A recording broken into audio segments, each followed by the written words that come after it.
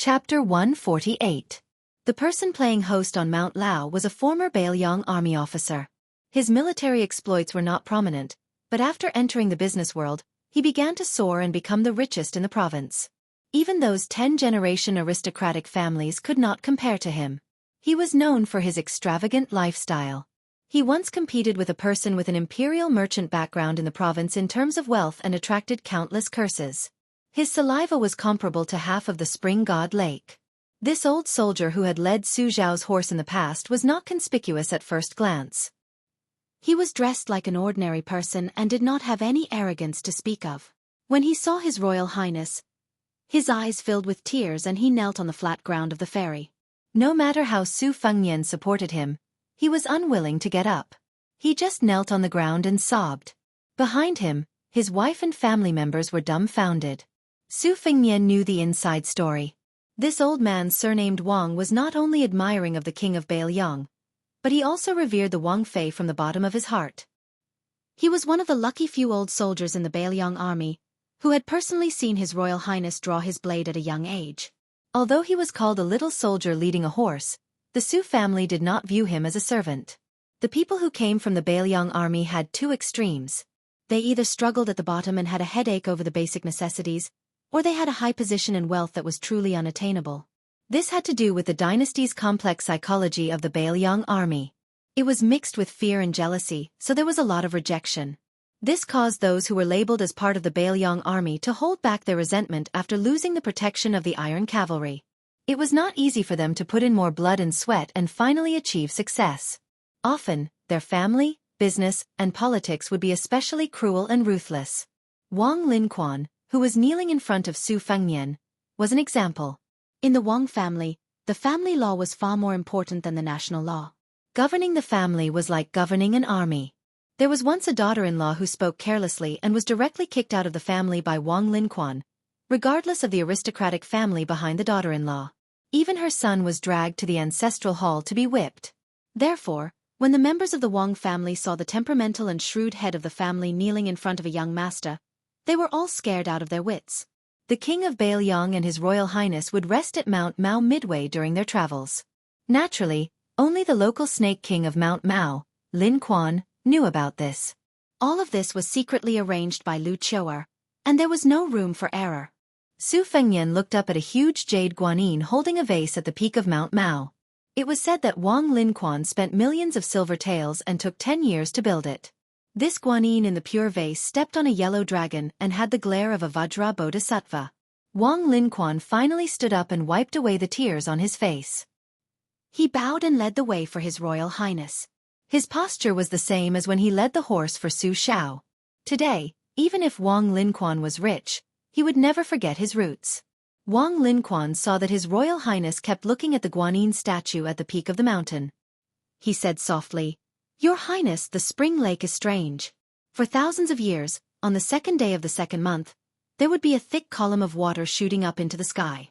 That day, no one would dare to swim in the lake, so it was called the dragon raises its head. It was said that there was a dragon trapped at the bottom of the lake who was punished by the heavens for secretly making rain in Jiangnan. It deserved to be punished for 1,000 years. This dragon was not satisfied with the confinement of the heavenly court, so it purposely stirred up trouble on that day. That is why we all call that day the dragon raises its head. However, after all, the spring equinox did not cause any disturbances in the lake." Su Fengnian smiled. On the second day of the second month, the horned mansion appears.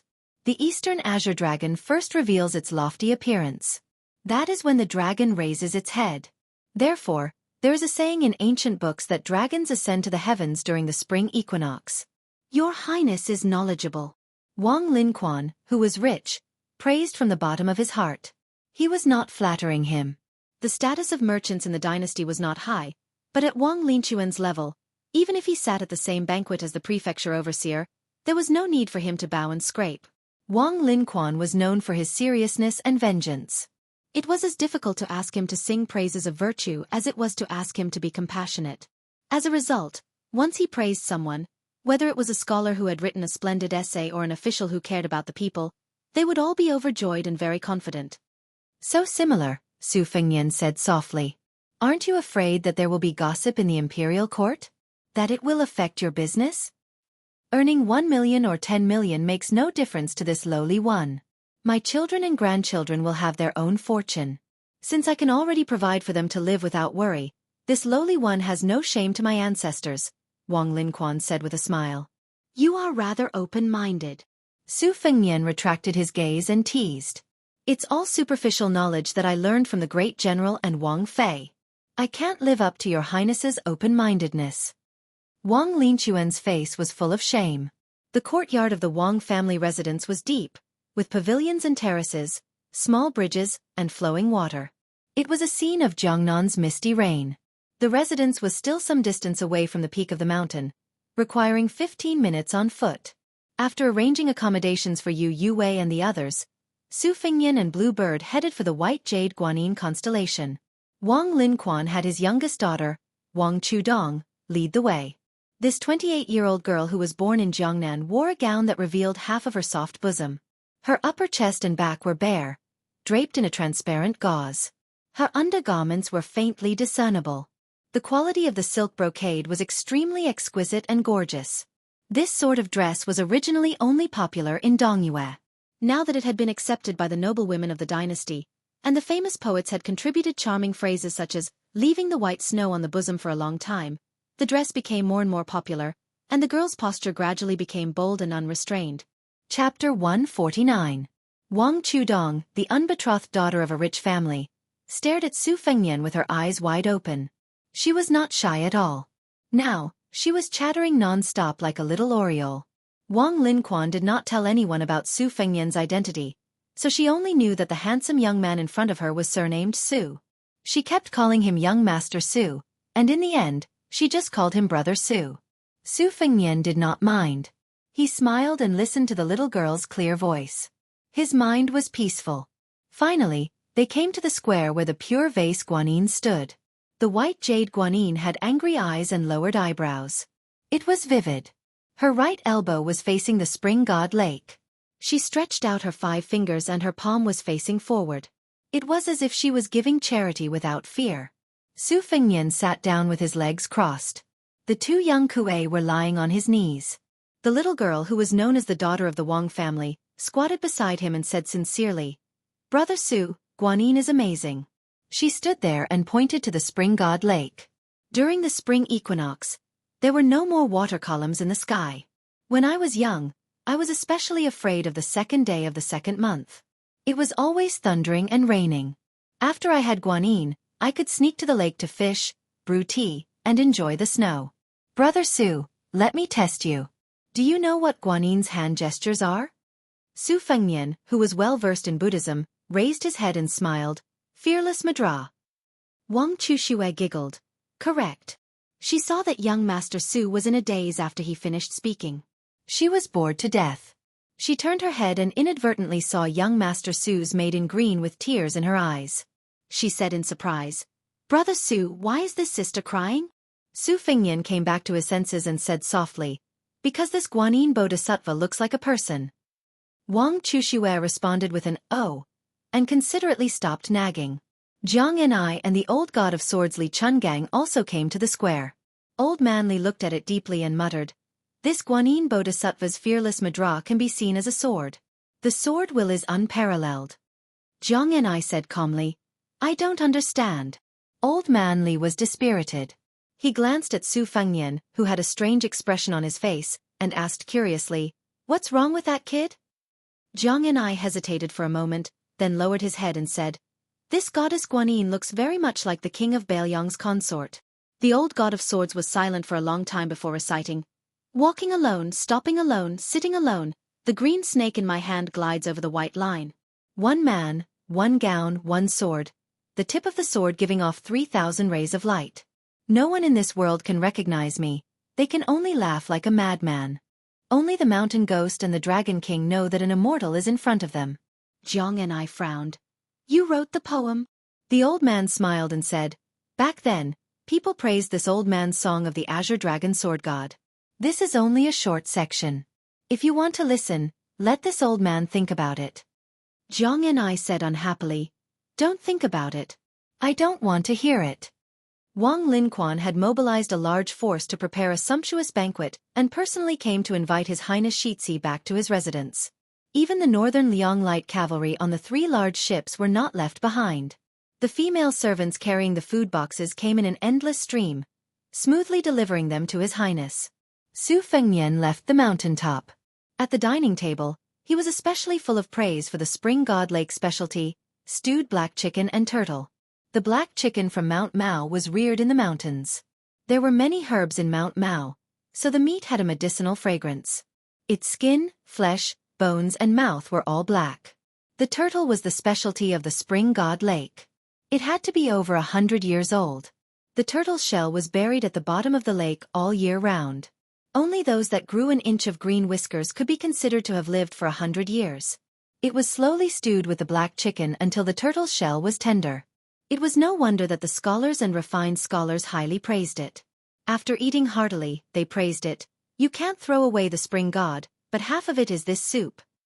Wiping away the grease on his mouth, Su Fengnian ate the most comfortable meal since he left Beiliang. He was finally full. In private, he asked Wang Linquan for the geography of his province. At dusk, he was enjoying the cool breeze in the courtyard. Jiang and I was reading a book that had never appeared in the world before, The Flying Sword of Dun Huang. It was interesting to say that this swordsman of the Beimang dynasty had just achieved great success in the Dun Huang sword cave in the extreme north. Just as he was about to use his sword to travel to Jianghu, he encountered Wang Xiao, who was practicing his spear in the north. He was cleanly killed by a single spear strike. It was not that the swordsman's strength was weak, but rather that he had built a chariot behind closed doors. His swordsmanship was like a castle in the air, and he lacked the sharpness of a real battle. Fortunately, the nameless swordsman had been practicing his sword while writing his insights. Only then did he come up with this immortal-like, The Flying Sword of Dun Huang. At first, Su Fengnian chose this book because he felt that the name was domineering. He did not expect that the old god of swords would be so picky, and only said that this book was passable. Li Chungang said that it was passable, so Su Fengnian did not dare to treat it carelessly. Jiang and I opened his mouth to read, while Su Fengnian closed his eyes to listen. Su Fengnian remembered that Li Chungang had said that he would fight against Lu Qiantang. It was time for him to give it a try. He did not want to learn from the swordsman who wrote The Flying Sword of Dun Huang, and die prematurely just after entering the Jianghu. Why would Su Fengnian risk injury to go to sword maniac Wang Xiaoping's purple bamboo forest to ask for a beating when he was practicing his blade on Mount Wudong? Wouldn't it be easy and comfortable to just stay under the waterfall and practice his blade? Although there were many martial artists in the world, the highest level seemed to be high up in the clouds. Not to mention the Diamond Finger, Celestial Phenomenon, and Immortal Realm, the division of the 9 levels below the 3rd level was very simple. The amount of armor that was broken was the strength of the level. If the armor was broken but not broken, it would be the lower 3 levels. Whether or not the armor could be broken was the first threshold. This armor was the standard iron plate armor of the dynasty. There were 2 layers in the front and back. The middle 3 levels could break the armor, but they were all below the 6th level. Therefore, the 6th level was the second big hurdle for martial artists in the Jianghu. The 3rd level of the upper 3 levels could break the armor, but it was hard to say for sure if the 1st or 2nd level could break the armor. It was rumored that Heavenly Master Zhao of Mount Longhu in the capital could break through 100 armor with one blow of his horsetail whisk. Su Fengnian asked Jiang and I to wait for a while he went to fetch the sword case. Inside the case was the great Liang Dragon Sparrow Sword. The owner of this sword had once broken 160 armor with one blow. Chapter 150. The big sword case in Su Fengnian's hand was made of 1,000-year-old red sandalwood. The case itself was priceless. Red sandalwood had always been shipped over by sea. The great eunuch Han Diaoxi had gone out to sea several times, and to a large extent, it was to load fine sandalwood for the imperial family. Even so, the imperial craftsman's office did not hesitate to buy sandalwood from the south. Back in the day, West Chu was the craziest in purchasing red sandalwood. It was said that all officials did not bring sandalwood. For example, Su Fengnian, the imperial uncle of the former Taiping princess, was even more outstanding. He was incomparably elegant and built a well-known sandalwood building. Unfortunately, in the end, almost the entire building was moved to Great Peace City. Su Fengnian used a piece of silk to wipe the sword case. It was said that raising a jade was like raising a person. In that case, The precious red sandalwood was like a pretty girl from a humble family. It needed to be wiped frequently to avoid dust. Once this piece of red sandalwood was wiped, it was glossy and smooth. There were faint traces of purple gas lingering around it. Su Fengnian was listening to the flying swords of Dun Huang calmly. Suddenly, he heard Xianxia burp. The little clay man paused for a moment and seemed to be embarrassed. Su Fengnian teased, "Deduct 10 coins." Xianxia was furious. Just as he was about to speak, an embroidered bamboo ball was thrown high. Blue Bird flew to the top of the wall and caught it, not letting it fall into the courtyard. Su Fengnian had heard laughter in the distance. It must be the Wang family playing Kuju. Now that the Liang dynasty was at its peak, it naturally had an open mind. Kuju was originally a game from Beimang. After it spread to Liang, it was not banned. Very quickly, it became a favorite among women. There were not many restrictions on women in the current dynasty. They could go hiking, form associations, ride horses, shoot arrows, swing, play polo, and wear Beimang clothes. Everything was possible. This was why Wang Chudong was so bold and unrestrained today. If it was 20 years ago, this would have been unimaginable. The trend was irresistible. Even the old-fashioned great scholars could not do anything about it. Moreover, the great scholars all had their own families, so they simply turned a blind eye to it. It was not difficult to talk about big principles with the people, but it was difficult to talk about small principles with their wives and daughters. Su Fengnian took the bamboo ball from Blue Bird and asked her to put the sword case back into the room. As expected, someone knocked on the door very quickly. Su Fengnian saw the expected young girl. He returned the bamboo ball and asked with a smile, "Who kicked me just now?" "What a strong kick." Wang Chudong stretched out her slender finger and tapped her nose. She was very pleased with herself. She had a lively personality and was not good at painting, but she was very good at swings, kuju and polo. However, during the banquet, Wang Linquan seemed to be very proud of his youngest daughter's poetry. Su Fengnian really could not see how this little girl could be so good at writing. Moreover, with his second sister Su Weisheng and the female scholar Yan Dongguo in front of him, even the little clay figurine wrote the majestic, Daijing horn swearing to kill post. Su Fengnian did not think that any girl could enter his eyes in terms of poetry, calligraphy and painting. At this time, Wang Chudong had changed her clothes. She was wearing a narrow-sleeved robe, black boots and breeches, and a belt around her waist. Su Fengnian looked much more comfortable. A young girl who was imitating a married woman revealed half of her breasts. She was putting the cart before the horse. Where did the charm come from? That dress was more suitable for Xu Xiu to wear. Wang Chudong asked tentatively, "Let's play Kuju together?" Su Fengnian shook his head and said, "No, I have to go to the market." Wang Chudong was excited when she heard this. She vowed solemnly, "Let's go together. I will bargain." Su Fengnian dismissed it with a smile. He let Blue Bird call Yu Wei and the others. He then threw a glance at Xianxia. The latter hesitated for a moment, but still decided to follow.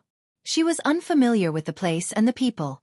The main thing was that she did not have any concept of money. She really did not know what 1 silver could do. In the group, other than Su Fengnian and Blue Bird who was like his shadow, there was also Xianxia and Li Chungang, the 3 retainers, Lu Yangshu and Ningame who had taken off his heavy armor and put on casual clothes. The bow-shaped iron halberd was also placed on the boat. Wang Chudong was kicking the bamboo ball along the way. Her movements were skillful and nimble.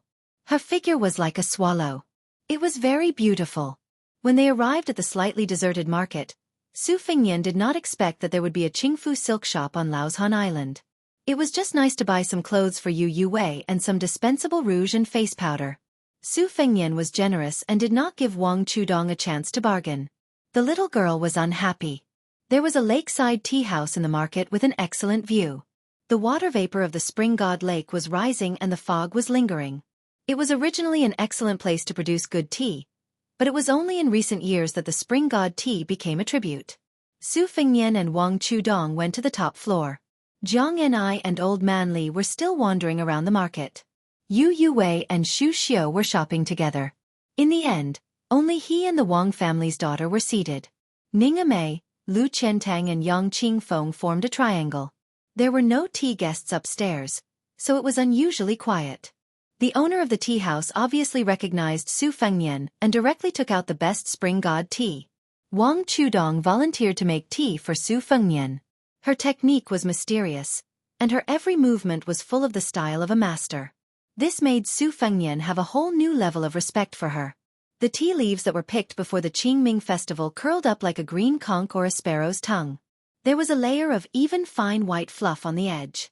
The green tea was gently poured into the water, like the bottom of a lake in spring.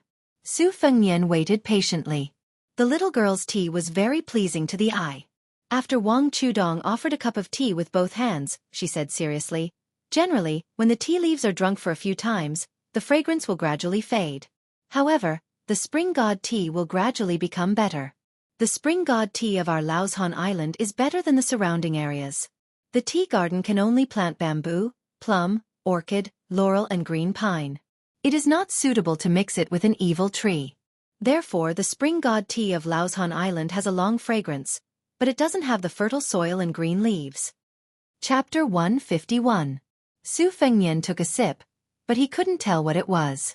He had never been interested in drinking tea, but now that he was at the spring god lake, he couldn't explain why he didn't drink the spring god tea. He thought of a poem. It was this poem that turned the spring god tea, which was kept in the house, into a tribute. It was very similar to his second sister's poem, Brother Appreciating the Snow, which inadvertently heated up the green ant wine, which was only famous in Bailiang. He subconsciously recited, "Since ancient times, those who know of this tea are few and far between. When a May 15 plucked, a snow-breasted green jade steamed." Wang Chudong blinked and asked with a face full of expectation, "Is this poem good?" Su Fengnian casually said, "It's pretty good. I've always admired heroes who can write poems. But it would be even better if I could see a young girl plucking the tea with my own eyes. Snow-breasted green jade steamed. Listen, it's so poetic." Wang Chudong's face turned slightly red. Su Fengnian was confused and asked, "What's wrong?" Wang Chudong's ears were completely red. She didn't say anything and only lowered her head to drink her tea. A few young men and women came to the top floor of the restaurant. They were all dressed in brocade and each one was more arrogant than the other.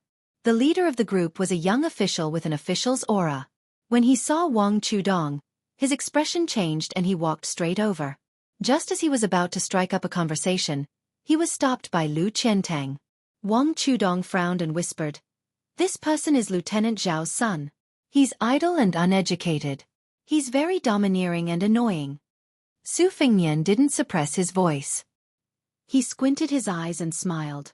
"Lieutenant? What rank is he? Is he a third-rank official?" Wang Chudong couldn't help but smile.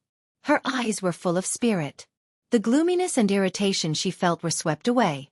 She cooperated and said, "Not really, not really.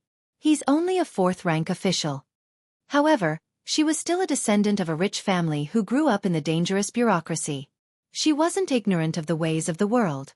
She quietly reminded, "This guy's sister is married to the prefecture overseer as a concubine. The people around him are all sons of Qingzhou's big families. Let's just ignore them." The fourth-rank general's son had always admired the Wang family's youngest daughter. Her father, Wang Linquan, was the richest man in Qingzhou. He was known as the Hall of Gold and Jade. Half of Mount Lao was the Wang family's private property. They were also involved in the most profitable salt and iron business. Wang Linquan especially doted on his daughter. He hated that he couldn't pick the moon for her. Back then, when he was competing with others to show off his wealth, Wang Linquan covered the pond in Mount Lao's residence with a glass mirror that was worth 10 gold. He invited Qingzhou's high officials and dignitaries to admire the moon together. He and his father were present at the scene and were stunned. Furthermore, Wang Chudong, this little girl, wasn't simple.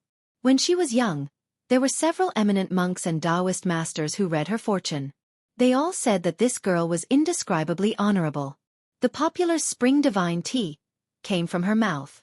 It was said that even the imperial concubines in the palace were full of praise and personally told His Majesty the Emperor. Thus, the spring divine tea became a tribute. The dandy surnamed Zhao, who relied on his elder sister to enter the Dragon Gate and was able to do whatever he wanted in Qingzhou, saw LV Qiantong's evil dog blocking his way. Although this young master who was used to wearing fine clothes and riding a horse had a sword at his waist, the sword was only for decoration. Secondly, the The guy who could drink tea with Wang Chudong most likely had a good background. He was not stupid enough to draw his sword at a disagreement. If dandy were to kill each other indiscriminately like this, the world would be in chaos. Thus, he squeezed out a smile and prepared to test the waters. He pretended to be familiar and said with a smile, "Chudong, who is this friend?" Who knew that Wang Chudong bluntly said, "Who are you to call Chudong? I'm not familiar with you." Su Fengnian, who wished for the world to be in chaos, nodded his head and said, "Yes, Chudong is only familiar with me." The two looked at each other and smiled. This tacit understanding was too much of a slap in the face. The dandy surnamed Zhao said gloomily, "Wang Chudong, don't think that I can't touch your father." Wang Chudong clenched her teeth. Just as she was about to poke this fox borrowing the tiger's might, Su Fengnian frowned and said, "You are the son of the king of Jing and Zhaohang?" Everyone was dumbfounded. What was this? Why did it involve the king of Jing'an? The dandy of Qingzhou couldn't help but look at each other. The dandy surnamed Zhao, who had the same surname as the six kings, but had no relationship with them, laughed and said, "You dare to call the king of Jing'an by his name?" Su Fengnian wasn't interested in drinking tea. He just wanted to sit here and enjoy the scenery. He didn't expect to meet these idiots who ruined the scenery. He looked at Lu Qiantang indifferently. The latter didn't say anything and kicked the dandy surnamed Zhao to the wall. The people who only bullied others and had never been bullied hurriedly helped their accomplices and left the tea house. What else could they do? They could only call the servants to gang up on them. If they couldn't beat them, they could only use their parents' family. How could Su Fengnian, who was cursed as the leader of Beiliang, be unfamiliar with this? Wang Chudong slightly opened her mouth. The sparrow tongue in her mouth was more delicate than the one in the cup. Su Fengnian smiled and said, "Drink tea, drink tea." Wang Chudong, in turn, comforted Su Fengnian. She raised a bright and carefree smile and said softly, "It's okay. Even if the sky falls, my father will hold it up." The little girl seemed to have forgotten that her father had knelt in front of the dandy in front of her. Su Fengnian drank a mouthful of tea. Wang Chudong moved her little head closer and said mysteriously, "I'll take you to the lake, but you can't go back and tell my father." Su Fengnian agreed and was pulled downstairs by Wang Chudong. They went to a secluded place by the lake. The little girl stood on a rock and whistled a series of times. Su Fengnian waited and waited. After waiting for half a cup of tea's time, he still didn't see any movement. Wang Chudong was a little embarrassed. She blushed and said, "Maybe it's still napping. It's the same as me. It loves to sleep." Chapter 152. Su Fengnian saw that Wang Chudong's cheeks were swollen and red, but she still did not give up. She looked very cute. He stood on the cliff by the lake, the cool breeze brushing against his face. He was wearing a white robe with wide sleeves, and there was a red sandalwood hairpin in his hairbun. He stood with his hand on the knife, looking even more handsome. Wang Chudong carefully stole a few glances, but she always felt that she could not see enough. This girl was probably going to have her first awakening of love. She was born in a rich family where pearls were as valuable as earth, gold, and iron. Since she was young, she was the moon surrounded by stars. Moreover, the masters all said that the little girl was extremely honorable. Wang Linquan, who was strict with his family, was only obedient to this daughter. The rest of her brothers and sisters also doted on her. With so much love, Wang Chudong was able to write Spring Tea without any worries. At the time, she was only 6 years old. When she was 14, she wrote The First Snow in the East Wing, that made countless daughters of noble families shed tears. Scholars praised this poignant novel as The First Snow in the East Wing, especially at the end of the story where a girl said that she hoped all the lovers in the world would be married. Just this sentence alone was better than 1,000 books. Although it was wantonly criticized by the great scholars of Jiangnan for not conforming to etiquette and misleading children, and there were also people who suspected that this novel was written by Wang Linquan, the 10-year-old girl who did not leave the spring god lake was always so maverick. She always liked to sleep and play. When she was tired from playing on the swing, she was in a good mood, so she wrote a few hundred words of the epilogue of The East Wing. It was rumored that as long as Wang Chushue started writing, no matter how many words she wrote, they had to be sent to the palace on horseback to be handed over to the concubines who were obsessed with The East Wing. There was also a secret rumor that after Wang Chushue wrote to the death of the beauty who said the famous sentence, a concubine in the palace wrote to her with tears in her eyes, begging her to be merciful and not be so heartless. However, little Wang Chushue was not soft-hearted and firmly did not change a single word. When the Eastern Wing was finally published, it was the festive spring festival, so much so that none of the young ladies and madams in Qingzhou smiled that year. Many envious scholars, who had studied the books of the sages for decades but could not make a name for themselves, called it a once-in-a-hundred-years strange event in the literary world. A scholar who was good at writing erotic poems in the boudoir did not hesitate to consider himself half a descendant of Wang Dongxiang. He highly praised the book, Dongxiang, and said that this book described the love between men and women, and did not leave any room for future generations. That poet was in his 50s, yet he was bowing and scraping to a girl who was not even 18 yet. Naturally, he had a mixed reputation. But after such a commotion, his originally mediocre reputation did indeed grow with the help of Wang Dongxiang. It was Su Fengnian who did not understand this. Otherwise, with his temperament of buying poems at a high price, how could he look down on this innocent and unaffected little girl standing next to him? It must be known that the person standing next to him was a contemporary female literary giant. Perhaps His Royal Highness would shamelessly ask for a few good poems. Since they were familiar with each other, he could ask for a friendship price. Su Fengnian saw that Wang Chushue finally did not have the strength to whistle anymore. She lightly patted her cheeks, as if she wanted to persevere. Su Fengnian could not help but joke. "Your friend lives in the water?" Wang Chudong nodded and said seriously, "On the day I was born, it woke up from the bottom of the lake and crawled to my door. Father said that it would be my lifespan. When I grow up, around Qingming, I will find it to play." Su Fengnian curiously asked, "A turtle? Or is it a flood dragon?" Wang Chudong blushed and said, "How could a flood dragon crawl to my house? It is a big turtle with a wordless tablet on its back. It looks like a big turtle and is very stupid. The experts said that it was the divine beast that guarded the sea when Yu the Great was controlling the flood. When I was young, I sat on its back and swam up the spring god lake. When it was happy, it would dive into the water and almost drown me." Su Fengnian was shocked and said, "Wang Chushue, not bad. I didn't know that you were so talented. I used to know a Taoist priest who rode a green ox on Mount Wudong. You are even better. You are already riding a big turtle." Wang Chudong smiled and revealed a pair of small canine teeth. She was obviously very proud, but pretended to be modest and said, "It's just so." The waves suddenly splashed and a huge monster appeared on the lake. Its shell was 20 feet wide and it carried a big tablet. In Shuowen Jiezi, it was recorded that the turtle was the biggest of the beetles. Su Fengnian carefully read a brief introduction to the scenery of Shenzhou and Tianlushiyu because of the snow-white spear falcon. The latter's dragon breeding chapter had a detailed description of the turtle. Turtles like to sleep, especially the Kuei turtle. They did not come out of the water unless it was in a chaotic time. Now with the Kuei turtle that was chopping the waves, Su Fengnian had 6 Fengnian and a pair of young Kuei. As for the divine creatures that he had heard of, the top one was the red-crowned crane left by the sword immortal Lu Zhu on Mount Wudong, and the black tiger that listened to Qi Xuanzhen's scriptures for more than 10 years. Su Fengnian hugged Wang Chushue's slender waist and floated down the cliff to the turtle's back. The little girl could swing up to 3 stories high.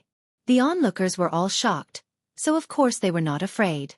Su Fengnian stood on the turtle's back and thought it was ridiculous. He looked at the tablet and found it was really blank.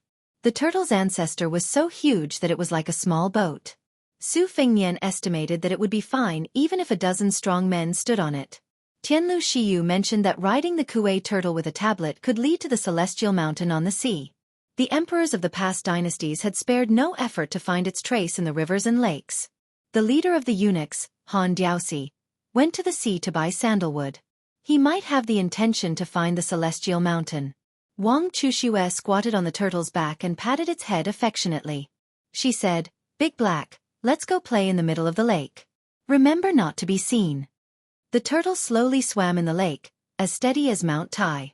Su Fengnian said softly, "Chushue, you shouldn't let other people know that you can attract the camel tablet turtle. Otherwise, it will cause trouble." Wang Chushue, who was hitting the turtle's head, turned her head and said, "You are not an outsider." Su Fengnian smiled and said, "We just met for the first time.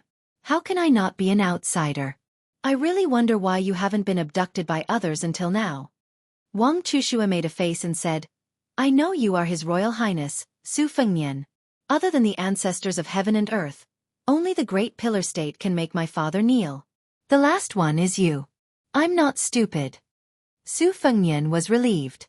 He always felt uneasy when someone was trying to please him for no reason. No matter how handsome he was, it was unlikely that a young girl would fall in love with him at first sight.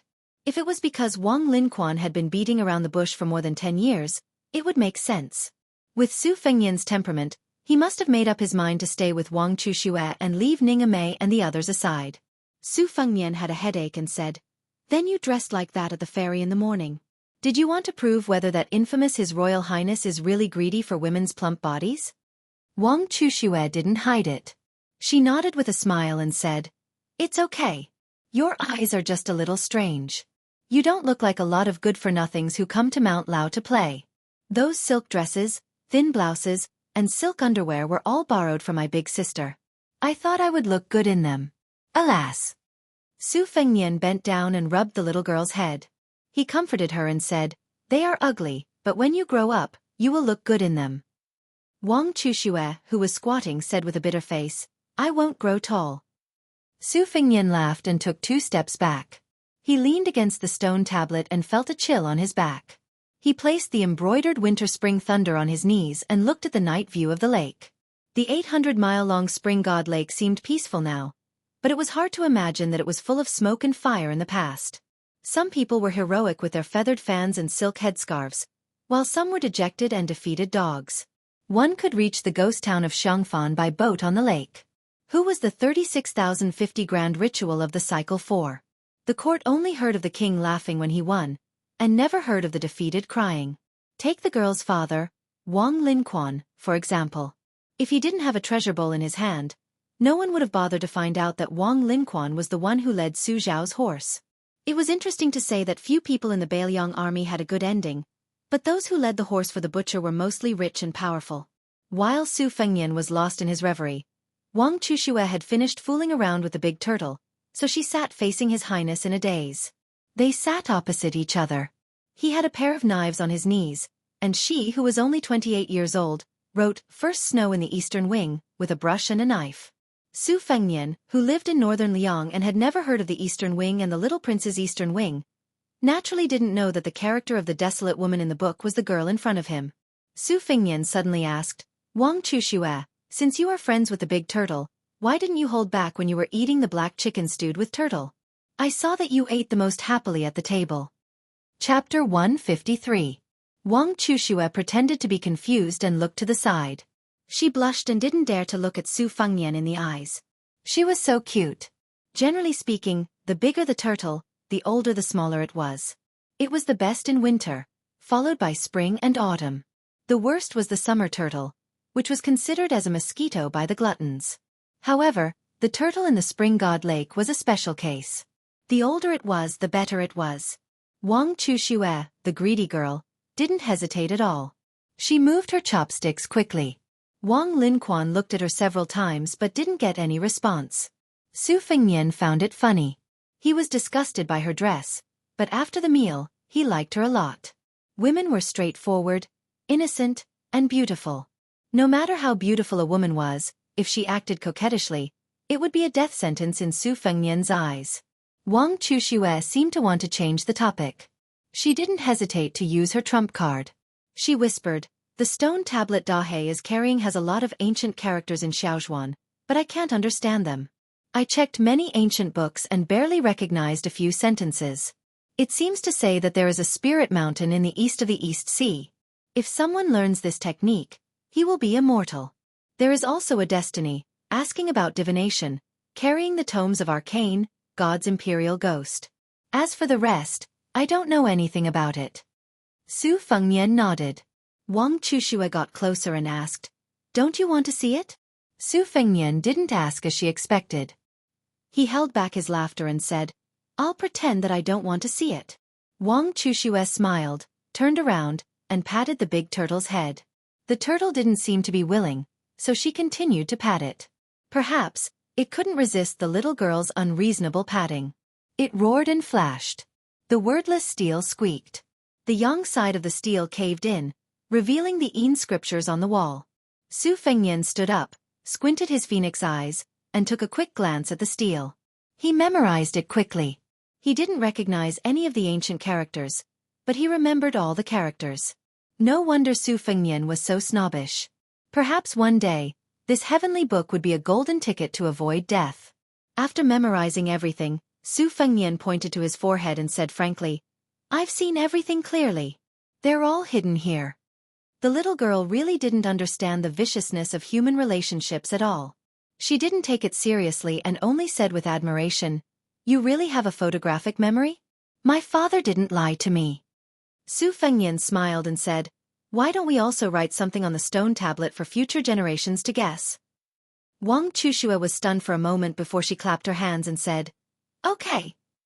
Su Fengnian pulled out his spring thunder saber and walked to the back of the stone tablet with Wang Chuxue. He asked, "What does it say?" This pair of buffoons, one was audacious to the extreme, the other rebellious. Only when they got together would they dare to do such absurd things. Wang Chuxue thought for a moment and said with a smile, "How about we write that Su Fengnian and Wang Chuxue were here?" Su Fengnian gave her a thumbs up and nodded in appreciation. "Why don't we add the date?" Wang Chuxue smiled happily and her small canine teeth could be seen again. Su Fengnian's handwriting was good. Even if he used a saber to carve the words, the saber still moved like dragons and snakes. Especially after practicing with the saber, the momentum was even more amazing. The little girl's heart swayed as she looked at him. Su Fengnian looked at the masterpiece on the stone tablet and laughed. This was probably a magnificent feat that no one had been able to do for thousands of years, right? Su Fengnian sat down again with his back against the stone tablet. He waved at Wang Chuxue and motioned for her to sit closer. The two of them were almost shoulder to shoulder. The little girl whispered, "If only you could bring a saber and enter Beimang alone."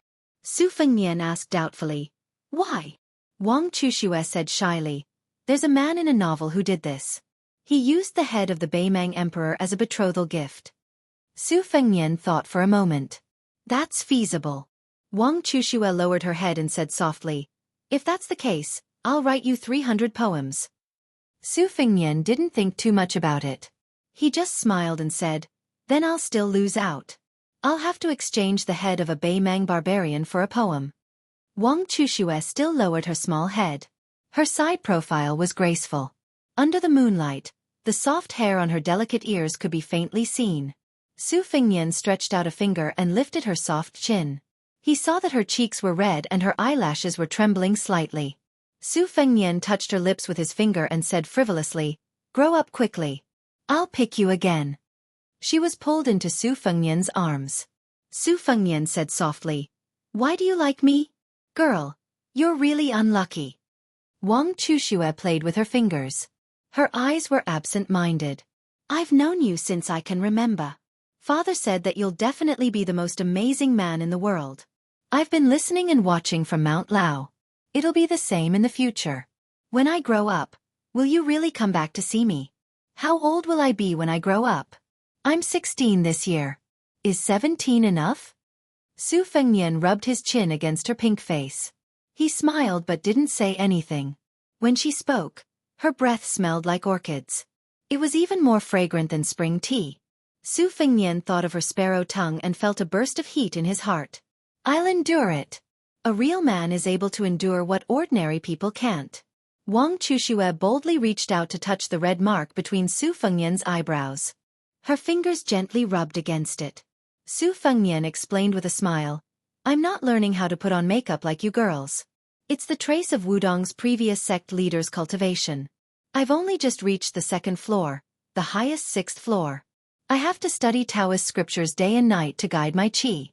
Taoism emphasizes turtle breathing, just like how this turtle seals its qi at the bottom of the lake. That's why I have to cultivate even when I sleep, for fear of squandering my qi." Wang Chuxue looked up and asked, "Are you tired?" Su Fengnian smiled. "There's nothing to be tired about. It's natural to get used to it. I hope that when I travel in the future, I don't have to bring a large group of retainers to save my life. As for going to Beimang alone like you said, I'll have to practice my knife even more." Wang Chuxue shook her head. "Don't go. I'm just kidding. It's dangerous." Su Fengnian held Wang Chushua's face with both hands and lowered his head to kiss her mouth greedily and wantonly. The sparrow tongue was soft and sweet. Wang Chushua's eyes widened. He obviously didn't know anything about relationships. He wasn't the Wang Dongxiang who could write the first book about scholars and beauties. After Su Fengnian raised his head again, she slowly closed her eyes. Su Fengnian smiled. From today onwards, you're my woman. In the future, if you talk to any scholar or talent, I'll spank you. Wang Chushue didn't move in his arms. She only said softly, "Kiss me again." Su Fengnian shook his head. "No more kisses. Otherwise, you'll completely become a woman." Wang Chushue opened her limpid eyes. She seemed to understand. On the banks of the Swallow River, an exaggeratedly large black and white cat sprinted out of the forest and rushed straight into the river. However, when it reached the riverbank, it suddenly stopped, and a young girl riding on the big cat was almost thrown into the river. The girl riding the cat was carrying a huge golden flower. This flower was originally called Yizhong chrysanthemum. It bloomed towards the sun and was also known as the sunflower. After the big cat stopped, the sunflower in the girl's hand shook violently. She seemed to be dissatisfied that the strange mount under her but was so timid and afraid of water. She didn't scold it and directly punched the big cat's head. The big cat, who was afraid of water to a certain extent, shook its head and pitifully looked at its owner who brought it from Shishu to Bailiang and raised it from a kitten to a big cat. The girl punched again. Although her body was thin and weak, her punch was powerful. It hit the big cat's head with a bang. She jumped off the big cat's back and came behind its butt, as if she wanted to kick it into the Swallow River. The big cat whimpered and ran away. It didn't run far. After running a short distance, it squatted on the ground, charmingly naive. The girl pointed her chin at the Swallow River, indicating that the pet should jump down voluntarily. The big cat shook its head desperately. She shook her chin again. The big cat shook its head again. The girl carrying the sunflower was expressionless and chuckled. The big cat knew that it was not good, so it rolled on the ground and begged for mercy. The girl walked closer and put the sunflower on the ground. She grabbed the big cat's foot with both hands. She didn't use much strength and carried it on her shoulder. She threw it over her shoulder into the center of the river. Then, she clapped her hands and picked up the sunflower on the ground. The big cat smashed a column of water into the sky in the Swallow River. After a while, the big cat, who was afraid of water, seemed to be enlightened. It flapped its 4 paws and swam freely in the Swallow River. It changed various positions and was very happy. The girl jumped onto the big cat's back and sat down. She commanded the rude pet that had defeated the adult tiger Kuei in Mount Qingqing to swim to the Spring God Lake. She was in a good mood, so she laughed. Ha ha ha. Chapter 154. Today's 2 chapters are 8,500 words. Tomorrow's first chapter will be after 12 o'clock. Admiring the moon and admiring the lake, taking liberties with the little beauty, and also carving a string of absurd characters on the stone tablet, Su Fengnian was completely satisfied. Together with Wang Chudong, he returned to Mount Lao on a turtle. Ning Mei and the others felt relieved. Returning to the Wang family's courtyard, they first sent the little girl to the small courtyard door. Seeing that there was no one around, Su Fengnian kissed her again. The girl returned to the courtyard and sat on the swing. She stood on her tiptoes and gently swayed. Wang Chudong's finger was on her lips, the corners of her mouth lifted in a smile. She thought of the many things he said. If I could walk the Jianghu just by relying on my handsome appearance, this heir apparent would have been unparalleled in the world long ago. Shameless and shameless, Wang Chudong thought about it and laughed without stopping. Su Fengnian's praise of her talent was not wrong. This girl had read a lot of books since she was a child, including the 4 books and 5 classics, and also casual books. Therefore, Wang Chudong's writing was always natural. In Qingzhou, there was a custom of writing on the 2nd day of the 2nd month. She wrote, "The sound of frogs passing through the green screen, outside the building, the waves of the great river washing away the sand." Half of it was in the boudoir, but the second half took a sharp turn to show off her heroism. Therefore, when people commented on Snow on the East Wing, they all said that Wang Chudong used light ink to write strong feelings, often with hundreds of twists and turns, word by word penetrating people's hearts. She deeply understood the saint saying, "Joy without lust, sorrow without pain." At the end of the book, may all lovers find their way together. Wang Linquan walked into the small courtyard and swung the swing for his daughter. He laughed and said, "Father was right. His Royal Highness is clearly a clever person. Like I said, the son taught by the great general in Wang Fei can't be too bad." Hey, that year His Highness was already holding a saber. Today, seeing 2 sabers in your hands, I am very gratified. Father hates seeing those self-proclaimed gentle, courteous, and thrifty Confucian scholars in Qingzhou. They are far less straightforward than His Highness. I heard you hit Commander Zhao's son in the tea house? Well done. If you don't hit them, they won't learn from their mistakes. I was just thinking of using money to make these guys see if a woman's pillow talk is more powerful than real money. Wang Chudong nodded, turned his head and said, "Father, I won't write the epilogue of East Wing." Wang Linquan sat on one side of the swing and said kindly, "If you don't want to write, then don't write. Otherwise, the concubines in the palace won't miss you as if they've been possessed." The little girl mischievously said, "There will definitely be people who will say that my talents have run out." Wang Linquan laughed heartily and said, "That bunch of poor and pedantic scholars have nothing better to do. They can't hold a brush to write a good poem. They can't mount a horse and lift a saber to kill the enemy. Why should I care about them? My daughter scolding them is already giving them a lot of face." Before Wang Linquan left, he said earnestly, "Daughter, it's still too early to make a private commitment. Wait for another 2 years." Wang Chudong, whose face was flushed red, waved his small fist. Wang Linquan came to His Royal Highness' small courtyard and knocked on the door. He saw His Highness sitting in the middle of the courtyard with a red sandalwood sword case on the table. Only the maidservant Bluebird was standing to the side. Su Fingyan was just about to get up when Wang Linquan said in a panic, "Your Highness, you don't have to get up. This old servant doesn't dare to accept." Su Fingyan didn't say much. The difference in status and etiquette couldn't be dispelled with just a few words. After Wang Linquan sat down, he carefully looked at the sword case that he didn't dare to forget for so many years. After all the old soldiers left the Beiliang army, there were a few things that they couldn't forget. When he was in the barracks, there was an invincible Su flag. Wang Linquan was a real soldier of Su Shao and was fortunate enough to see and remember more things. One of them was the sword case on the table. The sword case was hidden in the sword case. In Wang Fei's hands, it could be described as 10,000 grieving wind, one cold sword. It was worthy of being called the first sword in the world. There was a poem in the previous generation that said, "One sword light 30 provinces, Gang Chi shooting bull." It was enough to show Wang Fei's peerless talent. Wang Linquan's eyes filled with hot tears as he looked at the sword case. These years, he was stained with the stench of money. But in the dead of the night, every time he thought about the general's ferocious army and throwing 100,000 horse whips into the river, he would be extremely excited. It was this spirit that supported Wang Linquan until today. Su Fengyan slowly closed his eyes and brushed 2 fingers across the sword case. There were 18 words engraved on the sword case. It was his mother who had personally written them. His mother was the previous sword crown of the Wu family.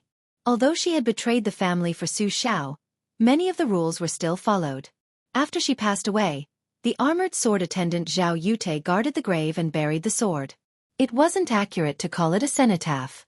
The Wu family's sword tomb was fully deserving of being called a sword tomb. Cultivators did not respect the way of the heavens. Even if they cultivated until their hair turned white, they still couldn't enter the way of the heavens. So on and so forth. If a swordsman didn't respect or feel close to his sword, most likely his realm wouldn't be very high. Although Dong Tai, who had carried the great cauldron of swordsmanship for Li Chungang, casually carried a peach blossom branch and seemed unrestrained and not proper as an expert, Dong Tai had already made it clear that it wasn't that he disdained to carry a sword. It was just that there were very few opponents in the world who were worthy of him using a sword. Wang Xianxia was one of them, and Chao Guanzi and the like were only half a match. Su Fingyan's journey this time wasn't simply to vent the resentment he'd held in for 3 years.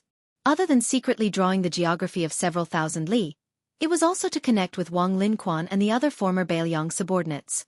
These weren't imparted to him by Su Shao, who was publicly acknowledged in the dynasty as a lovable father who never nagged Fengyan about how to act and how to conduct himself. Ren Tu only allowed His Royal Highness to cause trouble, and then happily cleaned up his son's mess. His Royal Highness had groups of retainers and death warriors under his command. Why did he have to practice the blade alone?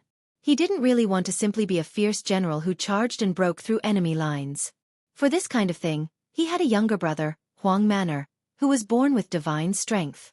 In the future, Su Longxiang would carry the blade. Who could compete with him?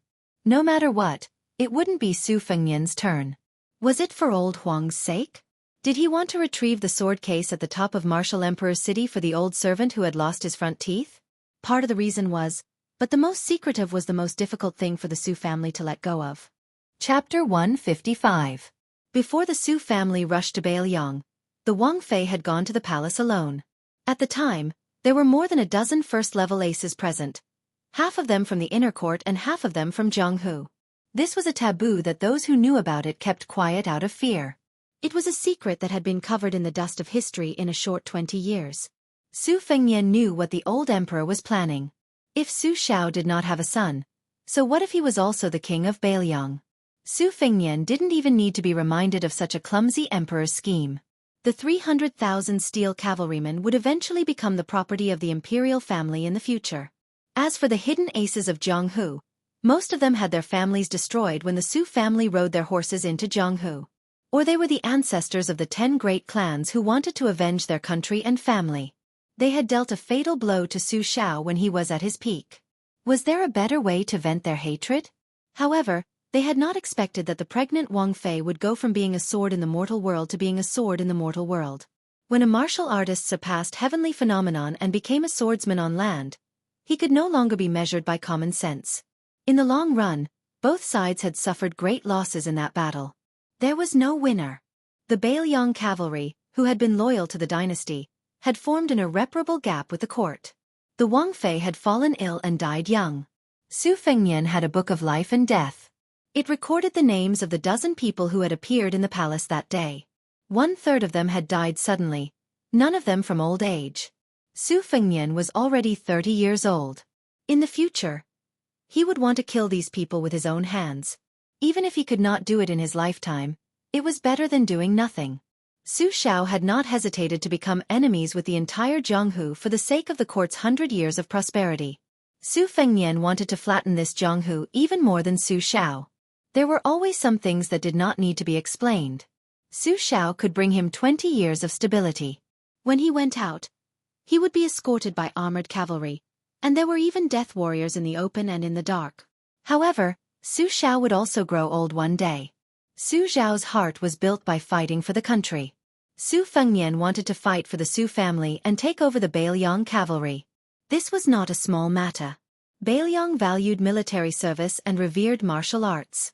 If he really listened to his second sister Su Weisheng and wholeheartedly took over the army, Su Fengnian did not have the confidence. Su Fengnian had been asking himself all these years, without Su Xiao, what was he? Su Fengnian subconsciously tightened his grip on his swords and exhaled a long breath. Wang Linquan recalled the past and said with emotion, when the great general pacified Western Shu, military advisor Zhao was only 10 li away from the imperial city of Western Shu. Unfortunately, he died of illness. The great general led the army to break the river to comfort military advisor Zhao's soul in heaven. Who in Western Shu would not be afraid? Su Fengnian said in a low voice, the Beiliang cavalry can only fight to the death. Wang Linquan nodded. Only fight to the death. The art of war was deceitful, but Su Xiao did the opposite. No matter how aggressive his army was, the Beiliang cavalry could only fight to the death. Su Fengnian smiled. Su Xiao's visit to the capital to meet the emperor will most likely create a mess in the capital. Wang Linquan kept quiet and did not dare to speak. Su Fengnian did not mind telling this old soldier some family matters that would cause a huge uproar. Wang Linquan dared to kneel and cry at the dock in front of countless eyes. If Su Fengnian did not even have this much magnanimity, he would not be able to take over Su Xiao's horsewhip in the future. He did not even need to wander around Jianghu. It would be better for him to go back and hide in Beiliang Palace. He signaled Bluebird to bring some wine and said, Uncle Wang, we are all family. Let's not talk about being strangers. When I came to Mount Lao this time, you openly displayed the attitude of an old subordinate of Beiliang. You are destined to be targeted by many people in Qingzhou and even the imperial court. I will tell Chu Lushan to keep an eye out for you. If things really get out of hand, I will let Su Xiao speak. I don't believe that the king of Jing and Zhao Hang, who was whacked by Su Xiao on the head with a horsewhip, will dare to offend him. As for Su Xiao coming to the capital, I guess he is going to ask for a clear result of my hereditary succession, to ensure that in the future I will be able to wear a large yellow satin boa robe that will not lose to his court robes. Hereditary succession. When Wang Linquan, who usually looked old and dim-sighted, heard this, his eyes immediately lit up. Bailiang's 300,000 cavalrymen, as well as all the old subordinates scattered across the dynasty, who would not be worried about this? The meaning of the word hereditary was clear. It meant that one would inherit one's father's title, salary, and land. If one did not inherit it, then it would be a question, and it would not be changed or abolished. This was because even the vassal kings of the imperial family, other than the king of Yanxi and the king of Guangling who had great military achievements, were treated as special cases. According to the vassal clan law, all of them had to be inherited according to their seniority.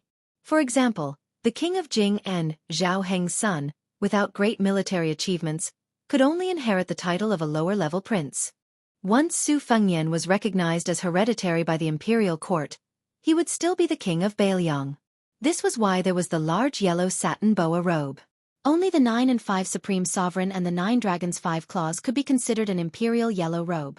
Su Fengnian did not mind wearing the boa robe to trample the Jianghu. He just wanted to anger, scare, and beat those bastards to death.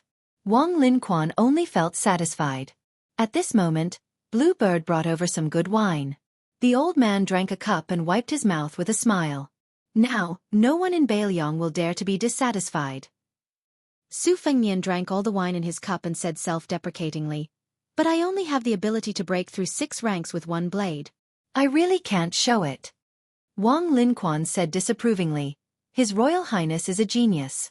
If he really wants to practice the blade, he can easily become a first-rank expert." Su Fengnian joked, "Uncle Wang, you say it so easily, but it really is not easy for me to practice the blade." Wang Linquan only cared about smiling. He silently said, "Uncle Wang," a few times in his heart. This was even more heartwarming than the wine in his stomach. Wang Linquan suddenly said with a regretful expression, "My 2 sons are useless. They only know how to study. They won't be able to lead your highness' horse." Su Fengnian shook his head and said, "It doesn't make sense." Wang Linquan refuted his Royal Highness for the first time. He said solemnly, "Your Highness, as long as Wang Linquan is alive, the Wang family will be at your disposal. There is no greater reason in the world than this." Su Fengnian did not know how to persuade him. He raised his cup and drank the wine in the glass again. He said softly, "I just don't know if the imperial court will take away Su Zhao's title as the pillar of the nation." Wang Linquan was silent. The two drank a pot of wine. Wang Linquan respectfully knelt on the ground again before he got up and left. Su Fengnian turned his head to look at the sword case. He looked at the 18 words. "This sword calms the injustices of the world. This sword does not let down the world." Chapter 156. Su Fengnian drank jug after jug, 3 jugs of wine in a row, and then fell asleep directly on the stone table. Blue Bird covered his Royal Highness with a mink coat and sat quietly on the side. Su Fengnian woke up early in the morning and saw Blue Bird sitting upright and still. He smiled apologetically, while Blue Bird smiled. Su Fengnian pulled out his shodong and practiced his saber in the courtyard for 2 hours. He began to try to select the most exquisite sword moves from the compendium of 1,000 swords materia medica, whale killing sword, flying swords of Dunhuang, Green Water Pavilion sword practice record, and other secret manuals. He then integrated them into his saber art. Using the mental cultivation method of riding an ox as a foundation, he strived to merge them all into one. However, it was easier said than done to reach the pinnacle of the 50 moves that Aunt Zhao had suggested. At this moment, Su Fengnian's saber practice inevitably failed to draw a tiger and ended up looking like a dog. His saber movements were rather stagnant. Practicing like this would only yield half the result with twice the effort. However, Su Fengnian had an advantage that no one paid attention to, which was that he had cultivated an extraordinary willpower since childhood. As a child, he had copied books, as a teenager he had played chess, and he had traveled for 3 years and 6,000 li. As His Royal Highness, he had an impetuous temperament. Otherwise, with his family's numerous lackeys and his background of owning an arsenal, how could he calm down and practice his saber? Until now, He had only broken 6 with one saber move. If it were other arrogant sons of aristocratic families, they would have stomped their feet and cursed. After sweating all over, he returned to his room and changed into the clean new clothes that Bluebird had bought at Jianghu satin shop yesterday. His whole body felt comfortable. Just as he was about to eat breakfast, he saw that Wang Chudong, who slept the most in the world, was up early for the first time. She stood at the entrance of the courtyard and pinched the corner of her clothes. Su Fengnian waved his hand and they ate together. Wang Chudong ate in a carefree manner. Su Fengnian wiped away the remaining food from the corner of her mouth several times. Today, Su Fengnian was going to leave Mount Lao to go to Xianxia, which was said to be the second Fengdu.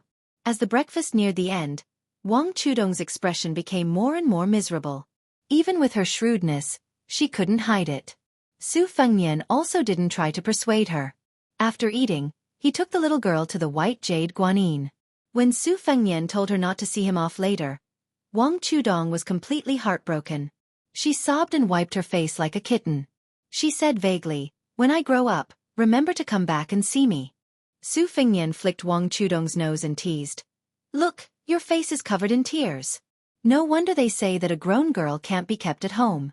Your father loved you for nothing." Wang Chudong, who won first place in the world, wrote in the book that the woman who loved him died. At that time, she also hid and cried secretly. However, after she was addicted to sleep, eat, and play, her tears faded. However, she didn't know that when Wang Chudong was no longer Wang Chudong and was only a young queen in the beginning of winter, not to mention parting with death, even if they were fated to meet again, it was also so heart-wrenching. She wanted to tell Su Fengnian that she might not like to sleep in the future. She wanted to ask what she should do if she missed him but couldn't see him. However, she could only cry and couldn't say anything. Su Fengnian couldn't bear to see a woman cry. He couldn't bear to hear her sobbing. He raised his voice and told her not to cry. She immediately closed her mouth obediently. Su Fengnian didn't know whether to laugh or cry. He stretched out his hands and pinched her red face. He lowered his head and touched the tip of her nose. He said softly, "Don't worry. On the way to the southeast, there will be a lot of gossip about me in Jianghu. Just wait, there will be a surprise." Wang Chudong nodded and squeezed out a smile. "I will write a poem for you." Su Fengnian didn't take it seriously. He also promised the little girl that he would write a poem for a Beimang's head. If there really was such a day, wouldn't she be busy to death? Su Fengnian suddenly felt a little annoyed that he was too careless in leaving a mark in her heart. He remembered that Yu Wei once sang a poem, "When you're ignorant, you don't miss. Only when you miss, will you miss." Wasn't it talking about the young girl in front of him? His Royal Highness, even in the Wutong Yuan of the prince's mansion, other than Bluebird and Sweet Potato, he didn't dare to have any feelings for the other maids. He didn't overdo it for more than 10 years. What he was afraid of was those unpredictable natural and man-made disasters. If a woman close to him withered away, Su Fengnian didn't want to bear this pain. Su Fengnian didn't know that this poem of lovesickness happened to come from Qingzhou's Wang Dongxiang's first snow. It could be said that Wang Chudong's words came true. The group of people arrived at the dock. Su Fengnian boarded the boat and sailed further and further away from Mount Lao. Yu Wei walked forward and whispered, "You don't know Wang Dongxiang?" Su Fengnian was baffled and asked, "Who?" Yu Wei smiled playfully and said, "You haven't read First Snow in the East Wing?" Su Fengnian frowned and said, "When I heard Li Hanlin say that the ending was completely dead, I didn't want to flip through it. Last time when my eldest sister returned to Liangzhou, she brought a copy of East Wing with her and forced me to read it to her. It wasn't easy for me to escape." Yu Wei lowered her head and stroked the white cat, Wu Mainyang. She said softly, "That Wang family's youngest daughter is Wang Dongxiang. From First Snow. I wish all the lovers in the world will find their way together." This sentence is even familiar to Bei Mang. Su Fengnian whispered, "No wonder." Yu Wei raised her head and said, "Wang Dongxiang can not only write graceful poems. Although she has never traveled to the border, she can even write frontier poems with a special charm. I came to Liangzhou and didn't recite poems. Turns out Liangzhou is a magnificent literary work. Even the Great Pillar State praised this poem before." Chapter 157. Su Fengnian laughed and scolded, "Su Xiao doesn't know anything about poetry." However, His Royal Highness added softly, "But the little girl's poem is indeed a little interesting." Yu Yuwei smiled. Wu Mainyong, who was getting fatter, stretched lazily in her arms. In the ghost town of Xiangfan, there was one of the 6 feudal lords. The king of Jing and Zhao Hang was one of the few princes in the imperial family who was good at both civil and martial arts, but he was neither high nor low. His literary talent was not as good as his younger brother, the king of Huainan, and his martial arts were not as good as his 2 brothers, the king of Yanlu and Guangling. Perhaps it was because he was disheartened that he began to believe in the teachings of Huang Laozi when he was young. At one point, he had thought of going to Mount Longhu to become a Taoist priest. In the last 2 years, he had abandoned Taoism and studied Buddhism.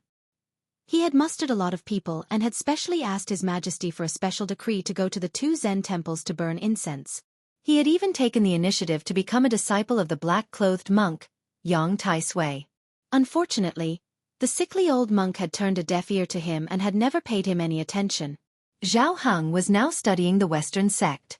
He had 108 luan beads in his hands all year round. He was as melancholic and fickle as a woman. Su Xiao had said that Zhao Heng was as gloomy as a jealous woman.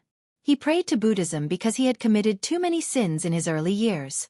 He wanted to have peace of mind. Among the 6 feudal lords, he was the least manly one. The 3 ships had not gone far from Mount Mao when 2 ships from the Spring God Lake approached them. Compared to the ship Su Fengnian was standing on, it paled in comparison. Su Fengnian squinted his eyes and looked over. The Bailiang cavalry had destroyed cities and destroyed countries with irresistible force during the Spring and Autumn War. It could be said that they were invincible. However, they were not good at naval warfare.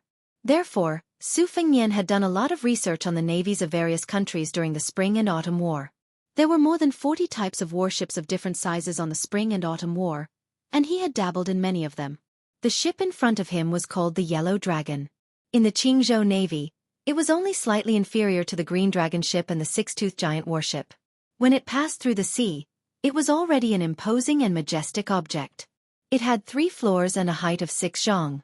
It was decorated with red lacquer and was wrapped in iron armor. There was also a stable for horses. Unfortunately, Su Fengnian's ships could not withstand a few lashes. However, the Qingzhou Navy was even more unfortunate. This was because the one standing at the bow of the ship was Bailiang, His Royal Highness. Su Fengnian calmly said, "General Ning, go and get the halberd." Ning Amei, who had a gentle personality, revealed a rare evil grin. He turned around and went to the cabin to retrieve the iron halberd. He even carried the short halberd bag on his back. Lu Yangshu and the other 2 were naturally prepared to jump off the ship and fight. Ordinary soldiers really could not withstand the torment of 3 second-level experts. However, civilians did not fight with officials, and heroes did not violate the rules. There were some innate taboos. However, when they thought of who it was that taught Jianghu this bloody truth, the 3 immediately felt incomparably relaxed. Su Fengnian had Yu Yuwei return to the cabin first. He raised his head and saw the silk pants surnamed Zhao, who had been kicked by Lu Qiantang yesterday, standing on the 3rd floor of the Yellow Dragon ship with a group of disreputable friends. They were pointing and discussing. Were they pretending to give pointers? The Yellow Dragon ship gradually approached. They could clearly see that the giant paddle pole was ready. In front of the paddle pole and brandishing its claws, the brother-in-law surnamed Zhao held a white porcelain wine cup with 2 fingers. He looked quite confident and unrestrained. He shouted at Su Fengnian, "Foreigner, do you still dare to act rashly?" Su Fengnian smiled and replied, "Sure, I really want to weigh the weight of the Qingzhou ship. I'm just afraid that you guys are only pleasing to the eye but not useful." The man surnamed Zhao subconsciously glanced at the young master surnamed Zhao from the corner of his eye. This person of the same age had an elegant appearance, but his actions were low-key and restrained. Even when interacting with them, he did not put on any airs. He had an excellent reputation in Qingzhou. The son of the governor looked down from above and asked, "Do you dare to repeat what you said yesterday?" Su Fengnian knew that this was a trap that could be seen through at a glance, but he still smiled indifferently and said, "The name of the king of Jing'an? What harm is there in saying it? The son of the vassal king, Zhao Hang, is standing here. I can still beat him to the point that when he returns home, even Zhao Hang won't be able to recognize him." The man surnamed Zhao was overjoyed. He glanced at the refined young man beside him, who no one in Jianghu dared to call himself a young master of a noble family in front of, and revealed a hint of gloominess that was hard to see. The fair-skinned young master with a jade-like complexion took a step forward. As soon as he stepped forward, the foppish Zhao immediately retreated. The young master looked straight at Su Fengnian and said calmly, "Don't regret it." Su Fengnian raised his hand. The 100 Phoenix Battalion soldiers on the 3 ships all came out of their cabins. They stood with crossbows in their hands, and the moment they unsheathed their standard Bailiang blades that were as clear as snow. As a result, it was the Jianghu Navy that was in a difficult position. Was there really going to be a battle on the water today? The commander of the Phoenix Battalion, Yuan Meng, was even more fearless. He repeatedly made hand signals to supervise the battle. The Phoenix Battalion was originally the cream of the crop among Bailiang's light cavalry. They were among the best in horse battles, foot battles, and night battles. The boatman at the helm had long been controlled. The 3 ships instantly drew an arc, forming a triangle. Although the Bailiang army was not good at water battles, that was only in comparison to horse battles. What about the Jianghu Navy? Back when the Bailiang cavalry surrounded Xianxia, the Navy soldiers on these 2 ships were still sucking on their mother's milk, right? Shishu had once chiseled a stone wall and hung 3 iron chains to block the river in an attempt to stop the navy that Bailiang had put together at the last minute. Who would have thought that the battle on the water would end before it even started? The natural defenses along the river were completely destroyed by the Bailiang army. Strictly speaking, the Bailiang army could be considered half of the ancestors of the Jianghu Navy. Su Fengnian laughed mockingly and said, "Do you dare to fight?" Chapter 158. Chapter 1. Since the Spring God Lake had stopped burning after the Spring and Autumn War, could it be that the 3 merchant ships were going to give the Jianghu Navy a taste of meat? The leader of the group of playboys on the Yellow Dragon ship frowned. He didn't need to think about the outcome of a naval battle where there was a great disparity in strength. However, once the battle started, given his sensitive identity, the repercussions would be too great. Even his father wouldn't dare to bear the consequences. The 3 Yellow Dragon ships had sailed to the vicinity of Mount Lao under the pretext of training on the water to show off. If the other party was an ordinary noble, not to mention the 4 giant battering poles, hooks and plow darts placed around the ship, it would be enough to make them suffer. After smashing or overturning the other party's ship, they would be charged with the crime of salt and iron smuggling, which would become an untraceable case. Jianghu was already dissatisfied with Wang Linquan of Mount Lao interfering in the salt and iron business. On one hand, they were helping Commander Zhao's son vent his anger. On the other hand, they could give Mount Lao a warning. Killing 2 birds with 1 stone. Why not? However, when he saw the hundreds of people on the 3 ships carrying standard military knives, they were even armed with crossbows. Although the dynasty didn't encourage wanderers to travel with knives, it wasn't strictly prohibited. However, crossbows were not privately issued by the military. He wasn't blind. Behind the playboy on the other side stood a burly general wearing heavy armor and wielding a halberd. The dynasty had millions of soldiers, but the number of brave men who could use a halberd could be counted on one hand. The identity of the person he wanted to teach a lesson to was naturally revealed. Who could be personally protected by Bailiang's great halberd Ning-Amei? He had long heard that Bailiang's His Royal Highness had left for the 2nd time to travel, but he didn't expect to coincidentally bump into it today. His Royal Highness wasn't something that just anyone dared to impersonate. The descendants of vassals needed the imperial court's permission to leave the country, and there were even more rules and regulations when they left the country. Moreover, it was obvious that claiming to be the son of any vassal was safer than pretending to be the son of the Bailiang. If the son of a butcher stood casually in the Spring and Autumn 8 kingdoms and shouted that he was Bailiang's His Royal Highness, he would be swarmed by assassins. The young man, who was also from one of the top families in the dynasty, had a complicated expression. He muttered to himself, "This guy brought 100 Bailiang light cavalry, almost the same as my father's. What a show of extravagance." As expected of the son of a vassal with a different surname. The position under one's but was different, and the thoughts in one's head were completely different. Different from the caution of the leader, the disciples of Jianghu, including Zhao, were furious when they heard Su Fengnian's clamor. It had to be known that there were 2 things to rely on in a naval battle. One was to occupy the upper reaches and go with the flow, making it difficult for the enemy master to compete. The second was to use a large ship to crush a small one. The dynasty's navy had spent a lot of money to build 3 giant ships that were as tall as the city walls. The Emperor Yu of the Old East Yu, the divine phoenix of the Old West Chu, and the flagship of the Qingzhou Navy. Not to mention the Yellow Dragon Fortress ship. Even the Green Dragon ship, which was already considered a big ship, would be smashed to pieces by the iron rod at the bow of the ship. The difference between the Yellow Dragon and the three giant ships was undoubtedly the difference between the merchant ship and the Yellow Dragon. Where did this guy get the courage to say, "Do you dare to fight?" How much courage did he have to eat to be able to do this? Other than the leader, there were two people with the most radical and impetuous personalities. Other than the leader, Zhao, whose father was a lieutenant, and Wei Wei, whose father was the head of the Qingzhou Navy. Wei Wei had always been secretly cursed by the people of Qingzhou as an evil dragon. Relying on his father's power, he liked to forcefully kidnap girls and take them to the lake to do whatever he wanted. After the deed, he would either bury them as corpses or strip them naked and force them off the ship. Most of the latter could not bear the humiliation and wanted to commit suicide by jumping into the water. The most outrageous thing about Wei Wei was his ability to draw a 3-stone bow. Once a girl fell into the water, she would be shot to death by his bow. His father was known as the Dragon King of Qingzhou. Wei Wei, this birdman, was illiterate. Normally, he would act like a hawk or a dog on the street. Whenever he saw a scholar dressed like a scholar, he would beat them up. He had learned 70 to 80% of his ruthlessness from his father. In his life, he admired Li Hanlin, one of the 4 evils of Liangzhou, the one who set up the beast cage. He often said that if he had the chance, he would definitely become sworn brothers with Li Hanlin. Wei Wei immediately flew into a rage. In his life, there were 2 things he hated the most: the refined scholar, and the more domineering young master. The guy standing at the bow of the ship was complete.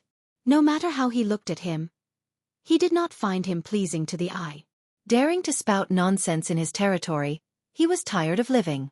Turning his head, he angrily shouted at a distant servant, "Go get the bow for me." The servant hurriedly ran to get the large bow that was stained with blood. The 2 Yellow Dragon cruise ships had a total of 400 people on board. In the 5 elements, earth prevailed water, which was yellow in color. Therefore, the soldiers on board the ship wore yellow clothes and yellow hats. They were called Huang Tu Lang. Each Yellow Dragon cruise ship was equipped with 10 spears, hook axes, 32 crossbows, 3,300 arrows, and 40 armors, according to the military book, Controlling the Enemy on Water. Among the Huang Tu Lang, those who were good at fighting were given the title of Qiu Mansi. The Yellow Dragon cruise ship had more than a dozen Qiu Mansi.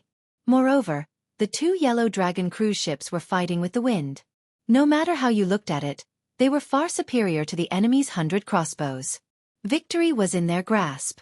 The several women on board the Yellow Dragon cruise ship were wearing the distinctive large-sleeved long skirt of aristocratic women.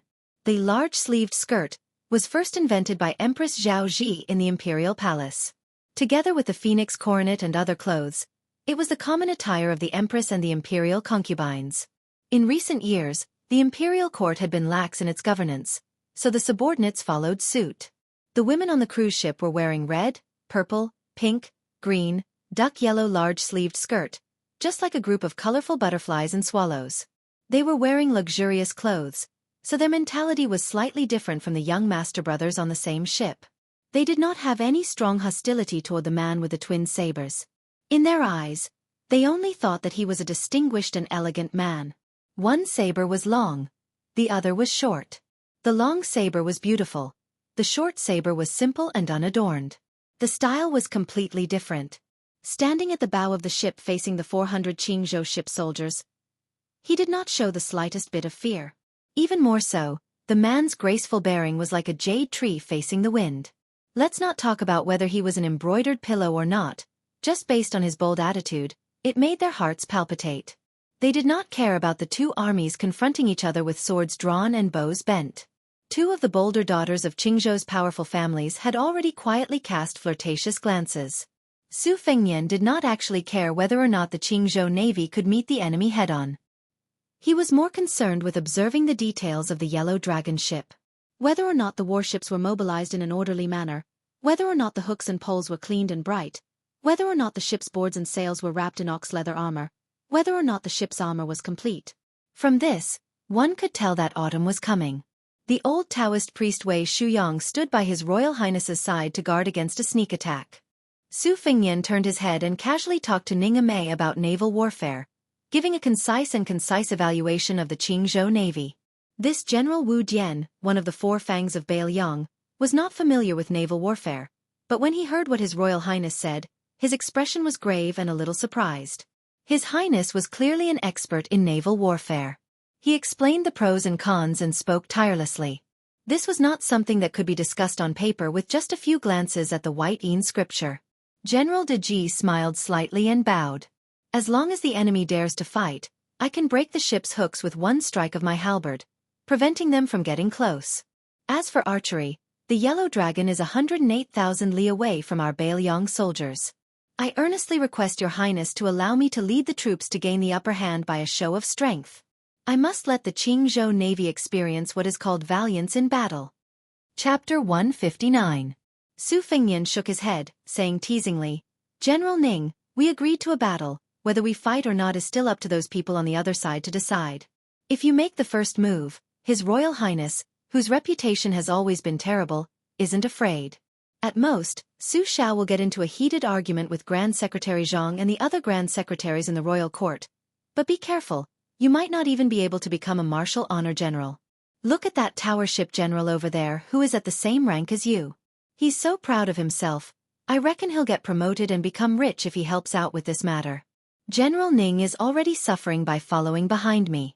If you can't get promoted, then that's fine, but if you get demoted as well, my reputation will really be ruined in all 30 provinces.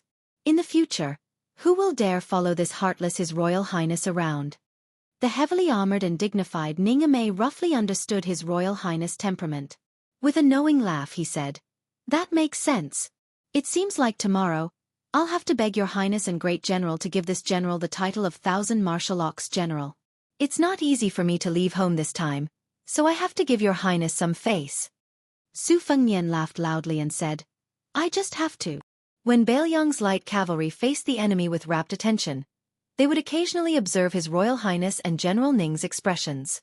When they saw how relaxed and carefree the two of them were, their heroic spirits also began to overflow. Beiliang's old subordinates could be said to be the most disliked group of people in Liang dynasty. The 300,000 unmatched armored cavalry stationed at the border between Liang and Beimang were helpless against this atmosphere that had persisted for more than 10 years. They followed His Royal Highness and General Ning, finally seizing the opportunity to leave Beiliang. Even though they lost quite a few brothers in the battle on the rainy path, once they entered Beiliang's army, who would be scared of dying on the battlefield? Later on, at Yingzhou city gate, General Ning, with a swing of his halberd, knocked down that ignorant old General Gu Jiantong's old general. Later on, they heard General Ning say that His Royal Highness had personally said that if he was present, he would definitely hang that Eastern Forbidden City's deputy commandant on the city gate as an example to the public.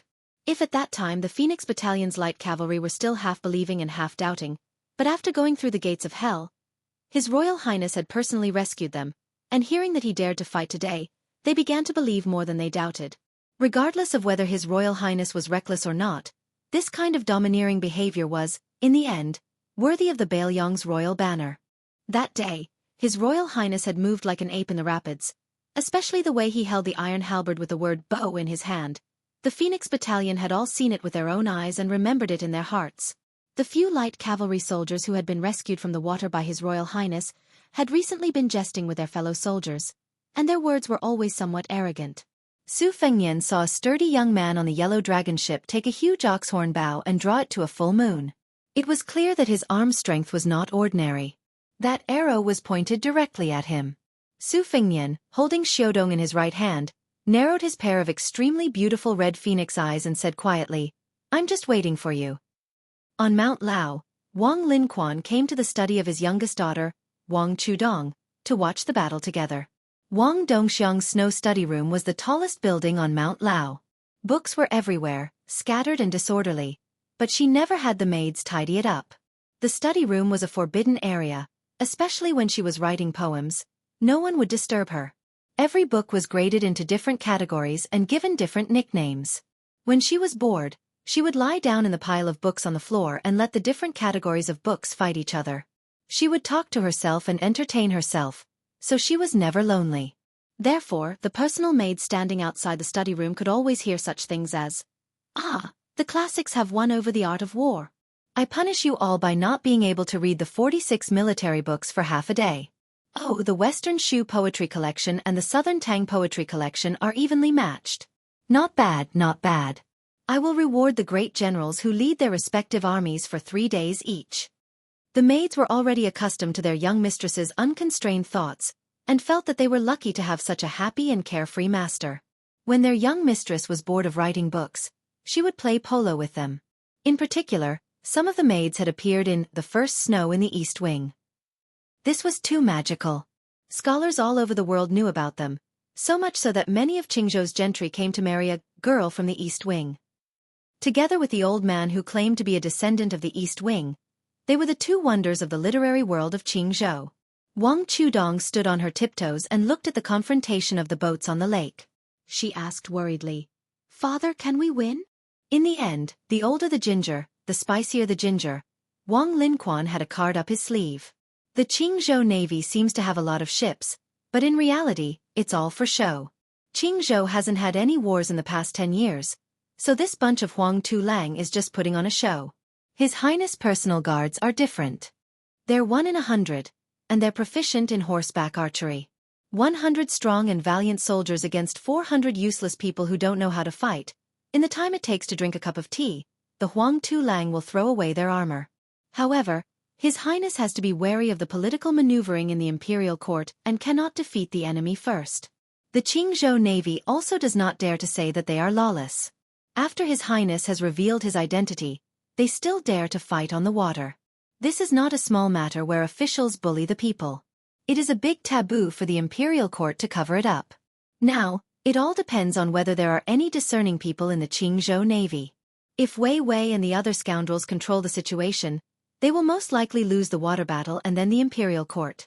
Once the Qingzhou Navy is defeated and this is exposed, even the prefecture magistrate will not be able to cover up Wei Dong's corruption over the years. At that time this navy will change. Originally, the Qingzhou Navy was tightly controlled by Gu Jiantong's old subordinates. They have repeatedly questioned Father's salt and iron river transportation business. Father can take this opportunity to insert people from his direct line of command. Wang Chudong murmured, "The god of spring is 36,000 hectares. 100 armor breaks 400 armor." Wang Linquan quickly gathered his thoughts and did not talk about the politics in the imperial court. He smiled and praised, good poem, majestic aura." Wang Chudong glared.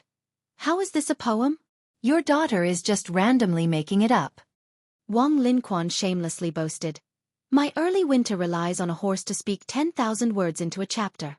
It is not a poem, but it is better than a poem." Wang Chudong was about to refute when she suddenly saw the wind and clouds change on the lake. She pointed to the river and raised her voice. "Look!" On the 3rd floor of the ship, Wei Wei drew a large circle and then shot an arrow in a flash. The sharp arrow shot towards Su Fengnian. Earlier on, the great halberd Ningame had seen someone pull the bow, wanting to block this arrow for His Highness the heir. However, the old Taoist priest of Judu Mi, Wei Shuyang, signaled with his eyes that there was no need to do anything. In the blink of an eye, Su Fengnian drew his saber. Everyone on the ship, as well as the 400 yellow-haired men, only saw a dazzling white light flashing in an arc. When they looked again, they saw that the astonishing arrow that had pierced through the air had been cut in half. They didn't know how, but half of the arrowhead was in that person's hand. Not giving Wei Wei, who was waiting for her opponent to die, any time to regain her senses, Su Fengnian lightly tossed the other half of the arrow and flicked it with his finger. The arrow's momentum was innumerable. This attack wasn't aimed at Wei Wei, but rather at the leading noble family's son. This young master had long retreated behind the scenes. It was obvious that he wanted to sit on the mountain and watch the tigers fight. Su Fengnian was determined not to let him have his way. Since he was fishing, how could he not fish for a big whale? This fellow was most likely a descendant of Prince Jinggan, Zhao Hang. Before entering Xianxia City, he wanted to let Prince Jinggan know that back then, Su Fengnian didn't dare to make a sound after being whipped by Su Shao dozens of times with a horsewhip. Today, this heir apparent was going to personally beat up your son and see who was the real tiger father and dog son. That nobleman had an expert bodyguard by his side. He used his sleeve to block half of the arrow, but that nobleman was clearly startled. He retreated a few steps and accidentally bumped into the chest of a Qingzhou noble lady, provoking a particularly ear-piercing pout. Su Fengnian slowly withdrew his saber. He still had that extremely arrogant expression that deserved a beating. In a clear voice he asked, "Do you dare to fight?" Ninga Mei slammed the iron halberd in his hand against the deck of the ship, causing a loud bang. His appearance was originally that of a leopard with round eyes, a swallow jaw, and a tiger's beard. At this moment, he angrily glared at the yellow dragon ship. He was incomparably ferocious and valiant. He shouted, "Phoenix Battalion! Fight to the death!" Yuan Meng and the 100 Phoenix Battalion Light Cavalry immediately shouted in unison, "Fight to the death!" The sound of thunder rushed to the heavens. The people on the two opposite ships could not help but feel their hearts tremble.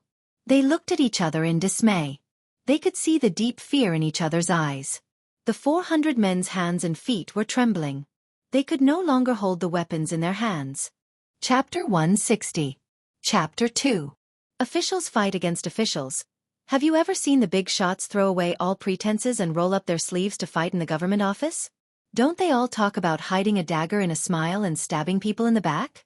This group of hedonistic daughters came to play this time, more to join in the fun, to support the one surnamed Zhao. They wanted to see with their own eyes the rare scene of the Yellow Dragon warship smashing a big ship. Who would have thought that this outsider who was on good terms with Wang Linquan was such a tough nut to crack? He brought along 100 soldiers and bodyguards without saying anything, and even dared to take the initiative to challenge. Oh my, the opponent of the challenge was not a group of family servants, but the two large ships of the Qingzhou Navy. In the eyes of the people of Qingzhou, the Yellow Dragon warship was already an invincible giant warship. It had always been praised as the main warship of the Qing Dragon Navy that no one could contend against. In these years, it had competed with the other navies in the dynasty, and its ranking was not low. Because of this, Wei Dong's official rank was not too high, but within the borders of Qingzhou, he dared to blow his beard and glare at the officials who were one or even several ranks higher than him. Even the prefecture overseers and county governors were very amiable to Wei Longwang, and fought to rope him in. If he did not have the special power of the Qingzhou Navy, Wei Dong would not be able to raise such a lawless son like Wei Wei. In the state, there was a beloved daughter who was an imperial censor in the capital who returned home. Unfortunately, she was raped by Wei Jiao and then shot to death. That imperial censor who did not have a high rank but was able to influence the public opinion was unable to obtain the innocence of his daughter. Wei Longwang only lost the right to command the giant warship, and Wei Wei, who caused the big trouble, was only grounded for half a year before he came out again. It was enough to see how Qingzhou, which was full of officials in the capital, advanced and retreated together with the independent Qing party in the imperial court. It was rumored that the unlucky Qing Lu imperial censor wrote a blood-sobbing poem before his death, ridiculing that the imperial censor had lost all his strength of character. One of the lines was even more heart-wrenching. "I said that the imperial censor is not as good as a dog. Even a dog's bark is as good as a rooster's crow." Su Fengnian once again pointed the spearhead at the son of the most prominent aristocratic family, in order to make the king of Jing and Zhao Hang refrain from shooting at the rat for fear of breaking the vases. The bigger the involvement, the bigger the fish that Su Fengnian could fish in troubled waters. The law that put heavy shackles on the vassal kings, to a prince with a different surname, Su Shao, the imprisonment was very small. Even the powerful prince of Guangling had to go to the Zhou overseer mansion 3 times in 10 days to draw up a report. If he did not reach the deadline, according to the law, he would be detained and sent to the court. The weak prince of Huainan, Zhao Ying, had many young and strong children who could not get a name and could not get married. However, the king of Bailiang, who carried a blade to court, had not visited Liangzhou's Zhou overseer mansion once in more than 10 years. Every time Su Shao returned, it would always be the previous Zhou overseer, Yan Jieshi, who eagerly went to the prince's mansion to pay his respects. Presumably, Yan Jieshi, who defected from Bailiang, was stifled with resentment. No wonder after arriving in the capital, he became the most fiercely critical and loyal minister of Bailiang's military. With his daughter married off to the Prince Zhao Yanwu, Yan Jieshi now had the status of a relative. The outside world speculated that he would soon fill the 4th-ranked Lingyan Pavilion's Great Scholar position. The Palace Hall's Great Scholar position at the top of the Palace Hall's Great Scholar position was like a great pillar of the country, one of the 2 great empty titles of the several hundred-year-old dynasty, something that no one dared to hope for. If Zhang Julu took another step forward, he might have a chance of seizing this special honor and laurel. Only, with Grand Secretary Zhang's ability to endure patiently for 20 years, he most likely wouldn't let himself be roasted on a stove like his political enemy, Su Xiao. Only Su Fengnian seemed to have underestimated the courage and insight of Wei Wei, this group of Qingzhou hedonists who were used to being vicious and merciless. Wei Wei's arrow didn't do anything, and then when he heard Su Fengnian ask if he dared to fight, he was so angry that he wanted to die. He turned around and ordered the ship general who had always obeyed his orders. Use the battering pole. The battering pole was a powerful weapon in naval warfare, especially in close-quarters battles between large warships. It was destined that one couldn't use the hook to overturn the ship. Skilled sailors would often smear a thick layer of medicinal paste on their sails to block fire and attack, ultimately relying on this battering pole to smash down. The battering pole was like a large mast, more than 10 zhang in length. On top of it was a giant rock. Below it was a mechanism. When the enemy ship approached, the battering pole would smash it to pieces. Su Fengnian turned around to look at Ningame and Wei Shuyang, saying with a light laugh, "To measure a navy's strength, we can look at how many times the battering pole is clumsily used. In my opinion, this Qingzhou navy can only use it twice at most. If they want to use it 3 times, they'll have to burn incense high.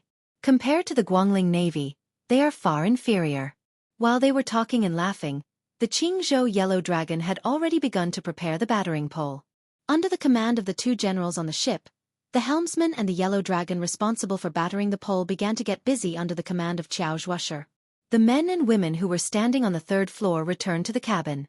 Wei Wei and a few fierce young masters whose hands were tainted with murder cases sat by the window to watch the battle.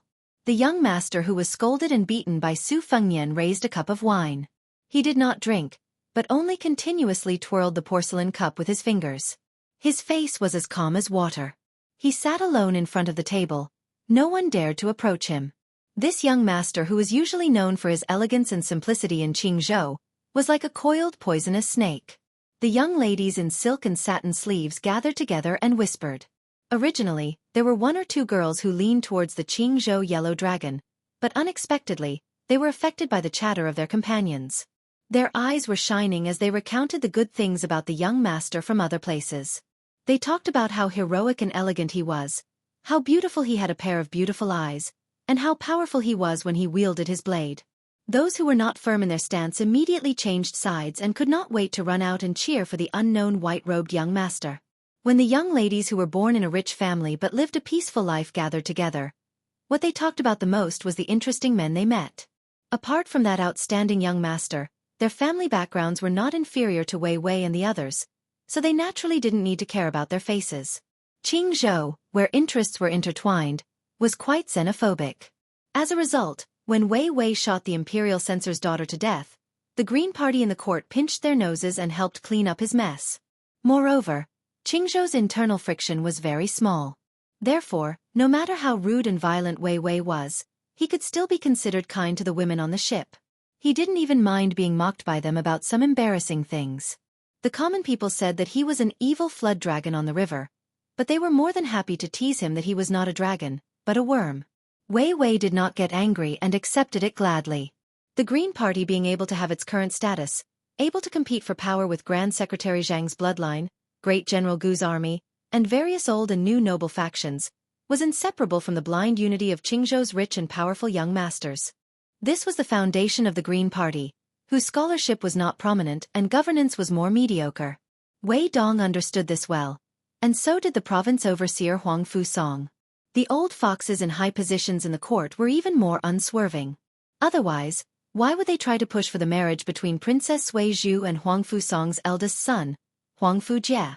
Originally, there was no sign of anything happening, yet the Green Party's big shots were racking their brains to forcefully draw 2 lines. Bringing armored soldiers when traveling. Who is this person? A young lady wearing a pair of pointed lotus root bow shoes asked in a low voice. This question had reached the crux of the matter. Chapter 161. Who else could it be? The Crown Prince of Prince Liang. The lady in yellow chuckled. She glanced at her fellow cabin-mate who was in a daze and lowered her voice. In the past, I only heard that His Royal Highness was arrogant in Bailiang.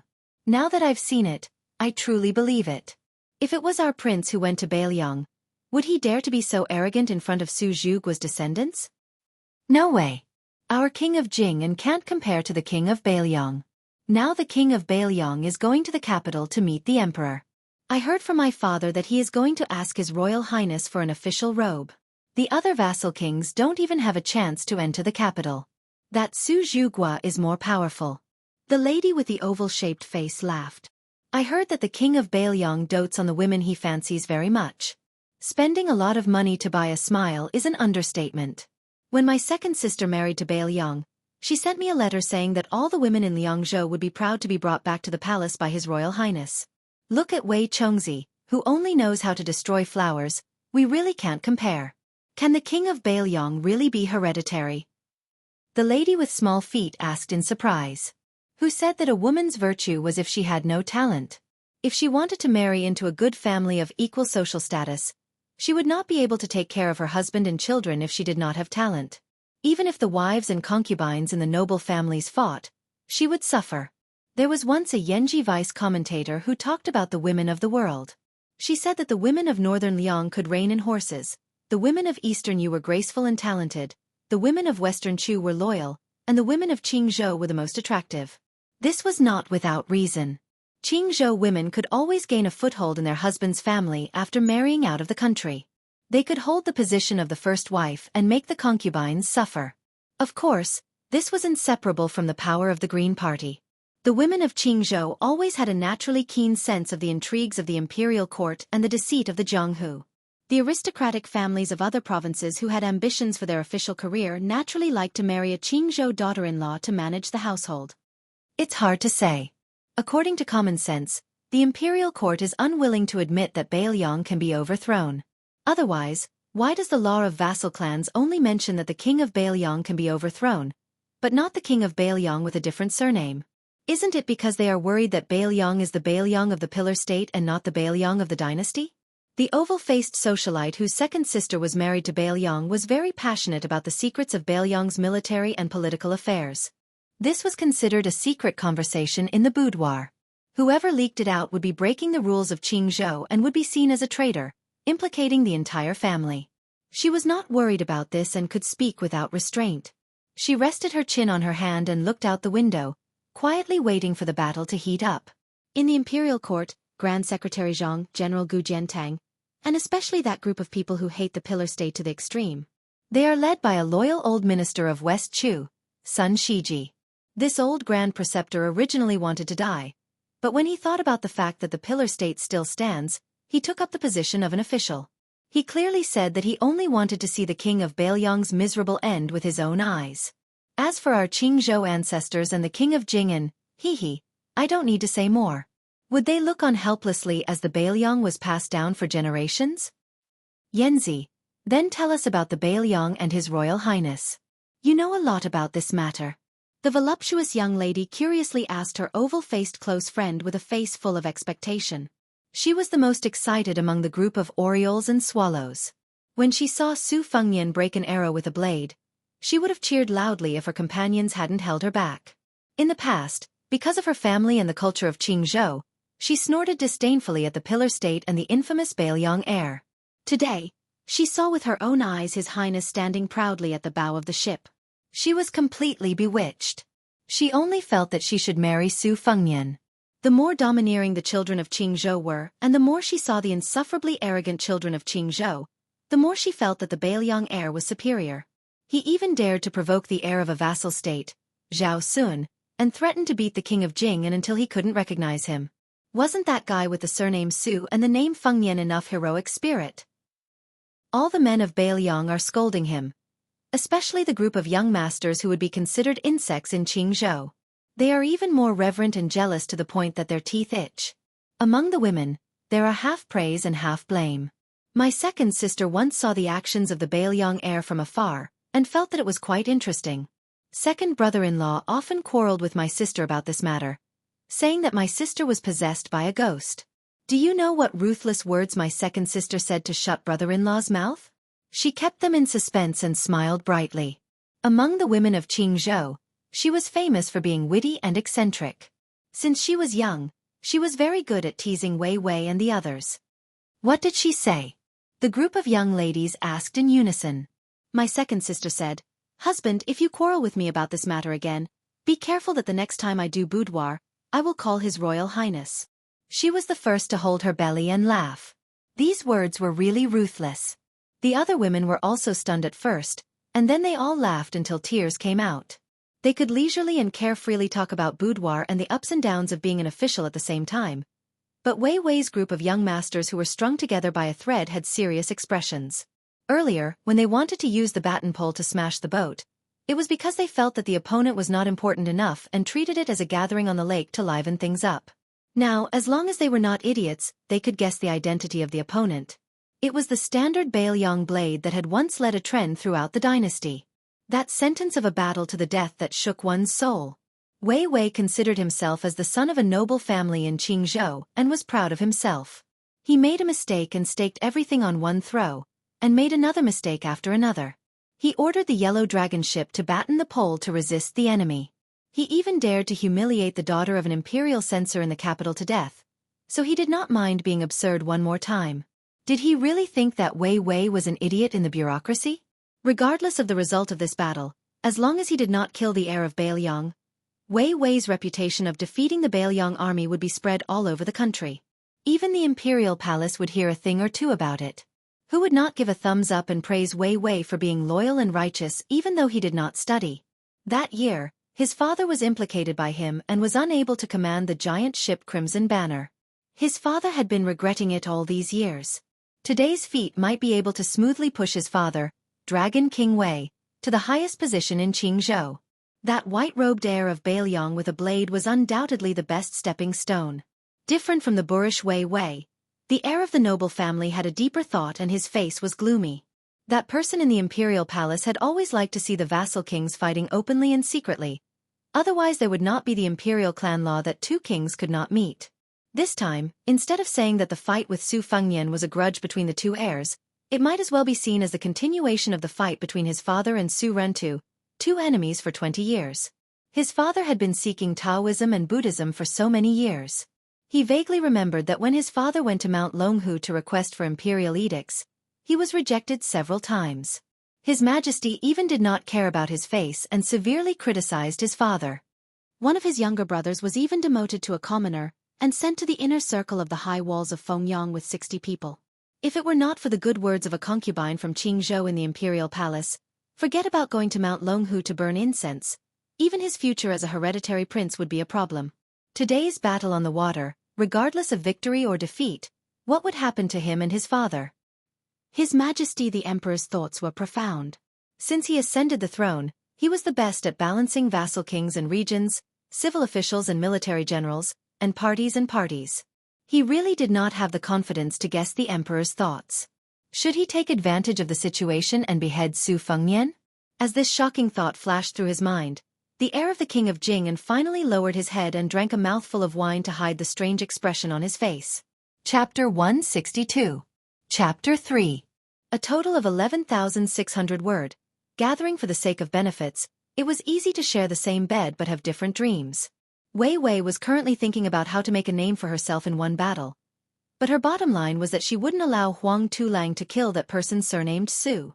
Meanwhile, Prince Jing'an's heir began to consider whether or not he could ruthlessly kill him and abandon the group of Qingzhou's children, including Wei Wei. Wealth comes from danger.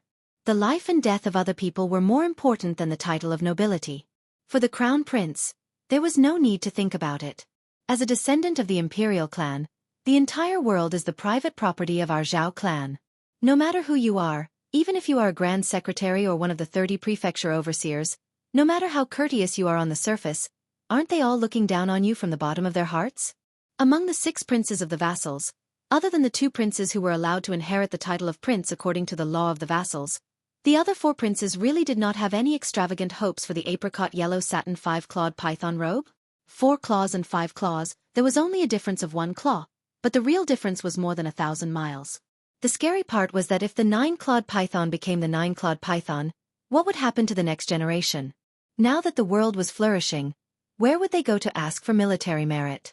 The north had the king of Baoyang, and the south had the king of Yen. Both crown princes were recognized as the most vicious and merciless people in the dynasty. Who would want to share a piece of the pie with you? Damn it, There were 4 words written in the vassal law: official career forever. It was the same as cutting off the path for the royal family's descendants to become officials. The king of Jianghu lowered his head and frowned slightly. He was deep in thought, and his hostility was as strong as the wine in a cup. He didn't even listen to the roars and screams outside the window. Mother **Ker, the guy with the halberd is not a human. Even the battering pole was cut in half by his 100-gene halberd. A young master from the Qing prefecture sucked in a cold breath and couldn't help but shout out. The muscular general in black armor was really a match for 10,000 people. The halberd in his hand easily deflected the rain of arrows and even broke the pole of Huang Long. How can Huang Tulang be suppressed by 100 Baoyong barbarians with hundreds of crossbows? They're hiding behind the arrows and not even raising their heads. They've all turned into cowards. Another debauchee, who had carefully poked his head out and then retracted his head, was shocked. How could he not know that he was no different from Huang Tulang? Those Huang Tulang that he scolded could at least be considered as brave soldiers of northern Liang. What was he? Outside the window, the close-range slaughter had already become close to close combat. Even if the refined northern Liang crossbows had a longer range, there was no advantage to speak of. However, this did not stop Huang Tulang, who had a storage of 6,000 arrows, from shooting out a rain of arrows.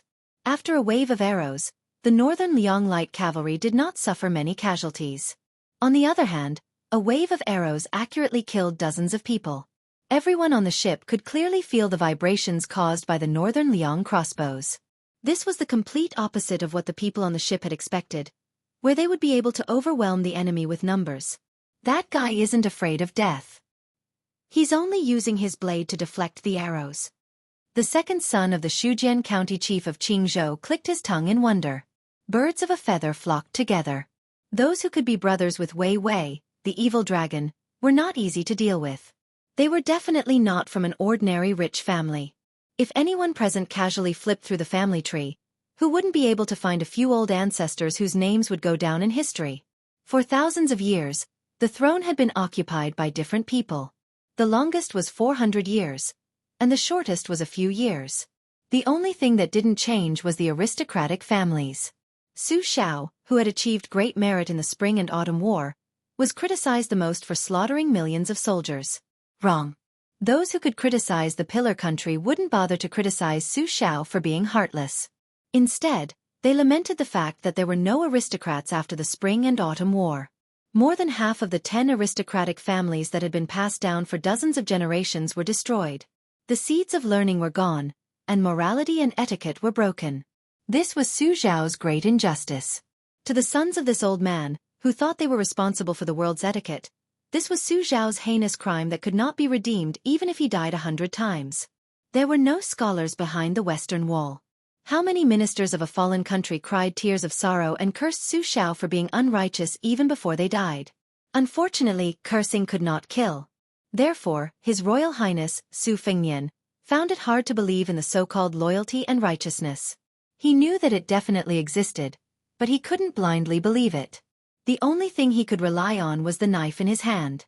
Imagine Su Xiao, who was well-read and spoke of benevolence, righteousness, and morality. How could he have the hearts of the 300,000 iron cavalry today? Zhao Guangling and Li Yishan were already peerless scholars. Why would they be willing to give advice to an ordinary person like Su Xiao? Shangyin Academy frowned and accepted second sister as a Jixia scholar. Was it because of Su Weisheng's shocking talent? Su Fengnian stood at the bow of the ship. When arrows flew over, he deflected them with his knife. No one shot him in the dark, so he watched the battle. This small-scale naval battle between the enemy and their side totaled only 600 people. It couldn't be considered a fierce battle. Li Yishan had never taught him knowledge using common sense.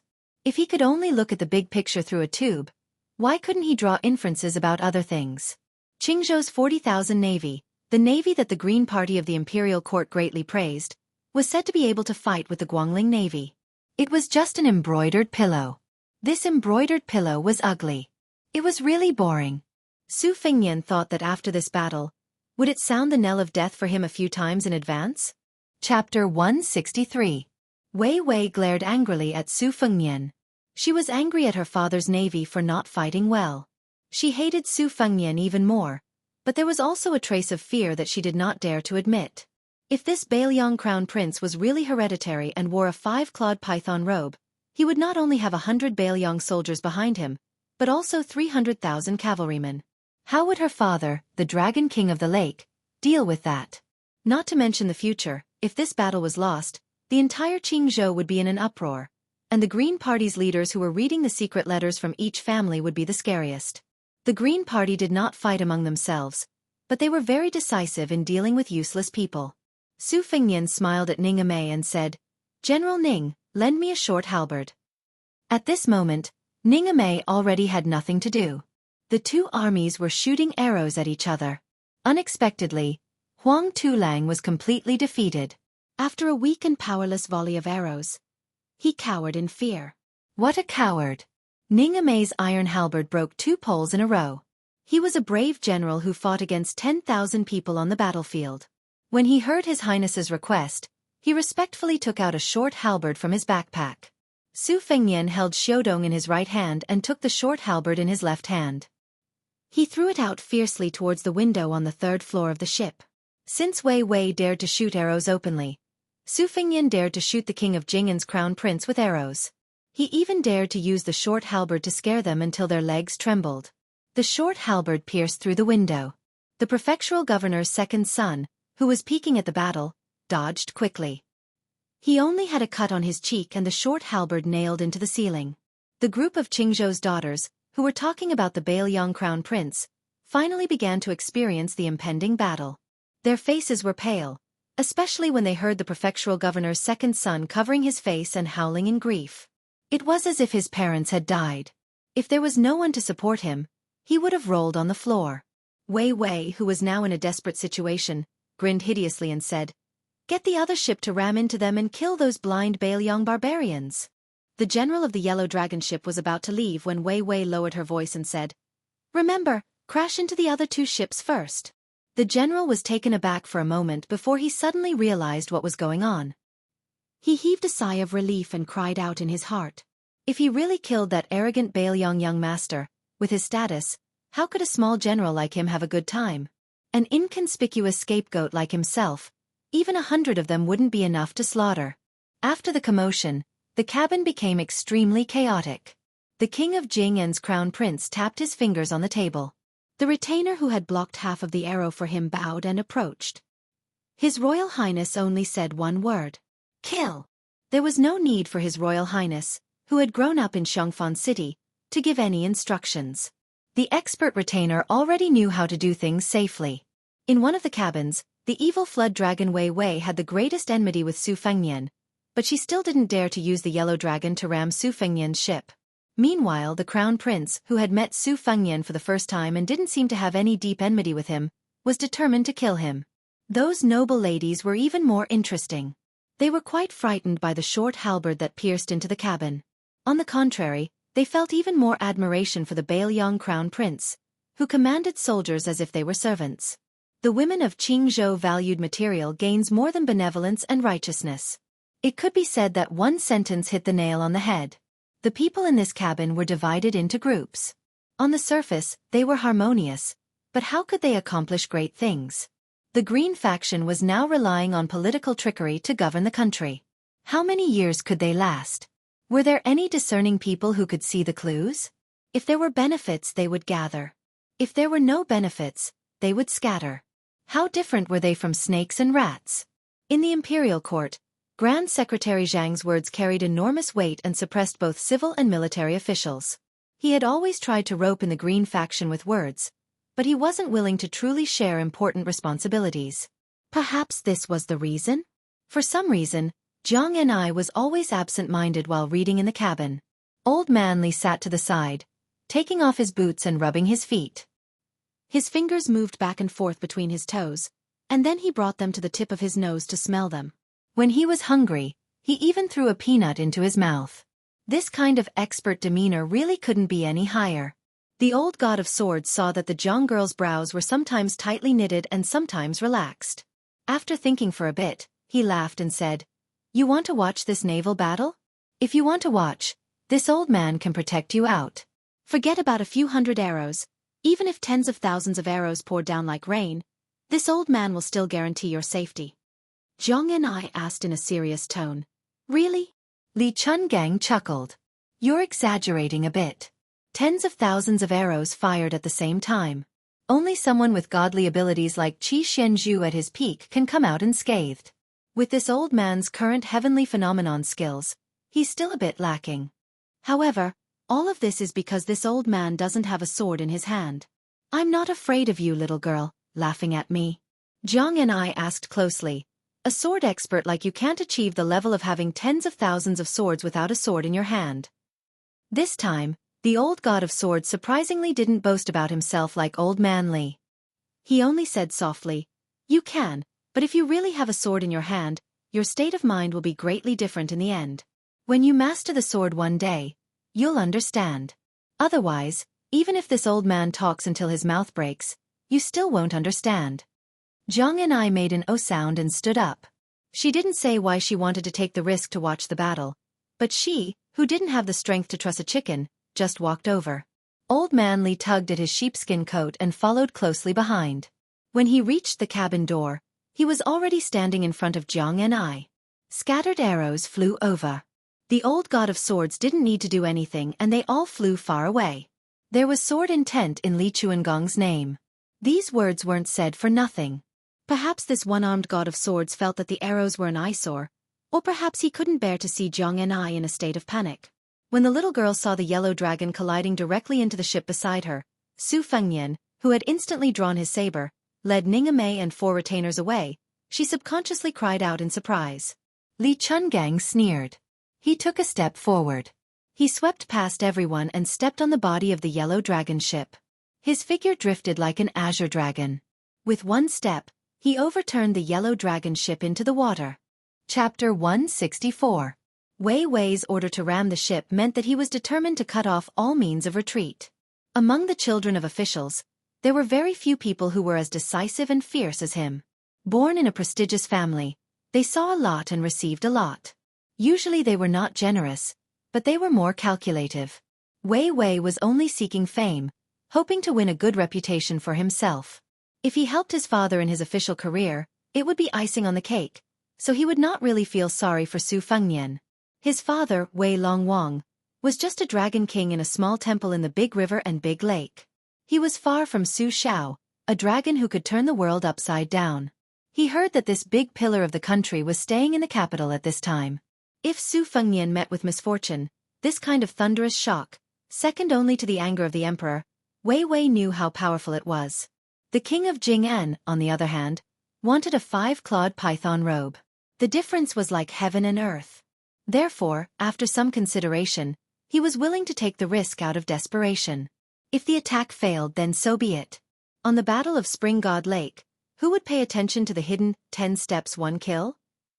Wei Wei stood by the window, expecting the yellow dragon to ram the enemy's ship. Instead, he saw an inconspicuous old man wearing a sheepskin coat leaping out of the deck. He saw the old man's toes lightly touch the hull of the yellow dragon, and the big yellow dragon, which could run amok on Spring God Lake, capsized? It really capsized. Wei Wei was dumbstruck. His hands tightly gripped the windowsill. The dragon claw hand master reared in Jing and Palace turned back as soon as he left the cabin. He shook his head at His Royal Highness with a calm face.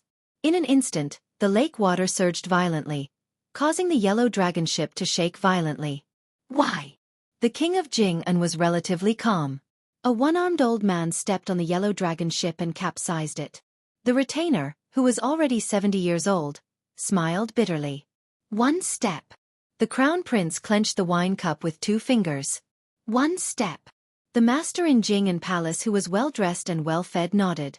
His expression was extremely unnatural. He was also a lackey in the king's mansion.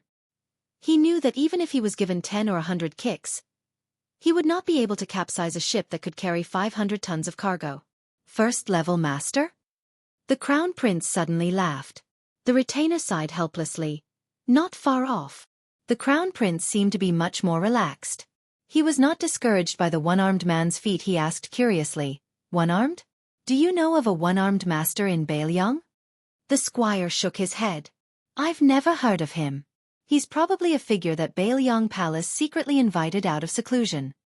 Crown Prince King of Jing stood up and prepared to go to another cabin. Out of sight, out of mind. The general of the ship had already sent Huang Tu-lang to save them. Even he had been stepped on by the old celestial. He could only hope that Granddad Deity wouldn't be so calculative with ants like them.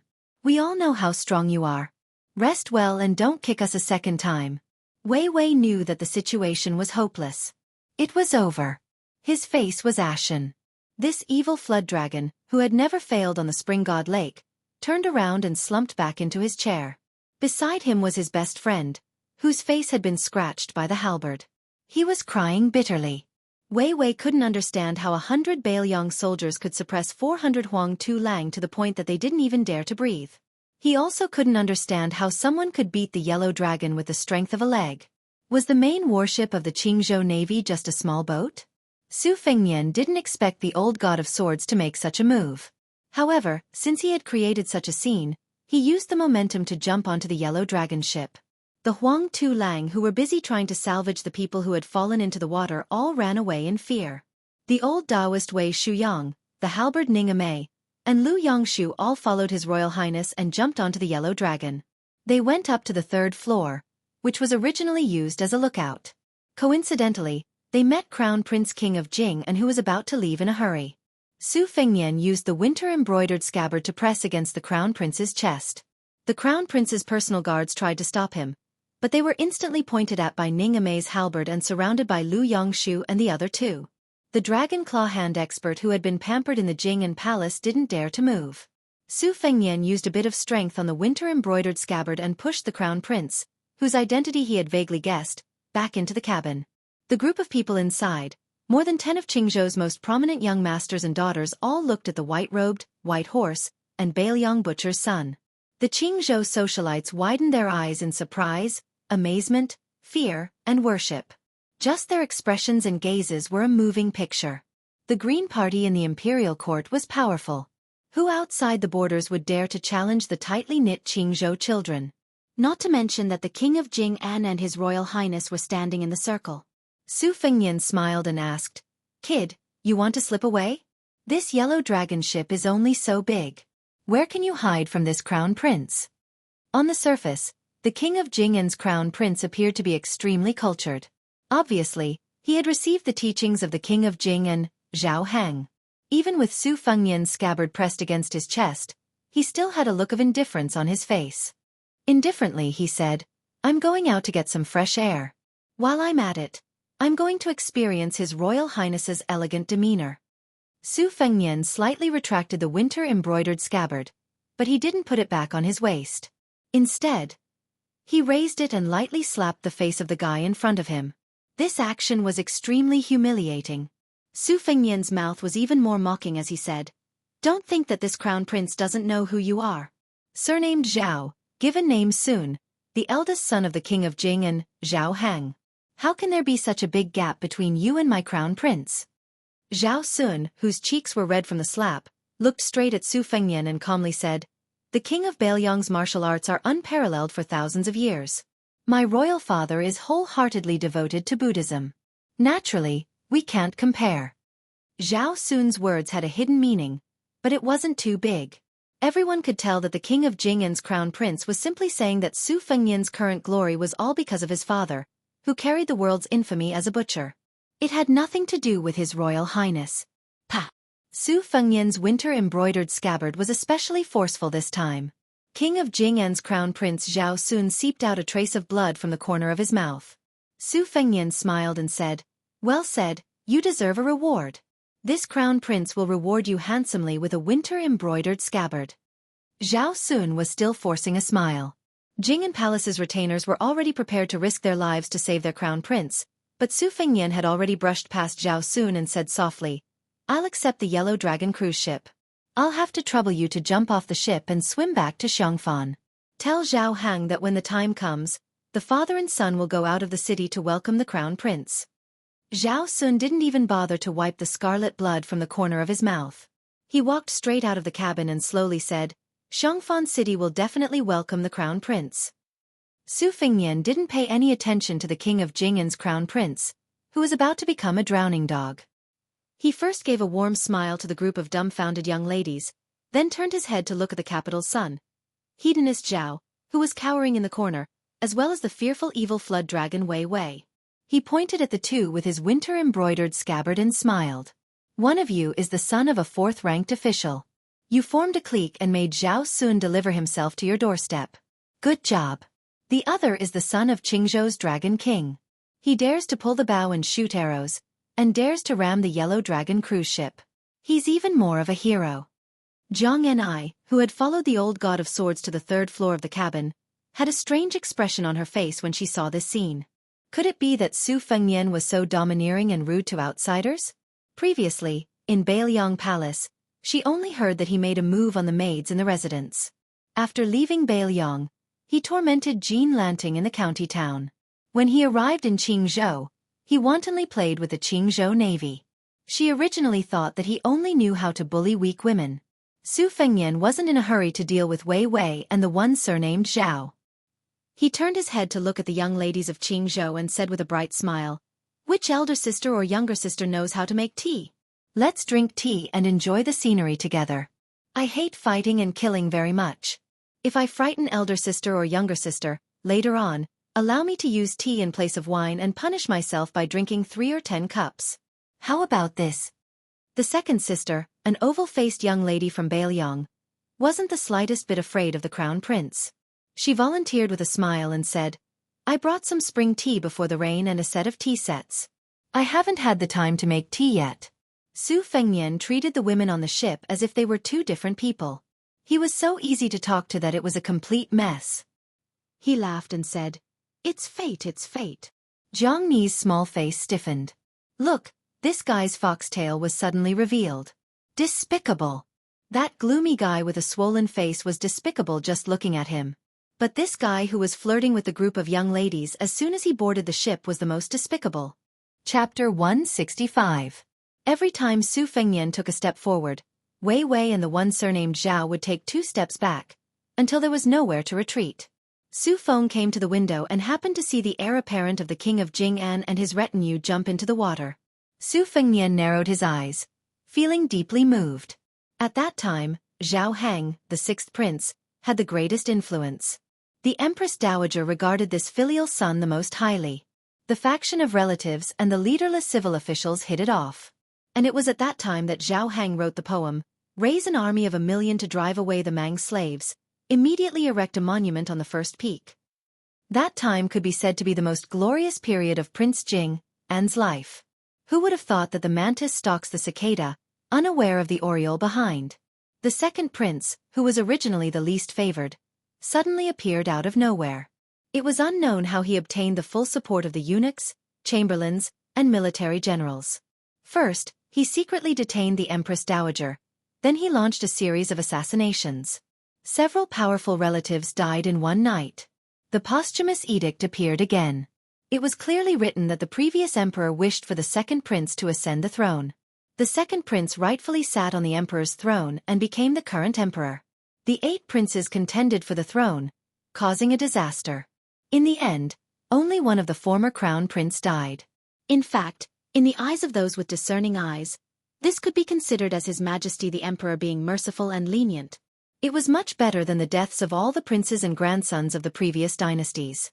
Zhao Hang and the other princes were successively conferred the title of vassal kings, each having their own fiefdom and military power. Although the vassal laws was extremely harsh, Prince Jing'an, Prince Zhao Hang, Prince Huainan, Prince Zhao Ying, and the other weaker vassal kings did not utter a single word of complaint that reached the ears of the people under the heavens.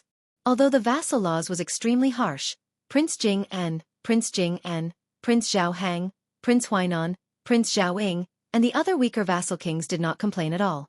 As for how the master and servant would go to Xianxia, this was not Su Fengnian's concern. After thinking for a while, he turned to Ning Mei and said, "Kick the Huang Tu Lang who fell into the water again. One ship cannot carry so many people. Let the general of the ship take them to Mount Lao. Wang Linquan will be in charge of receiving them. When you kick their butts, don't forget to mention that there is good food and drink at Mount Lao. I have done my best." Ning Mei accepted the order and left. When the young ladies of the noble families of Jianghu heard the words of the Beiliang heir, they could not help but laugh. They looked at each other and laughed. To them, the Beiliang heir and the Beiliang heir were people far away in the sky. No matter how much they struggled in the imperial court, they would not be implicated. The Green Party had never participated in direct battles with the vassal kings. The Green Party was known as the best in the imperial court. If not for this, why was the Green Party the only one in 30 provinces? The Beiliang heir in front of them was rather interesting. Even though on the surface he was slapping the face of the Jianghu Navy, he was secretly targeting the Jing and palace. As a result, the Green Party, who kept a clear distance from the king of Jing and Zhao Hang, felt much more at ease. They guessed that the ancestors would not be angry. It was true that the noble families of Jianghu were united, but it was obvious that Wei Chong's family was going to be abandoned. Rather than being dragged into the water, it was better to drink tea and enjoy the scenery on the side. To be on the same boat as the Beiliang, His Royal Highness, and enjoy the scenery. How big of a gimmick would it be if word got out? Su Fengnian finally came back to his senses. He walked to the corner, picked up Zhao Hang, and threw him out of the window. He fell into the water with a howl. He then said to Wei Wei, who looked like he was going to trap the beast and fight to the death, "Let's use the ship and bring it outside of Xianxia City, and we'll write off all our grievances. How about it?" Wei Wei, who had long given up all hope and was prepared to fight to the death, was first stunned. Then his pockmarked face was filled with joy. With a plop, he knelt down and prostrated himself on the ground. In a trembling voice he said, "Thank you, His Royal Highness."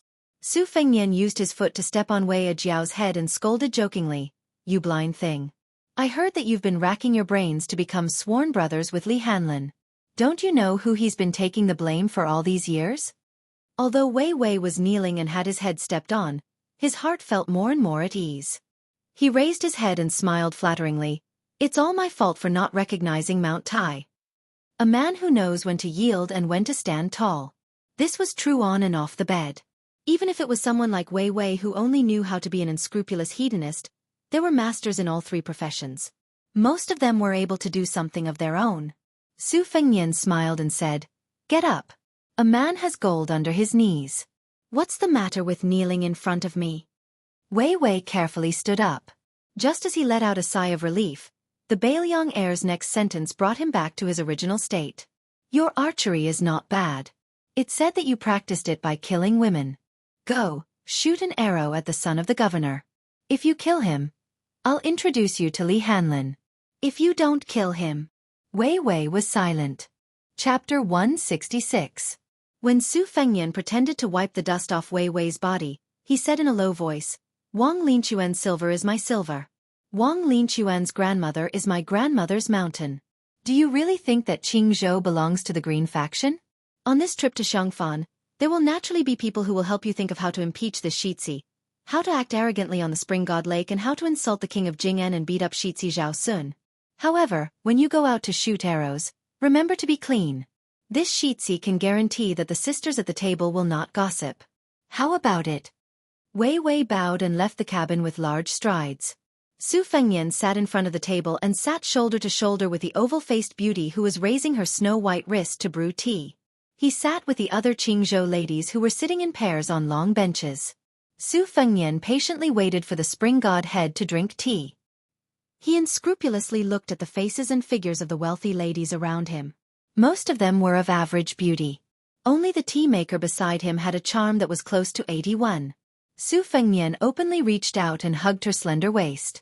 Not only that, he stretched out his leg and lightly stepped on her lotus-root little feet.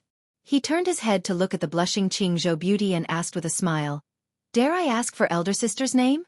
"This Xianxia has a peach blossom beauty fan. When I return, I will draw elder sister's face on the fan and play with it every day."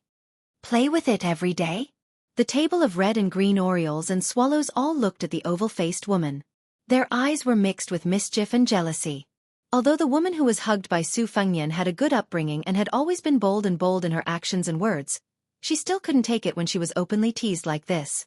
She didn't dare to dodge, nor did she want to dodge. She lowered her head and pretended to be paying attention to the situation. Her family background was not simple. Among the 4 pillars of the Liang dynasty, the Green faction was the smallest, but its voice was not weak. Among the 12 pillars of the dynasty and the Shang pillar, the green faction had 4 seats. The ancestor of this woman's family was one of the Shang pillars. In the past 30 years, he had moved between the Ministry of War, Ministry of Revenue, and Ministry of Appointments. He had countless disciples and was known as the roly-poly of 2 dynasties. Someone once joked that the number of times this roly-poly personally witnessed was only slightly less than the old Grand Secretary. Su Fengnian finally drank the tea. He drank it as if it was wine. He smiled and said, "At night, if elder sisters and sisters feel that the blankets are not warm, just tell me and I will personally bring the thick brocade blankets." Naturally, there was another wave of bashfulness and coquettishness that could only be understood. The oval-faced beauty who was brewing tea quietly looked at Su Fengnian's side profile. She seemed to have noticed something and was in a daze. Su Fengnian turned his head and asked, "What's the matter?" She smiled gently and shook her head. After drinking the tea and winning a table full of laughter, Su Fengnian excused himself and left the cabin. He came to the bow of the ship. Yu Wei did not board the Yellow Dragon Fortress ship. Zhang Enai and the old god of swords stood to the side. Wei Wei had already shot dead the dandy surnamed Zhao, who was still holding Yan Huan's arm and calling her brother the day before. She sat on the deck at the stern of the ship, holding her big bow in a daze. Su Fengnian opened his mouth and asked with a smile, "Not seasick anymore?" Zhang Enai smiled coldly and said, "Isn't this tea delicious?" Su Fengnian pulled out a Baoyang arrow that was shot into the hull of the ship and held it in his hand. His body lazily leaned against the railing of the ship and looked at the vast lake. He said softly, "There's no taste. It's far from the spring god tea that I drank on Mount Lao." Jiang Enai asked expressionlessly, "Are we really going to Xianxia?" Su Fengnian nodded. Jiang Enai frowned and said, "Are you not afraid that the king of Jing'an Zhao Hang will bring out thousands of men and horses to crush you into powder?" Su Fengnian laughed involuntarily and said, "The king of Baoyang, His Royal Highness, died in Xianxia. Zhao Heng cannot bear this crime. If he was really ruthless and not so indecisive, the world would be his." Zhao Heng, this vassal king's luck was not bad, but he always felt that everything he did would be in vain. He had ambition, otherwise he would not have said such a thing. If he wanted to benefit the world, his ability was not bad. When Xianxia was destroyed, there were only 20,000 people left. After changing the flag on the city, these 20,000 people went crazy and wanted to crawl out of Xianxia. The city became an empty city, a dead city. But under Zhao Heng's rule, he implemented Huang Lao's theory of non-interference. Today, the population of Xianxia has recovered to a few 100,000 people. The title of being the most important city in the world is true to its name. King of Jing'an, this vassal king title was given very well. Zhao Heng's reputation among the people of Qingzhou is very good. He can be considered the best of the 7 vassal kings. This kind of person cherishes his reputation the most. What do I have to be afraid of?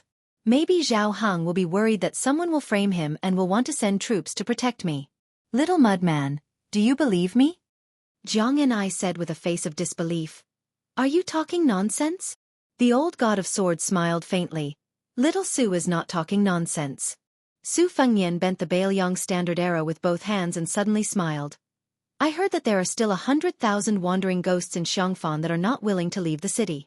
Little Mudman, you have to be careful when the time comes. Jiang Ni's face turned snow white and he said with a strong front, The one who is afraid of retribution is you. What does it have to do with me? Back then, if the Pillar State hadn't been determined to besiege Xiangfan and refused to surrender, refusing to leave a life gate open, how could Xiangfan have become Fengdu? 10 years of being trapped in the city, the people in the city were sold like livestock. Kind mothers cut off their flesh to feed their children. Evil fathers threw their children into the cooking pot. The various states of the human world, good and evil, were all magnified in that ghost city. Every inch of wall was an inch of blood.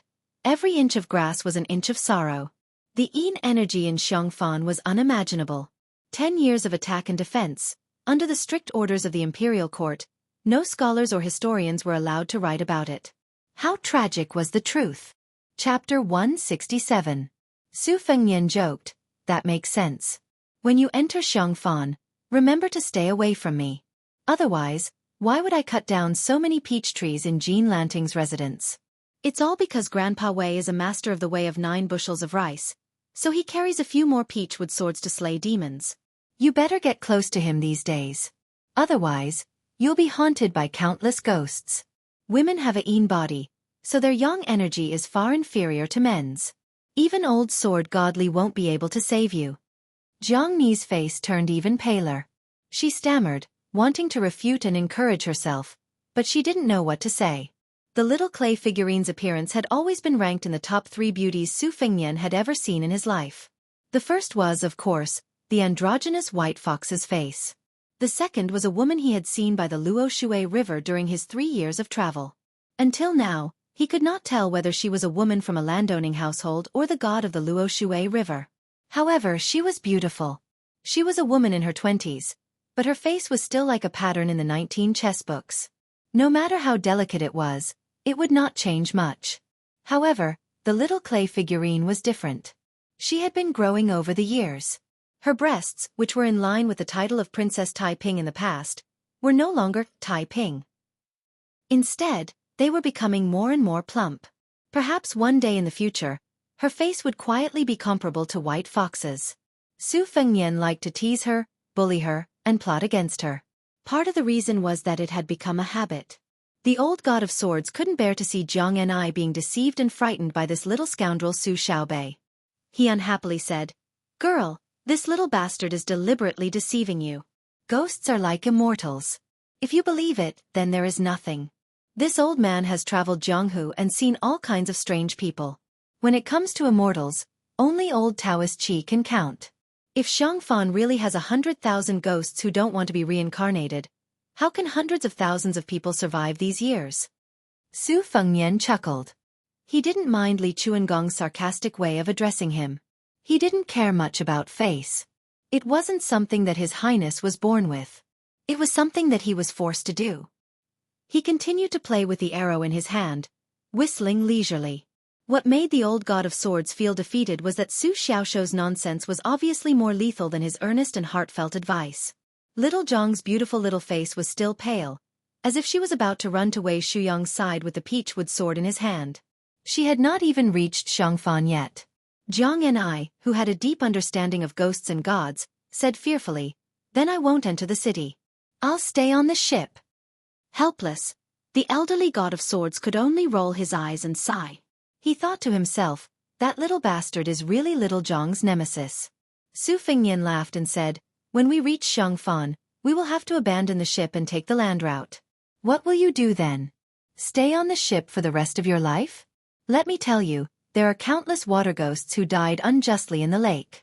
Do you really think that the 10 years of war between Xiangfan and Xiangfan is just a simple siege? Only when the Xiangfan navy is wiped out would there be a siege. In the city, there's still the grand ritual of Zhou set up by the Taoist master of Mount Longhu. What's outside the city?"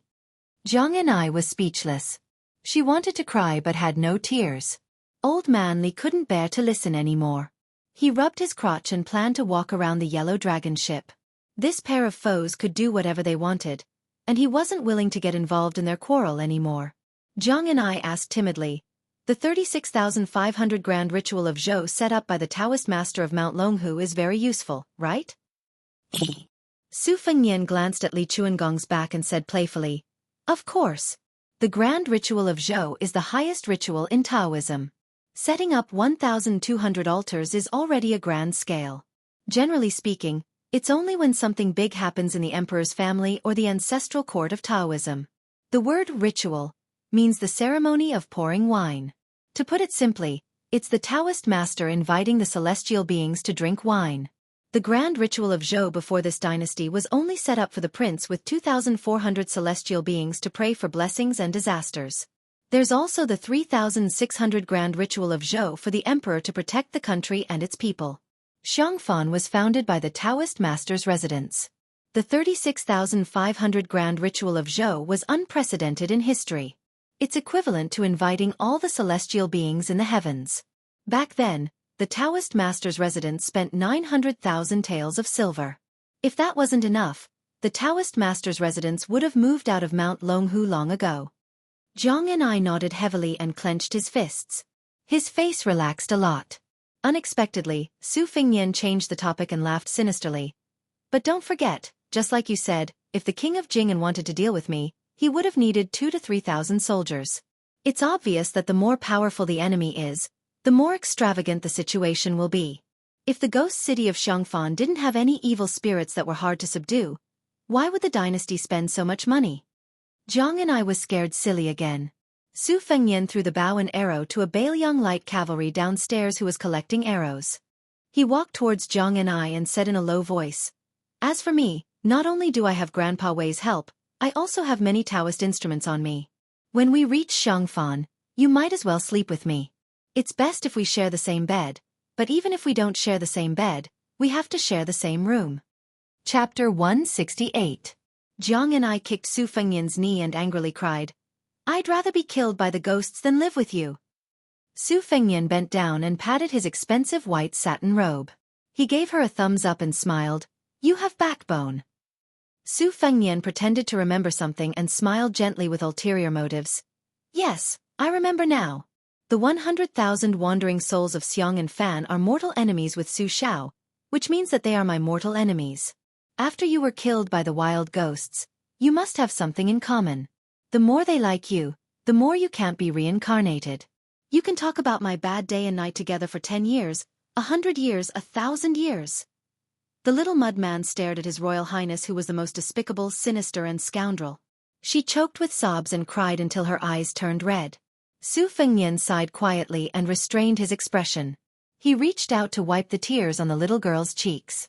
But before Jiang and I turned around, he retracted his hand and said softly, "Little fool, you really believe my nonsense? Think about it. You want to use the talisman to assassinate me. How can the ghosts be willing to kill you? They want you to live a long life to avenge them, right?" Jiang and I nodded blankly, sobbing as she nodded. Su Fengnian turned to look in the direction of Xianxia. His hands were on his saber. A gentle breeze blew, brushing against his face and sleeves. The crown prince, who had a pair of red phoenix eyes and a red mark on his forehead, looked like an immortal. Su Fengnian whispered to himself, "So what are you afraid of?" "I should be afraid of Xiang Fan. You know, I really believe in Buddhism, in the 6 realms of reincarnation, and in karma." Jiang and I wiped the corner of her eyes and asked blankly, "Then why are you still going to Xiang Fan?" Su Fengnian smiled, "I'm going to watch the fun. Don't you want to see the 36,500 Zhou Tian ritual?" Jiang and I shook our head. "Not at all." Su Fengnian stretched. "Let's go. It's time for you to read." The books were all on the merchant ship. The two walked down the Yellow Dragon cruise ship one after the other. Su Fengnian said he would jump over her, but she refused. Su Fengnian could only stop the 2 ships and set up a wooden plank between the ships. Su Fengnian let Jiang and I walk first. She walked carefully as if she was walking on thin ice. However, the more one was afraid, the more likely it was to happen. Halfway through, Jiang and I swayed and almost fell into the spring immortal lake. Fortunately, Su Fengnian held her shoulders with both hands. However, she was severely seasick and didn't know how to swim. After stabilizing her body, she didn't dare to move anymore. Su Fengnian didn't know whether to laugh or cry. He could only pick up this strange girl who said she was timid but dared to assassinate him and said she was bold but didn't dare to take another step. Ignoring her struggles, he walked to the deck of the ship and put her down. As a result, he received a good beating from her. In the cabin, she was gnashing her teeth as she read. Su Fengnian was multitasking. He listened to Jiang and I read while reading the geography of Qingzhou. On the table, there was a map of Xiang Fan that Wang Linquan had specially collected. Just by looking at the drawing, one could tell that it was a majestic city. Over the next few days, the noble ladies of Qingzhou left in 3 groups. Most of them were unwilling to go to Xiang and Fan. Firstly, the ghost city's Qi was too heavy. Secondly, they didn't want to be seen by the Jing and palace that they were in the city with Beiliang and His Royal Highness. The oval-faced beauty was the last to leave. For the past few days, she had spent most of her time sipping tea and chatting with His Royal Highness. Her hands had been touched, her feet had been stepped on, her slender waist had been hugged, and her cheeks had been pinched. Fortunately, she was still a virgin. Whether it was fortunate or unfortunate, looking at her expression when she left, it seemed that the latter was more likely. The women of Qingzhou valued fame more than life and death. In the past few years, when they entered the palace for the selection of consorts, this was the prefecture that paid the most attention. If the heir of Beiliang could be hereditary, according to the law, there would be one Wang Fei and two secondary Wang Fei. Would she really become the Wang Fei of the king of Beiliang? Other than the empress, there were only a few Wang Fei in the world. At most, there would be the crown prince's consort, who could compare. Although Su Fengnian was idle all day long, whether it was teasing the noble ladies of Qingzhou, listening to Jianghu's reading, or daydreaming at the bow of the ship at night, he was actually racking his brains to figure out how to swallow the great yellow courtyard in his body. The great yellow courtyard had only absorbed about 20%. The embroidered winter sword in his hand could break the 6 armors. At dusk, they approached Xiang and Fan City. Su Fengnian walked to the deck of the yellow dragon ship and suppressed the irritation in his heart. For the past 2 days, he had been receiving news from Lu Qiu'er. It was neither good nor bad. One was that the crown prince, who had not been confirmed for a long time, was finally coming to the surface. Another was that the literary, martial and rouge reviews, which were held once every 10 years, had reappeared. Immortals and demons danced in Jianghu. At the beginning of the martial arts review, it said that there were 3 sects in the world. In Buddhism, there was only Avalokitesvara. In Celestial Way, there was only Ancestor Lu. In Shen Wei, there was only Demon Rinsing Primogenitor. These 3 were the most mixed in the human world and were the closest to the people. Therefore, it was evaluated that the great Guanyin of the western regions had entered the 1st rank, little Ancestor Lu of Dragon Tiger Mountain had entered the 1st rank, and the new chief of Wudong had entered the 1st rank. In the martial arts evaluation, there was a separate sword evaluation. Wudong sword maniac Wang Xiaoping and sword crown Wu Lu Ding were listed. In the secret letter, Lu Qiu'er said that the great Guanyin had already left the western regions. Little Ancestor Lu's little celestial master Qi had also left the mountain. Obviously, most of them were coming for Su Fengnian. The capital was in turmoil. All kinds of immortals and demons came one after another. What would Su Fengnian, who was unintentionally standing at the head of the tide, do? Chapter 169. When they arrived at Xiangfan, they could see the famous Diaoyu platform on the city wall. The Diaoyu platform had supported the wall for 10 years and a half. On the signboard of the Diaoyu Tower, there were 4 words, alone fishing in the Central Plains. Su Fengnian ignored Wei Wei and Huang Tulang and got off the boat. He rode his horse and galloped towards the ghost city in the twilight. He got off the horse when he was near the city gate. Jiang and I seemed to think that His Royal Highness had a Taoist instrument. He jumped off the carriage and trotted to Su Fengnian's side. Su Fengnian held back his laughter and pointed his embroidered winter knife at the top of the city wall. He squinted his eyes and said, "Do you see that? Back then, the #1 general in the world guarded there for 10 years. There are not many people who can make Su Shao grit his teeth. That scholar from West Chu who really read the spring and autumn annals can be ranked in the top 3. Even if your capital of West Chu is destroyed after the Western Wall, even if the whole of Jiangnan falls, this city and this Diaoyu platform will not fall. Unfortunately, no matter how impregnable Xiangfan is, it can't affect the world." Jiang and I bit his lips. Su Fengnian led the horse and walked slowly. The grain in the city eats the horses. When the horses are exhausted, the sparrows and rats eat the people. Jiang and I was silent. Su Fengnian said softly, "The soldiers knew they would die. The soldiers guarding the city fought to the last man. No one survived. This is the war of the spring and autumn annals. These tragedies are unimaginable to the sharp-tongued people of Shangyin Academy." The walls were made of huge bricks that were specially made in the 3 continents. Each brick had the name of the place where it was made, the supervisor, and the person who made the bricks. When the bricks were laid, the slurry of glutinous rice juice and sorghum juice, as well as lime and tung oil, was poured into the gaps between the bricks. The master craftsman in charge of the construction of the Xiang and Fan cities held a sharp awl. If the awl penetrated even an inch, he would kill the person who built the city and continue the construction. Therefore, the city was as solid as iron. At that time, the historians all called it cruel and cruel. Su Fengnian stopped and did not look at Jiang Ni's face. He said coldly, "When Su Shao attacked the city, Wang Mingyang defended the city. Both sides prepared for war. This scholar, who used to be a scholar in Jixia, strengthened the defense and moved all the food and materials into the city. Even the houses were demolished and the wood, bricks, and tiles were moved into the city. To prevent Su Shao from digging a tunnel, He dug 100 wells along the foot of the city and placed large earthen jars covered with leather in the wells so that those with good ears could listen. Not to mention the 50,000 soldiers. He also divided the 150,000 people into different classes. Monks, craftsmen, and paladins each had their own duties. The necessary materials for defending the city were divided into two categories: official and civilian. Then, he selected Jianghu people who were good at fighting to patrol the city day and night to prevent spies from setting the city on fire.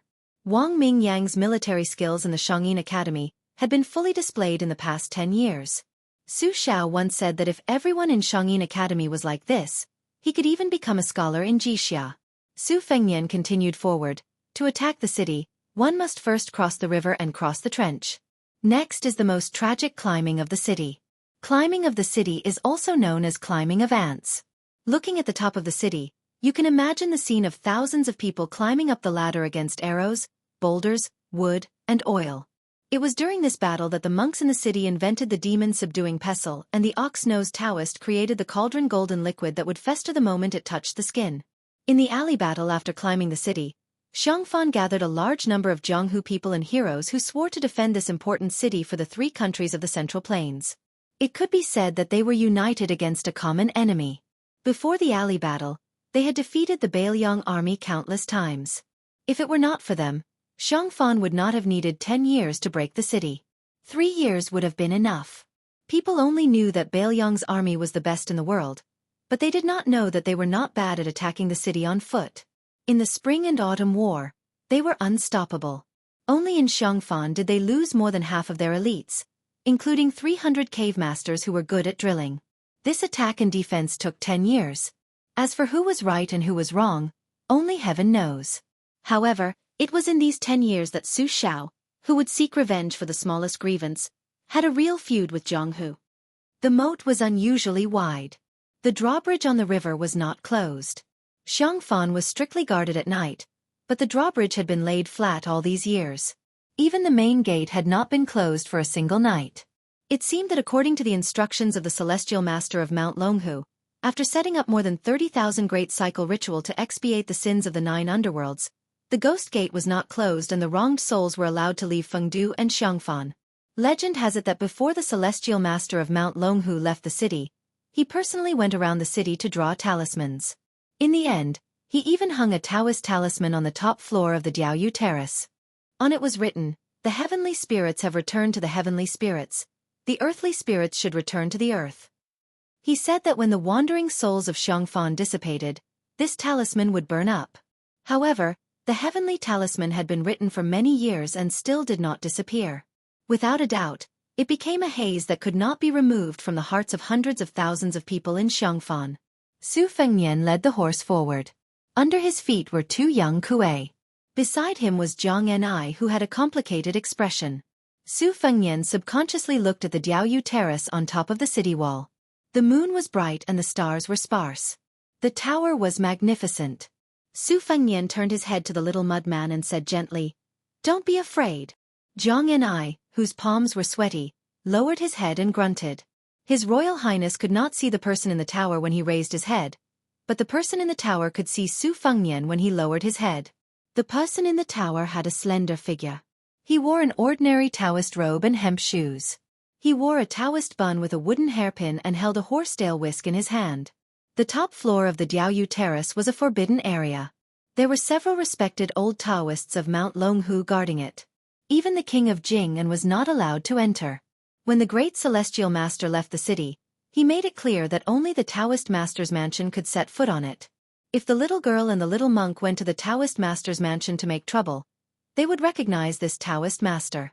He was the one who led them into the inner courtyard of the Taoist master's mansion. It was he who blocked the attack of the arrogant yellow-purple Taoist master's mansion with his white-tailed horsetail whisk. He also personally introduced him to Mr. White Lotus. This little celestial master of Mount Longhu was surnamed Qi. He had the same surname as the great immortal Qi Xuanzhen, and the same appearance as one of the ancestors of Mount Longhu.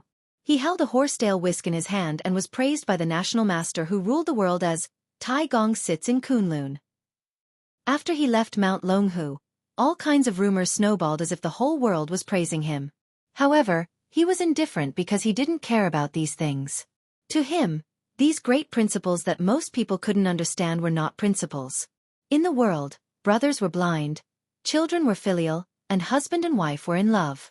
These were the principles. The great knowledge was just knowledge in the pile of books and classics. They were not knowledge. The old farmers worked hard to farm, the hawkers bargained, and the merchants pursued profits day and night. These were knowledge. He admitted that his Taoist roots were shallow, so he did not seek the way of heaven. He only wanted to enter the world through martial arts and help the world. He left the mountain for two things. The first was to enter Xianxia.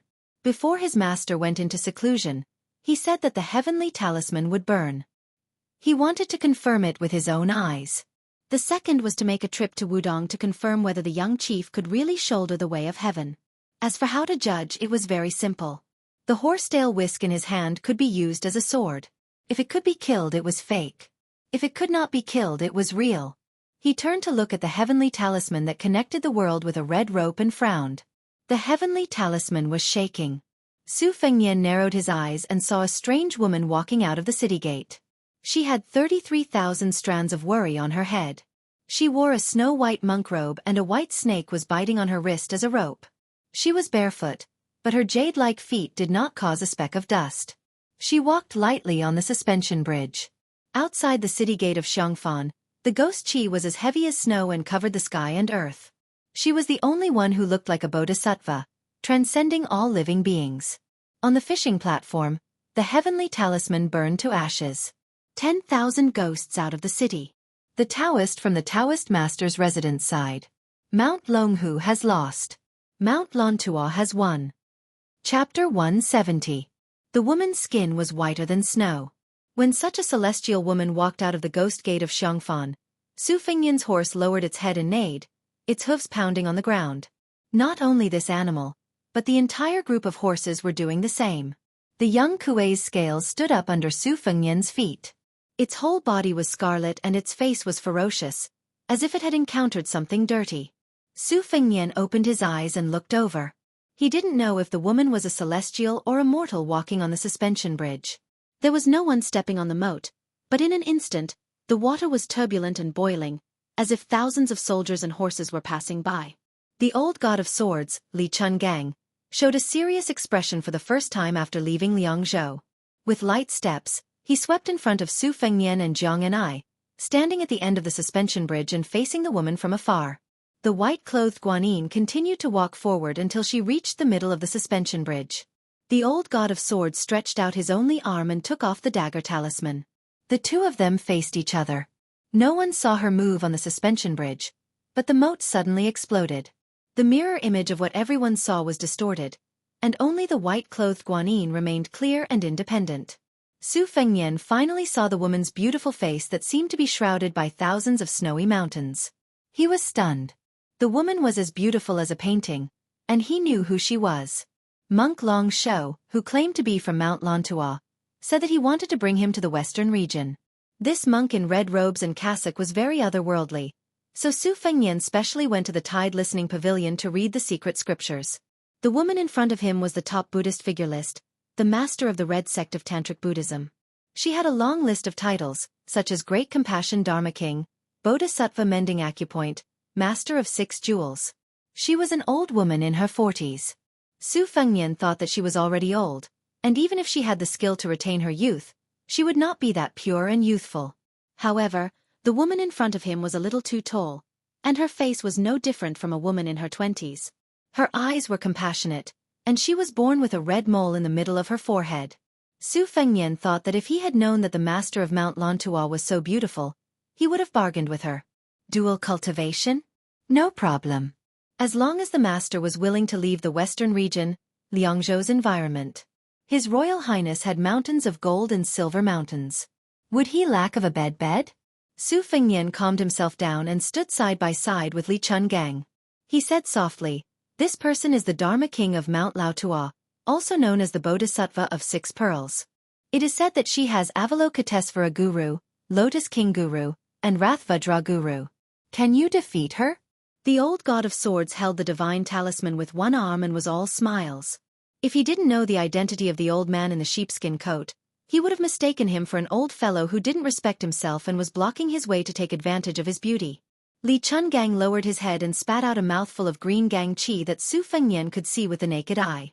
It wrapped around the priceless divine talisman and shone brilliantly in the night. The old man said softly, "The monks of Mount Lantua are known to be unkillable."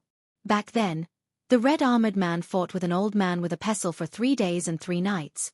Neither of them could kill the other. The Vajra state of the First Order came from the Buddhism sect. This old man would like to see if he really has the Vajra body. However, it's unfair to fight with a little girl of the younger generation. Su Fengnian, who wished for the world to be in chaos, said, "The old god of swords is only holding a dagger. He's already conserving his strength and not bullying the younger generation." The cross-eyed old man glanced at His Highness the Crown Prince, who didn't want to settle the matter peacefully and only wanted to watch the battle from the sidelines. The corners of his mouth twitched, but he didn't mind. The reason why people couldn't make a name for themselves in swordsmanship was because they couldn't break 10,000 techniques with one sword. When fighting with others, they were afraid of this and that. They were so afraid that they would lose their swordsmanship in the end. Li Chungang was not willing to pay attention to Su Fengnian's narrow-mindedness. From Bailiang to Qingzhou and then to Xiangfan, he had been observing this Bailiang heir. The conclusion he came to was that this kid's talent in martial arts was not bad. He was determined to be ruthless. It was a pity that he started martial arts too late. Otherwise, he might have become a Chao Guanzi before he turned 30. The white-clothed Guanyin took another step forward and Li Chungang was about to attack with a green dragon. But she was only 1 step away. She stopped on the drawbridge. She did not look at the old god of swords, who was a potential enemy, but at the slowly retreating Su Fengnian. She raised her hand. The old god of swords, whose name was Sword Gang, had a talisman in his hand like a green snake. His gang qi was like a green snake spitting out its tongue. A gust of green gas gushed out and his entire arm was surrounded by green gas. But this female Dharmaraja, who was born in the imperial family of Central India and was born on Mount Lantua, only raised her hand to lift the pot, uncorked it, and drank a mouthful of wine. The wine was not familiar with the old god of swords gang qi, so much so that the entire drawbridge was filled with its fragrance. The little white snake coiled around her white arm. It was an extremely strange scene. This 6-jewel bodhisattva glanced at Su Fengnian. With just a glance, Su Fengnian's great yellow courtyard surged like a tidal wave and he spat out a mouthful of blood. The retainers behind him were shocked and were about to step forward to protect him when Su Fengnian stopped them with a wave of his hand. After spitting out a mouthful of blood, Su Fengnian's chest was not stuffy but clear. "Second heaven and third heaven? If I take a few more glances, won't the great yellow courtyard be in my body?" Sure enough, she looked again. Just as Su Fengnian was dumbfounded, the old god of swords frowned and shouted softly. A wisp of green gang qi appeared on the drawbridge and seemed to sever the formless qi. He glared at Su Fengnian and said, "Brat, you don't know what's good for you. Do you really think she's a compassionate bodhisattva just because you gave her some benefits? Be careful, you won't even know how you died."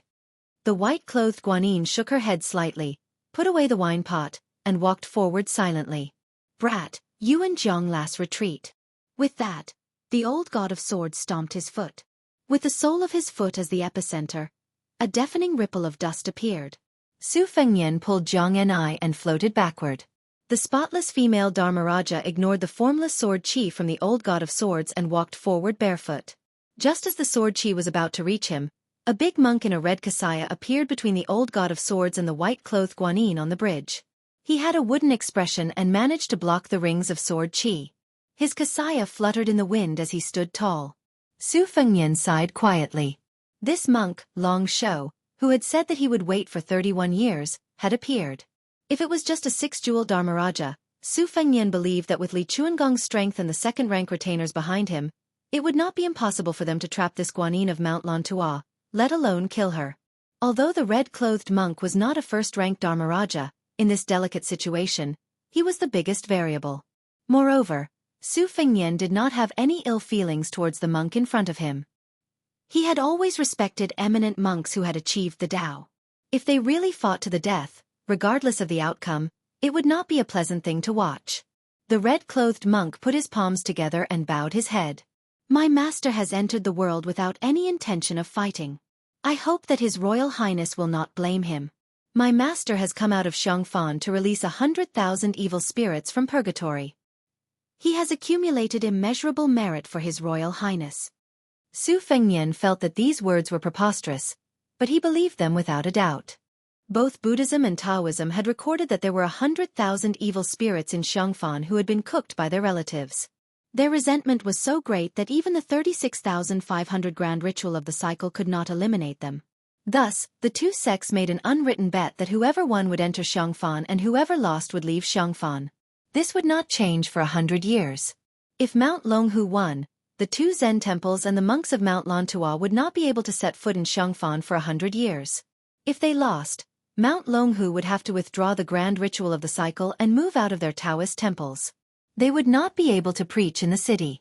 The disputes between the three sects and the sects for fame and fortune were actually childish and unreasonable.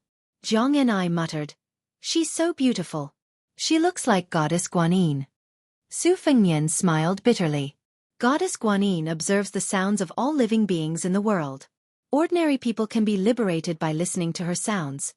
The goddess Guanyin in the eyes of the little clay figurine first brushed past Li Chungang at the bridgehead. She then brushed past His Royal Highness and said softly in Sanskrit, "I'm Guanyin. You're uncomfortable. You're not worthy of dual cultivation." Su Fengnian did not know why, but he laughed and said, "Since I'm uncomfortable, may I ask Bodhisattva to be at ease?" ###tomorrow update as the title. Recommended a few books and cartoons. Crossing the South and Returning to the North, 13 lectures on ancient poetry. The unnatural death of China's literati, the Queen of Arms, was a female protagonist. The world of acceleration was a pig's horn. Chapter 171. After Su Fengnian finished speaking, he noticed that Guanyin Bodhisattva beside him was a head taller than him. She was walking barefoot. Su Fengnian's height was already outstanding. Most of the men in the cold lands were tall and sturdy, but Su Fengnian did not appear short at all. Coming to Jiangnan, he appeared even more slender. Among the women beside him, Jianghu was still growing. Tall women like Yu Yuwei and Shu Xiu were half a head shorter than him, but the female Dharmaraja was even taller than His Royal Highness. Not to mention how unconventional her clothing and temperament were, just her height alone was rather eye-catching. After the two brushed past each other, Su Fengnian very ungracefully turned his head to stare at the Dharmaraja of Mount Lantua. The wooden-faced monk Long Shou once again put his palms together, greeting His Royal Highness alone. The two had met twice in Beiliang. In addition, although Su Fengnian had a bad reputation, he was close to Su Fengnian. Everyone in Beiliang knew this, so the monk Long Shou did not dislike Su Fengnian. The red-clothed monk threw a peach at him, and Su Fengnian returned the favor by nodding his head slightly. Because of Wang Fei's worship of Buddhism, Su Fengnian loved the house and its crow. He was well versed in many Buddhist sections. This was not to belittle the principles of Taoism. He still agreed that the roots of the Central Plains were in Taoism. It was just that he had been exposed to the enmity between Su Shao and Taoism since he was young. It was inevitable that he would have some opinions about some Taoist figures. In fact, Buddhism had always been called the Western religion by the scholars of the Central Plains. It was a very derogatory term. After the War of the Spring and Autumn Kingdom, the remnants of the fallen countries that did not care about fame and fortune in the early days all hid from the world. Once they chose Buddhism, they were widely criticized by the people. They were called escape from Zen because of the fear of death, and cursed that the old monks' true colors were excellent. However, as the current emperor began to worship Buddhism, their views changed. There were no less than 10,000 wandering monks in the capital alone, but Buddhism did not have a leader. It was not as clear-cut as the Taoism of Mount Longhu. The black-clothed old monk Yang Tai Sui was the imperial tutor of two dynasties. He had enough skills and experience and was the best candidate to be the leader of Buddhism. Unfortunately, the sickly old monk was a rootless duckweed. He had even severed ties with his family early on. Even when he taught the sons and grandsons of the emperor, he would keep a straight face. It was rumored that he had broken a few feather dusters in the inner palace. The princes and princesses were all very afraid of this old monk. In the palace, Princess Sui Zhu was the most domineering. Even the fearless ones said that she was only afraid of black rice crust. In addition, the black-clothed old monk had been refusing visitors for more than a decade. If he did not form a faction and was alone, how could he have any power? The white-clothed Guanyin fluttered away, turning a deaf ear to Su Fengnian's shameless request for freedom. Once she left, monk Long Shou, who had been willing to wait for 30 years, no longer had any reason to draw a circle on the ground and follow her back to Mount Lantua. Other than the 2 Zen temples, the monks all wanted to say that they came from Mount Lantua, but none of them actually went to Mount Lantua. Su Fengnian caught a glimpse of Jianghu, who was staring at the back of the female Dharmaraja with a blank expression. He could not help but tease. You want to go to Mount Lantua with me? You want to be a concubine or a nun? Let me tell you in advance, eating vegetarian food and praying to Buddha is much more difficult than studying to earn money. Li Chungang, who had gently tucked the divine talisman back into his hairbun, said playfully, "This woman from Mount Lantua has the intention of practicing dual cultivation with you?" Su Fengnian said regretfully, "In the past, I was afraid that she would be an old cow eating young grass, so I refused her no matter what. Now, it's her turn to despise me. What a world." The old god of swords finally had a chance to make a dig at Su Fengnian, so he naturally would not miss it. He said sarcastically, "Young Su," she said in front of a large group of people, "that you are not worthy of practicing dual cultivation. You are the great king of Bailiang, and his royal highness. How can you tolerate that? Won't you be the laughing stock of the world if this gets out?" Su Fengnian said, "It's best if they laugh to death. I don't even need to learn the sword anymore. If I see someone I don't like, I'll tell them this joke. They'll die of laughter after hearing it." Old Man Li was stunned. Jianghu, who had finally regained his senses, heard such shameless words and said angrily, "You're really shameless." Su Fengnian said helplessly, "Then can you give me a way to save my face? Let 100 people rush up and beat up this goddess Guanyin? Or kneel on the ground and beg her to practice dual cultivation with me?" The little clay figurine was in a good mood after seeing Su Fengnian being looked down upon by the goddess in her heart. She turned around and repeated with a smile, "Not worthy, not worthy, not worthy." Su Fengnian purposely distanced himself from Jianghu. He looked at the city wall and sighed. Tonight is a good day for 100,000 wild ghosts to come out of the city. Jianghu immediately shut up and subconsciously walked closer to Su Fengnian. Su Fengnian took the lead and walked up the suspension bridge. Xianxia was a typical majestic city in military books. The outer edge of the city was built with a protruding horse face. Su Fengnian walked past the moat and thought about the first attack and defense of the country war years ago. He could not help but remember the Trojan bull during the siege. He turned around and asked the old god of swords behind him, "What's the origin of the name Trojan bull?" Su Fengnian seemed to realize that this question was inappropriate after he asked it. To a swordsman, having his sword broken was undoubtedly the greatest humiliation in his life. Moreover, it was broken by 2 of Wang Xianji's fingers. He did not expect Old Man Li to be so nonchalant. He only nodded calmly and said, "The name Trojan bull indeed came from the siege weapon that you guessed. It means that all the enemies in the world are cities. There's no city that Trojan bull can't break. The forging of Trojan bull and the divine talisman are no different. They both came from a piece of flying rock. The previous emperor sent people overseas to visit immortals. They happened to encounter a flying rock that fell into the sea and caused 1,000 waves. They fished it up from the bottom of the sea. Half of it was used to forge the Trojan bull and the other half to create the red armor of the talisman general. The remaining essence was used to create the divine talisman dagger on this old man's head." Su Fengnian teased, "Then you and the little clay figurine are really fated." The old god of swords chuckled. Chapter 172. The city was strictly guarded at night, but that was only for normal people. For Su Fengnian, a top nobleman who dared to fight with the Qingzhou navy, as well as a deity from Mount Lantua, he could come and go as he pleased. The guards at the gate had most likely received instructions from the king of Jing and Zhao Hang, and did not stop him. Otherwise, if they met, it would just be giving face to Su Fengnian. They could not hope to make the crown prince of Bailiang suffer in such a small matter. Even now, no one could say that Su Fengnian would be punished for the farce at the Spring Deity Lake. After all, it was different from the past. Right now, the king of Bailiang, dressed in a blue satin robe with 9 dragons, was in the capital. For the first time in the morning court session in the Golden Imperial Palace, this king with a different surname carried a sword as he ascended the throne. Faced with the censure of several officials, other than Zhang Julu, Gu Jiantang, and the 3 grand secretaries of the palace, Ren Tu only stood there and dozed off, ignoring all of them. As for whether or not there was fear behind his anger, no one knew. There were rumors in the capital that the king of Bailiang and his cavalry were resting at the Xianxia Inn, which was deserted. Everyone in the capital was delighted and applauded. They all said that this was the will of the heavens, and that the unjust will find little help. The fate of Bailiang had come to an end. The Xianxia Inn was truly deserted.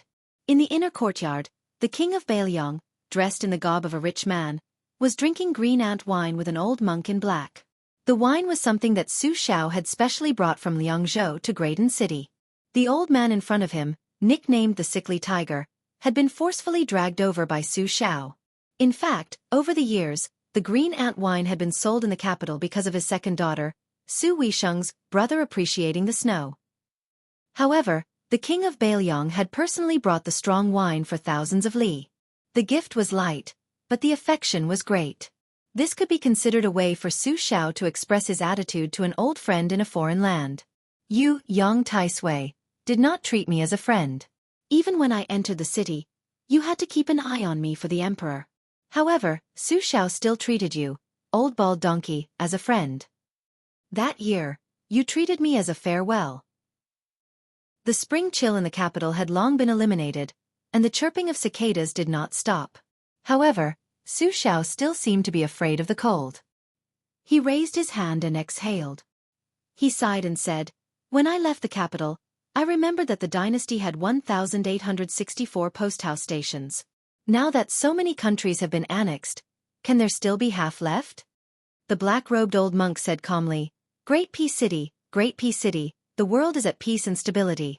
Why is there a need to recreate the scene of the past when there were so many posts and messages flying everywhere? Isn't that a good thing?"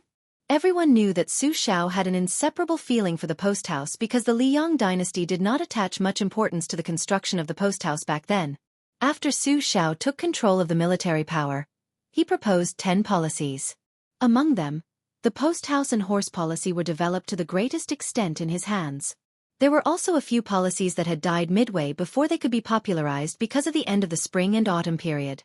The elimination of the post house was just a miniature version. When the Liang dynasty was at its peak, it was like passing one relay station after another. The relay stations were like fish scales. Ride after ride, the relay horses were like shooting stars. Therefore, when the war of the country ended, almost all the emperors of the fallen countries were escorted to Great Peace City. During this time, when they saw a relay station 30 li away, they were all shocked by Su Xiao's methods. Many famous generals who only complained about the timing and location after losing the war were finally convinced. Because a small relay station involved many things such as the relay route, each of them was extremely troublesome. Just the planting and maintenance of the plants on both sides of the relay route alone cost the national treasury a lot of silver every year. At that time, the war was in full swing. Not to mention the incapable emperors, the wise emperors only focused on the training of armor. They wanted to spend money today so they could see results tomorrow. As an official, how could they be like Su Xiao and persuade the emperor to spend money on a 100-year plan? Su Xiao smiled. Of course it is a good thing in the short term. After 100 years, it will be hard to say if it will be a good thing. The old monk in black was a monk, but he also drank wine. He took a sip and said calmly, "You don't have to worry." Su Xiao laughed involuntarily. "I'm not a monk like you. If I don't worry, how can I face the heroes who fought with me in the past? Who won this world?" Yang Taisui frowned and said, "Zhang Julu will worry. Gu Jiantang will also worry. Also, so what if you helped the late emperor win the world? Without you, lame Su, there would be lame Li and lame Wang. You were proud of your achievements, but the late emperor didn't get rid of the hound after the rabbit was killed. He still allowed you to be the king of Bailiang. Isn't that enough?" Su Xiao said softly, "It's enough. That's why I didn't do anything after you pulled me to drink.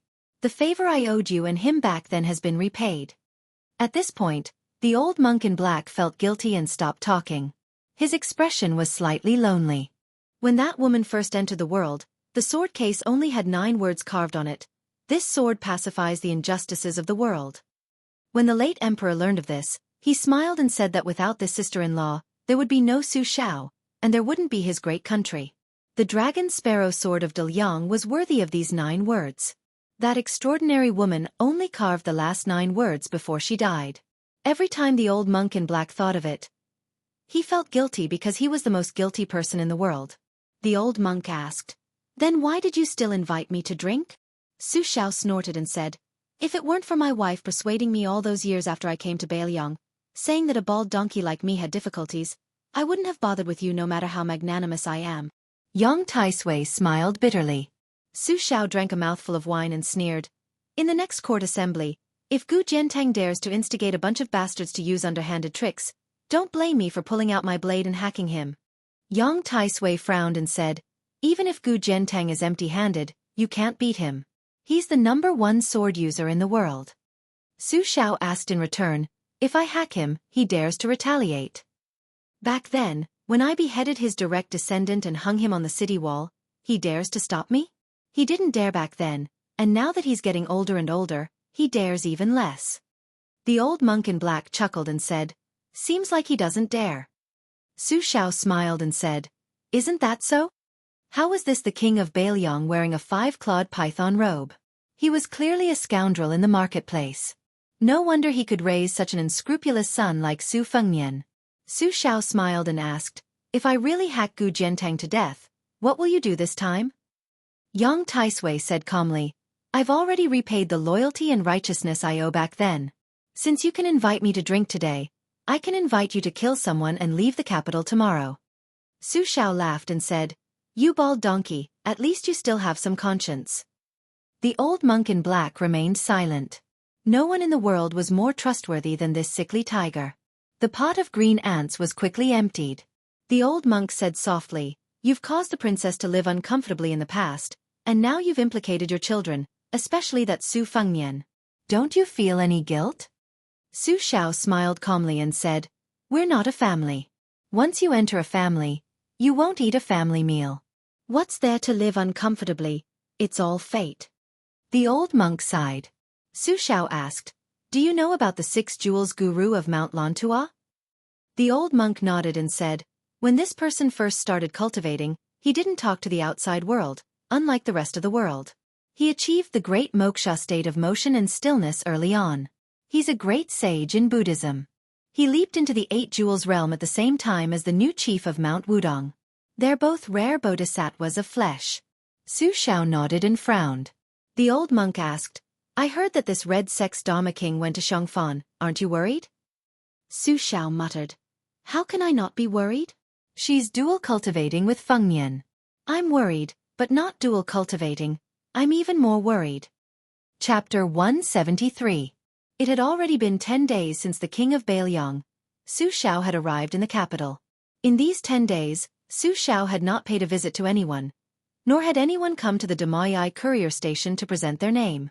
Logically speaking, as a king with a different surname, Su Xiao should not be restricted by the rules and regulations of the clan and vassal law. Of the tens of thousands of officials in the capital, it would be best for them to curry favor with those in power. Even on the day when the results were released, quite a few officials would use the pretense of being from the same hometown to get close to those new grand scholars. Why was it that when it came to Su Xiao's side, not a single one of them showed up? In truth, with just a bit of thought, it was clear. In the imperial court, Grand Secretary Zhang led the civil officials, Gu Jiantang led the military generals, and the Green faction formed their own faction and roped in a group of stragglers. The remaining elders of the 8 perished countries supported each other, so it could still be considered a clear division. However, as the second generation of remaining young masters gradually rose to prominence, the earlier hostility and antagonism began to fade, and they began to integrate into the earlier tripartite balance of power. Among the 8 old countries, there were splits. Western Shu was the closest to Qingzhou, so most of them were absorbed by the Green faction. Many scholars in Western Chu naturally had a favorable impression of the current Grand Secretary Zhang Julu, who hailed from the Great Yellow Sect. As for the valiant Dongyue and other barbarian lands, they preferred Great General Gu Jiantang. The latter also felt that this group of youngsters who could ride a saber and spear, as well as write poetry and literature, was more to his liking. As a result, the old Grand Secretary and the other pillars of the country of the older generation did not see eye to eye with Su Xiao. The new generation of popular officials, influenced by their ancestors and the Spring and Autumn War, would not take the initiative to side with the remote king of Beiliang. Most of them were divided between the 4 factions on the surface. Of course, if the pillar of Beiliang took the initiative to favor them, It was likely that no one would refuse this enormous honor. Hadn't the minor official of Yongzhou, Jean Lanting, relied on a letter of recommendation from the pillar of Beiliang to become an extremely noble member of the Great Yellow Sect? Su Xiao was not late for today's morning court session. When he stepped out of the carriage, he was already wearing a blue satin robe embroidered with dragons. In the past, it had always been Grand Secretary Zhang Julu who was the earliest to enter, and Great General Gu, who had always been the last to enter, and no one daring to overstep. Apart from this, as for who would be the second and third to enter the palace, it wasn't too particular. Generally speaking, it should be based on seniority and rank. However, as the struggle between the factions in the court grew increasingly intense, it became increasingly unruly. The Gu faction was mostly martial artists, and they looked down on the remnants of defeated and perished countries. They also didn't have much respect for the Green faction. The Zhang faction, which had the most influence, had always been gentle and respectful. If the four factions were to include the two variables of the foreign relatives and eunuchs, in general, it was truly a chaotic and endless entanglement. In today's court session, most of the officials learned that Great General Gu had gone to the Liao 2 days ago and was destined not to return in a short amount of time. This made many of the spectators who were looking forward to the two famous generals of the spring and autumn period fighting fiercely in Baohe Palace feel extremely disappointed. Perhaps because the group of tigers had no leader, the Gu faction, who were originally used to being unreasonable and fighting to enter the palace, was extremely low-key today, not in a rush to pass South Tianmen. They only eyed the old cripple in the blue satin robe covetously. The Gu faction didn't make a move. The Zhang faction, because Grand Secretary Zhang stood at the door with his hands in his sleeves, as if waiting for someone, also didn't enter the palace. Known as Zhang faction's trusted civil official and conscience, the newly promoted Wuying Palace scholar Wen Shouxin stood next to the Grand Secretary. His forehead was covered in sweat, because the Grand Secretary didn't enter the palace. In front of him, a hunchbacked old man was currently walking over the embroidered robe. Su Xiao chuckled and asked, "Scholar One, why aren't you carrying a coffin to court today?" When Shouxin still had some courage and insight. With a heavy cold snort, he didn't pay any attention to the mockery and ridicule. Earlier he had his old servant carry a coffin to court to ask for death, impeaching the king of Beiliang, Su Xiao, for the 10 great capital crimes, begging the emperor to pay with his life, only asking for Su Xiao's death. It could be said to be a magnificent feat. Which of the officials and common people of the capital didn't raise a thumb? Originally, some of the colleagues within the Zhang faction who had been silently criticizing him for being promoted to Wuying Palace scholar also became completely silent, tacitly agreeing with Grand Secretary Zhang's arrangements. The Zhang faction's influence was the most profound and vast, so if they lost anyone, they wouldn't lack anyone. As a result, the internal strife was often the fiercest. Zhang Julu surprisingly didn't care too much about this type of internal strife. As long as it didn't touch his bottom line, he never interfered. During these years, only a few people were expelled from the Zhang faction, their fates all dismal. If they weren't banished to the border, then they would never be employed again. When Su Xiao saw that this Wuying Palace scholar was pretending to be deaf and mute, he patted his shoulder, saying with an amiable laugh, "The imperial court needs loyal and righteous subjects like you. I heard that when Scholar One was a county official, his sleeves were clean and his hands were clean to the extreme, even starving 2 of his daughters to death. When I first heard this news in Beiliang, I was already bewildered. How could this type of official only be an 8th-rank minor official? This is our Grand Secretary Zhang's mistake. Who would have thought that in just a few years, after Scholar Wen's 2 daughters died, in the blink of an eye, he would become a Wuying Palace scholar? What rank does he rank among the 3 halls and 3 pavilions? It seems like Scholar One should still have a few fewer daughters. If he had 2 more, wouldn't Grand Secretary Zhang have nothing to do with it? Forget about Wuying Palace scholar. Even that Preservation Palace scholar would similarly be in Wendaren's bag. However, it's hard to say if Grand Secretary Zhang doesn't have many teachers. Just the death of an old Grand Secretary, yet he already has his current glory, when Darren still can't compare. Doesn't this mean that you 2 Darren are both profiting from the dead? These words are nonsense. The 2 Darren are both magnanimous prime ministers. Please don't take it to heart. When Shouxin's face flushed completely red, he wanted to curse out, but he didn't dare, feeling extremely sullen. There were a lot of Zhang faction officials who pretended to be angry, but there weren't actually that many who were truly angry. To the side, Grand Secretary Jianghu was over 50 years old, but he didn't look old. This current number one person's appearance was especially praised by others, with a purple beard and blue eyes, extremely imposing. When he was young, he was nicknamed Blue Eyes. When he worked as an aide for the old Grand Secretary, he was greatly valued.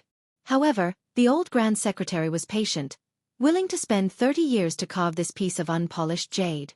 He didn't pull up seedlings to help them grow, refusing several promotions in the bureaucracy on behalf of his beloved disciple, to the extent where he didn't even care about the opportunity to be sent out to become a border official. Meanwhile, Jianghu was even more patient, spending 30 years of his life in the imperial family, neither arrogant nor impetuous, always patiently watching the court's political affairs with the cold eye of a bystander, only watching and listening, the only thing he didn't say. As soon as he left the imperial family, he became a dragon. Within 2 years after his respected teacher's death, he continuously rose 11 levels, taking over the old Grand Secretary's empty position, so much so that his position of authority even surpassed the old Grand Secretary's. Jianghu was ridiculed by Su Xiao, but he didn't show the slightest bit of abnormality. With an expressionless face he said, Yang Guasher once said that if you have Buddha in your heart, you will see everyone as Buddha. If you have feces in your heart, you will see everything as feces. It is said that De Zhugua was also present when Yang Guasher said this. I don't know if De Zhugua heard it in his ears or in his heart. Su Xiao laughed out loud and said, whatever Yang Taisui said, no matter what you all think, except for the good things he said about me, I'll just treat it as bullshit. Jianghu dismissed it with a light laugh. The main buildings behind the imperial city's south gate were the 3 outer court halls and the 9 inner court halls. Among the 3 halls, the Palace of Preserving Peace was the most expensive.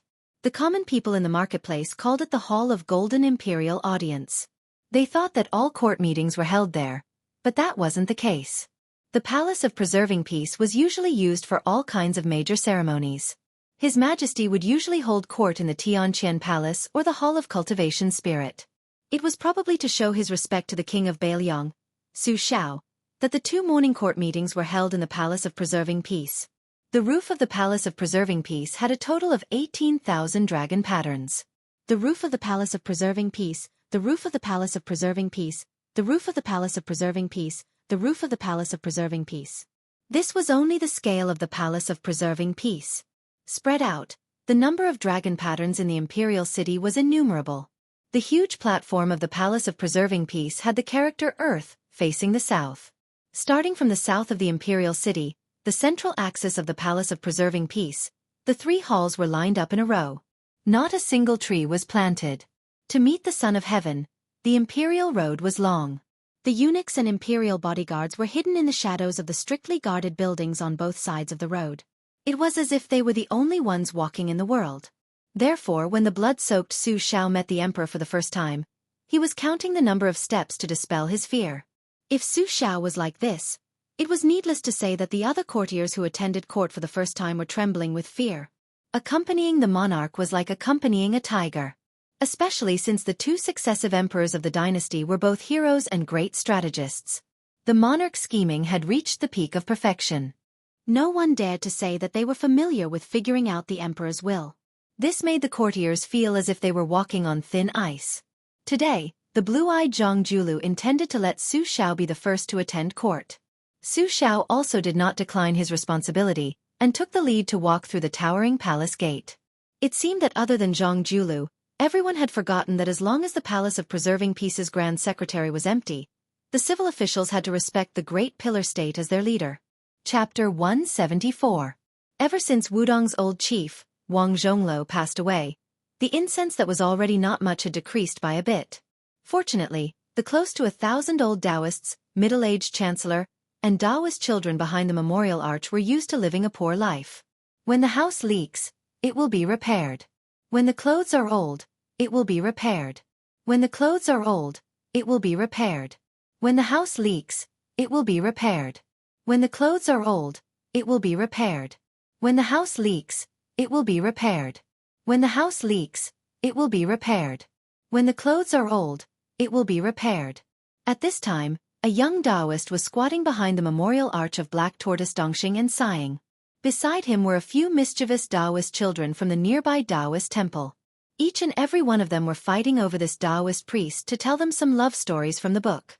This story was much more interesting than the Taoist scriptures, but it was a bit too desolate.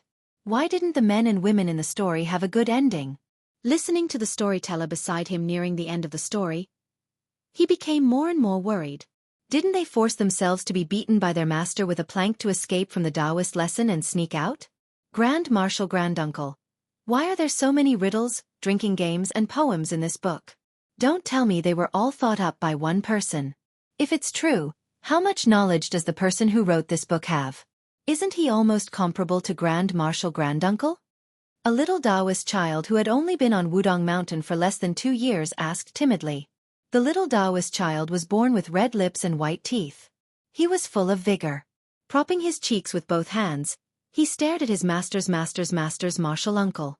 According to reason, he should be calling him Chief. However, it seemed that everyone in the book did not like this Grand Marshal Granduncle, so he still called him Chief, according to seniority. Nonsense! How can the person who wrote this book be more knowledgeable than Grand Marshal Granduncle? A little Taoist child who had entered the mountain a little earlier slapped the little Taoist child with a stern expression. The little Taoist child who was scolded held his head and did not dare to refute. I'm not talking nonsense.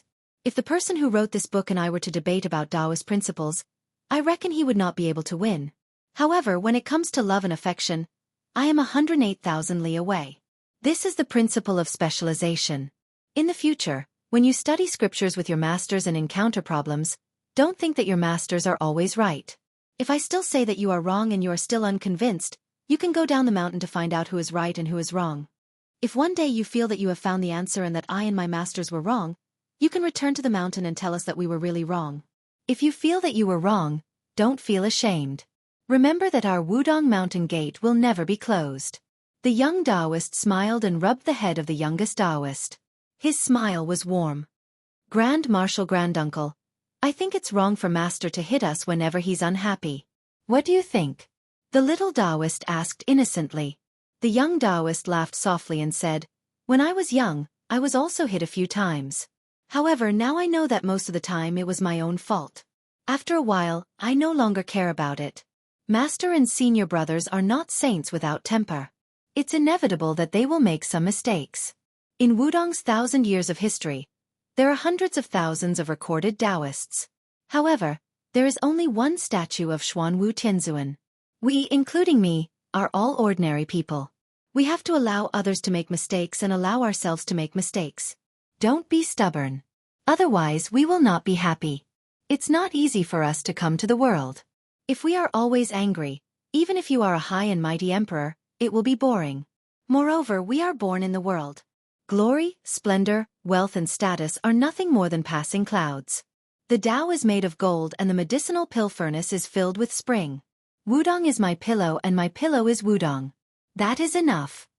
A slightly older Taoist whispered, Marshal Granduncle, I heard that rich people eat meat every day. I am so greedy. When I am hungry and recite scriptures, I always drool when I think about it. The most handsome young Taoist with the highest seniority smiled and said, Isn't eating meat every day the same as eating plain tea every day? Ching Feng, Marshal Granduncle gave you 10 steamed buns. You were the first to taste it. How does the 10th steamed bun taste? The young Taoist named Ching Feng said with a bitter face, 10 steamed buns. I am stuffed to death. The young Marshal Granduncle laughed and said, That's right. It is the same principle on the mountain. Senior brother sect leader said that it is better to have a high heart than a high Tao. If we are greedy, there will be no end. Before ancestor Lu ascended to immortality, he hung a sword on Nangong Yue Jiao's head. Do you know what is the most powerful part of that sword? I heard from Master that the sword can fly for 1,000 miles. It must be to slay demons and eliminate devils. The young Marshal Granduncle listened with a smile and did not say anything. When it was quiet, he said softly, Ancestor Lu seemed to have left behind the 3-foot sword, but in reality, he left behind the Tao root and Wudong. He taught us to use the Ching Feng sword to cut away worries, greed, anger, and lust. Lust. The youngest Taoist child was confused. The rest of the young Taoist priests who didn't know much were all chuckling. The book I read is called The First Snow in the East Wing. It skipped some things about men and women. The young martial granduncle said with a smile. Does Grand Marshal Granduncle have lust? The little guy asked. Without waiting for the martial granduncle to reply, the little guy was beaten up by the senior brothers and junior uncles. The young martial granduncle rubbed his little head again and said softly, Yes. There was a burst of surprised gasps, but no one thought that the self-proclaimed Wudong Mountain's young ancestor who claimed to have lust was not lofty, learned or amiable. The young martial granduncle laughed and said, It is not a bad thing to know that you are not good. This is the same as us Taoists seeking the Tao of heaven. You know that it is not in my hands, so you want to seek the Tao. Martial granduncle, you still haven't sought the Tao? A young Taoist asked nervously. It is hard to say. The young martial granduncle said honestly. At this time, a group of old pilgrims from Jianghu finally walked more than 10 li of the divine path. Panting for breath, they arrived under the memorial arch. The young Taoist immediately stood up and called the young Taoist beside him to help carry the luggage. When they went up the mountain, the Taoist children skillfully introduced the scenery of Mount Wudong and the Taoist temple. The old pilgrims probably thought that the young Taoist children were amiable and cute, so they all showed a smile of vicissitudes. They walked and stopped, and their tiredness gradually disappeared. The young martial granduncle knew that the younger generation would not be able to accompany them to the top of the mountain, so he let them go down the mountain first and picked up all the luggage alone. The old people felt apologetic, so the young Taoist, who did not speak much along the way, smiled and said it was nothing. The old pilgrims saw that he went up the mountain like moving clouds and flowing water, with an indescribable magical style. It really did not seem like he was pretending to be relaxed, so they felt a lot more relieved. Without the young Taoist children, the old pilgrims finally asked a slightly sensitive question, which could not be avoided from the old and new Wudong Mountain. The last time this group of old pilgrims from Jianghu came to Wudong was more than 10 years ago. This time, it was almost the last time in their lives that they would climb the mountain to burn incense. Most of them did not have a bad impression of Wudong, but their families' descendants were more willing to go to Mount Longhu. Their bodies could not walk, but their words revealed that if they were 20 years younger, perhaps they would really go to Mount Longhu, which produced 3 state teachers in succession. When the young Taoist priest who was carrying a lot of luggage heard this, he did not say anything. He only smiled and appeared naive. In the eyes of the old pilgrims, this was much more pleasing to the eye than trying to put in good words for Mount Wudong. They slowly climbed up the mountain. When they were close to the peak, they met an old Taoist priest who was sitting and looking at the sea of clouds. The old Taoist priest finally recognized the young Taoist priest who was carrying heavy luggage up the mountain. He quickly got up and bowed respectfully, saying, "Greetings to the chief." The young Taoist priest smiled and nodded, which could be considered a greeting. The dozen or so old pilgrims could not believe their ears. They all looked at the young Taoist priest who had accompanied them all the way and listened to how Mount Longhu was and how cold Mount Wudong was. They had indeed heard that the chief of Mount Wudong was surprisingly young. The main reason they came to Mount Wudong to burn incense was that they hoped to meet the new chief. They wanted to take a few glances at him from afar. It would be good to get some immortal air. No matter how Mount Wudong had declined in the past 100 years, it was still the ancestral court of Taoism that had once suppressed Mount Longhu. With the immortal Wang Zhonglo before them, the pilgrims still regarded the new chief as an immortal from the bottom of their hearts. But why is this young immortal carrying the luggage of us old men? Chapter 175. Reincarnated. After knowing the Taoist's identity as the Wudong sect leader, the old pilgrims did not dare to let the number 1 immortal on the mountain carry their luggage for them. The young sect leader could not dissuade the old people, so he could only accompany them all the way to the entrance of the Black Tortoise Hall on the Big Lotus Peak. There were few pilgrims. The young Taoist stood under a 1,000-year-old camphor tree and looked at the pilgrims holding incense and worshipping in all directions. Finally, they threw the incense into the huge incense burner. Wudong Mountain finally had some incense and smoke. He suddenly turned his head and saw a Taoist dressed in a Taoist robe outside the mountain. He held a white-tail horsetail whisk in his hand, and his hair was tied up in a bun made of boxwood. His expression was solemn as he slowly walked through the door. There was no dust on his body. Just by looking at his immortal aura, even the Wudong sect leader under the camphor tree seemed to be far inferior. The young Taoist slightly bowed to the uninvited guest. The slightly older Taoist ignored him and only looked into the Black Tortoise Hall. He could vaguely see the magnificent statue of Jianghu Great Emperor in the hall. The statue was several feet tall, with long hair and bare feet.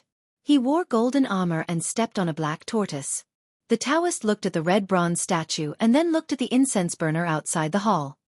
He shook his head and muttered, "Suppressing the demons and ruling the north, only Black Tortoise can stop him?" After becoming the sect leader of Wudong, the Taoist quietly stood far away.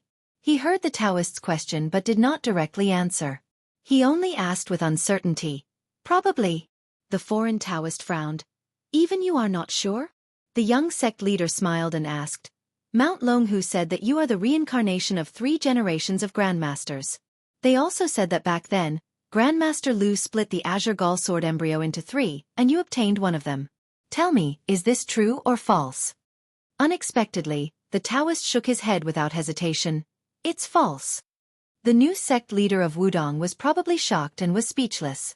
On the contrary, the Dragon Tiger Taoist priest who was in another sect's territory appeared to be overbearing. Finally, he was willing to take a look.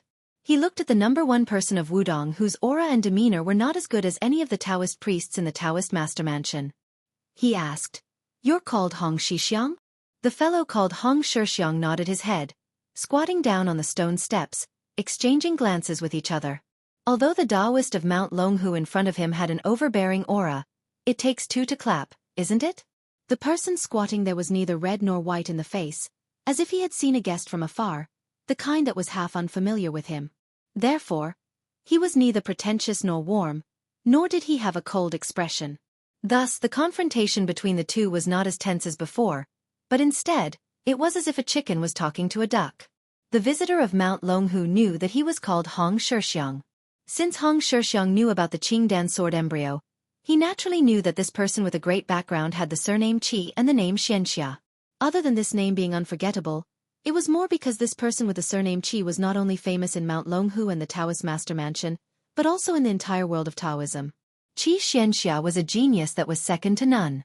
In the future, he was destined to be the pillar of the orthodoxy. The reason that Wudong knew was very simple. Little Wang Shixiang's swordsmanship was already outstanding enough. But Big Shixiang said that in the sect's sword competition, Wang Xiaoping was only 3rd. The 2nd place was an old senior from a blessed paradise. Both of them were suppressed by the young dragon tiger Qi Xianxia. Of course, rumors were just rumors. The truth had to be seen with one's own eyes. In Hong Shixiang's eyes, not only was the horsetail whisk in Qi Xianxia's hand a sword, even the ancient tree under the 1,000-year-old camphor was also a sword. Moreover, they were all unsheathed swords.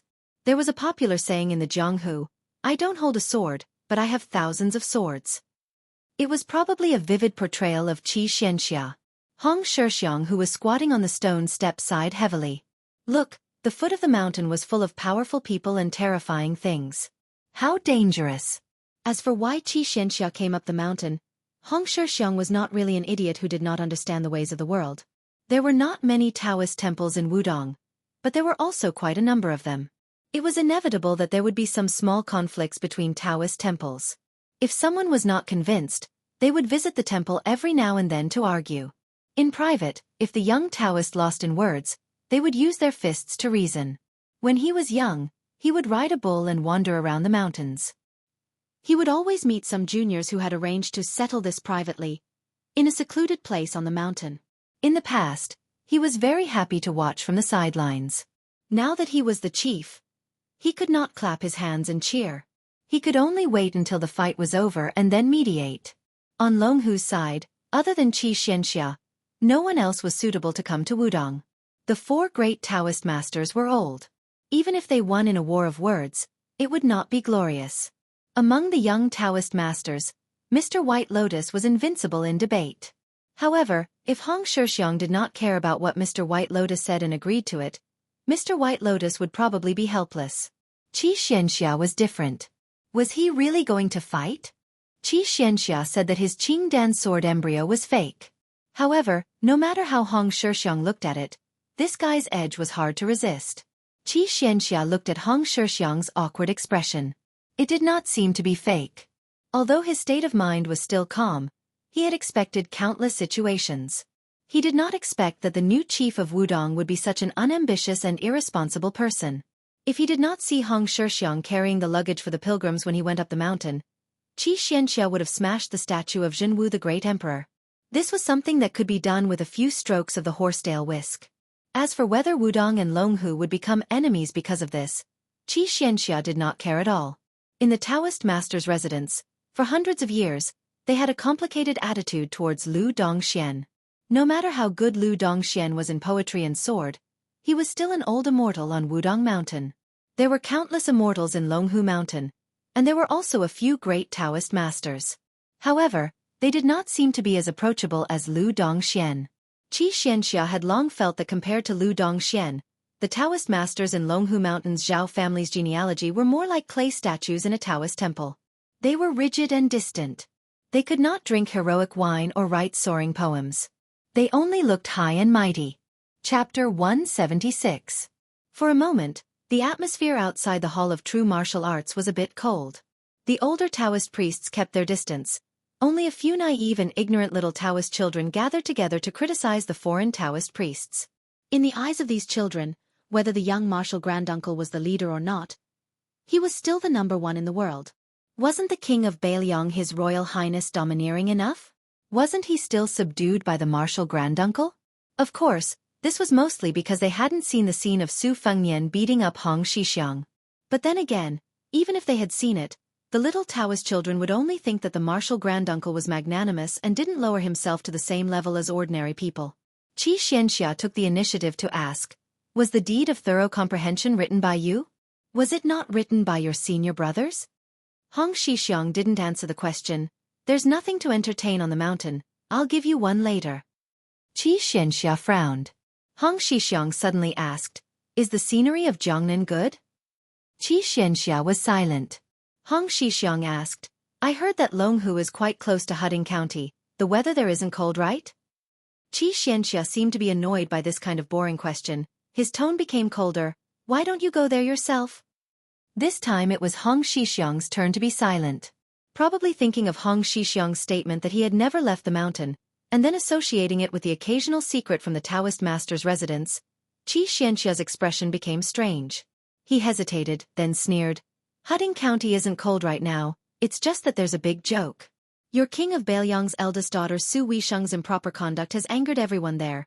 Even the capital has heard that there's a lady in the palace who wrote the precepts for women who is very angry, spreading the news that she's going to interrogate this princess who's married to Jiangnan."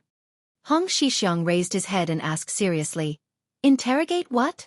Xianxia said calmly, "As the leader of Wudong, you're only concerned about this?" Hong Xixiang smiled, pointed to the statue of Jianghu Great Emperor in the hall and said, "That person is concerned about the suffering of the people. As for me, I don't have the ambition to help the people like your Taoist master mansion. I only care about the warmth of the mountain. As for the situation at the foot of the mountain, I'm just asking. By the way, tell me, what is the crime?" Xianxia ignored Hong Xixiang and looked at the devil-rinsing primogenitor in the dim hall again. He sighed softly and said, "It has been 1,000 years since it was forged."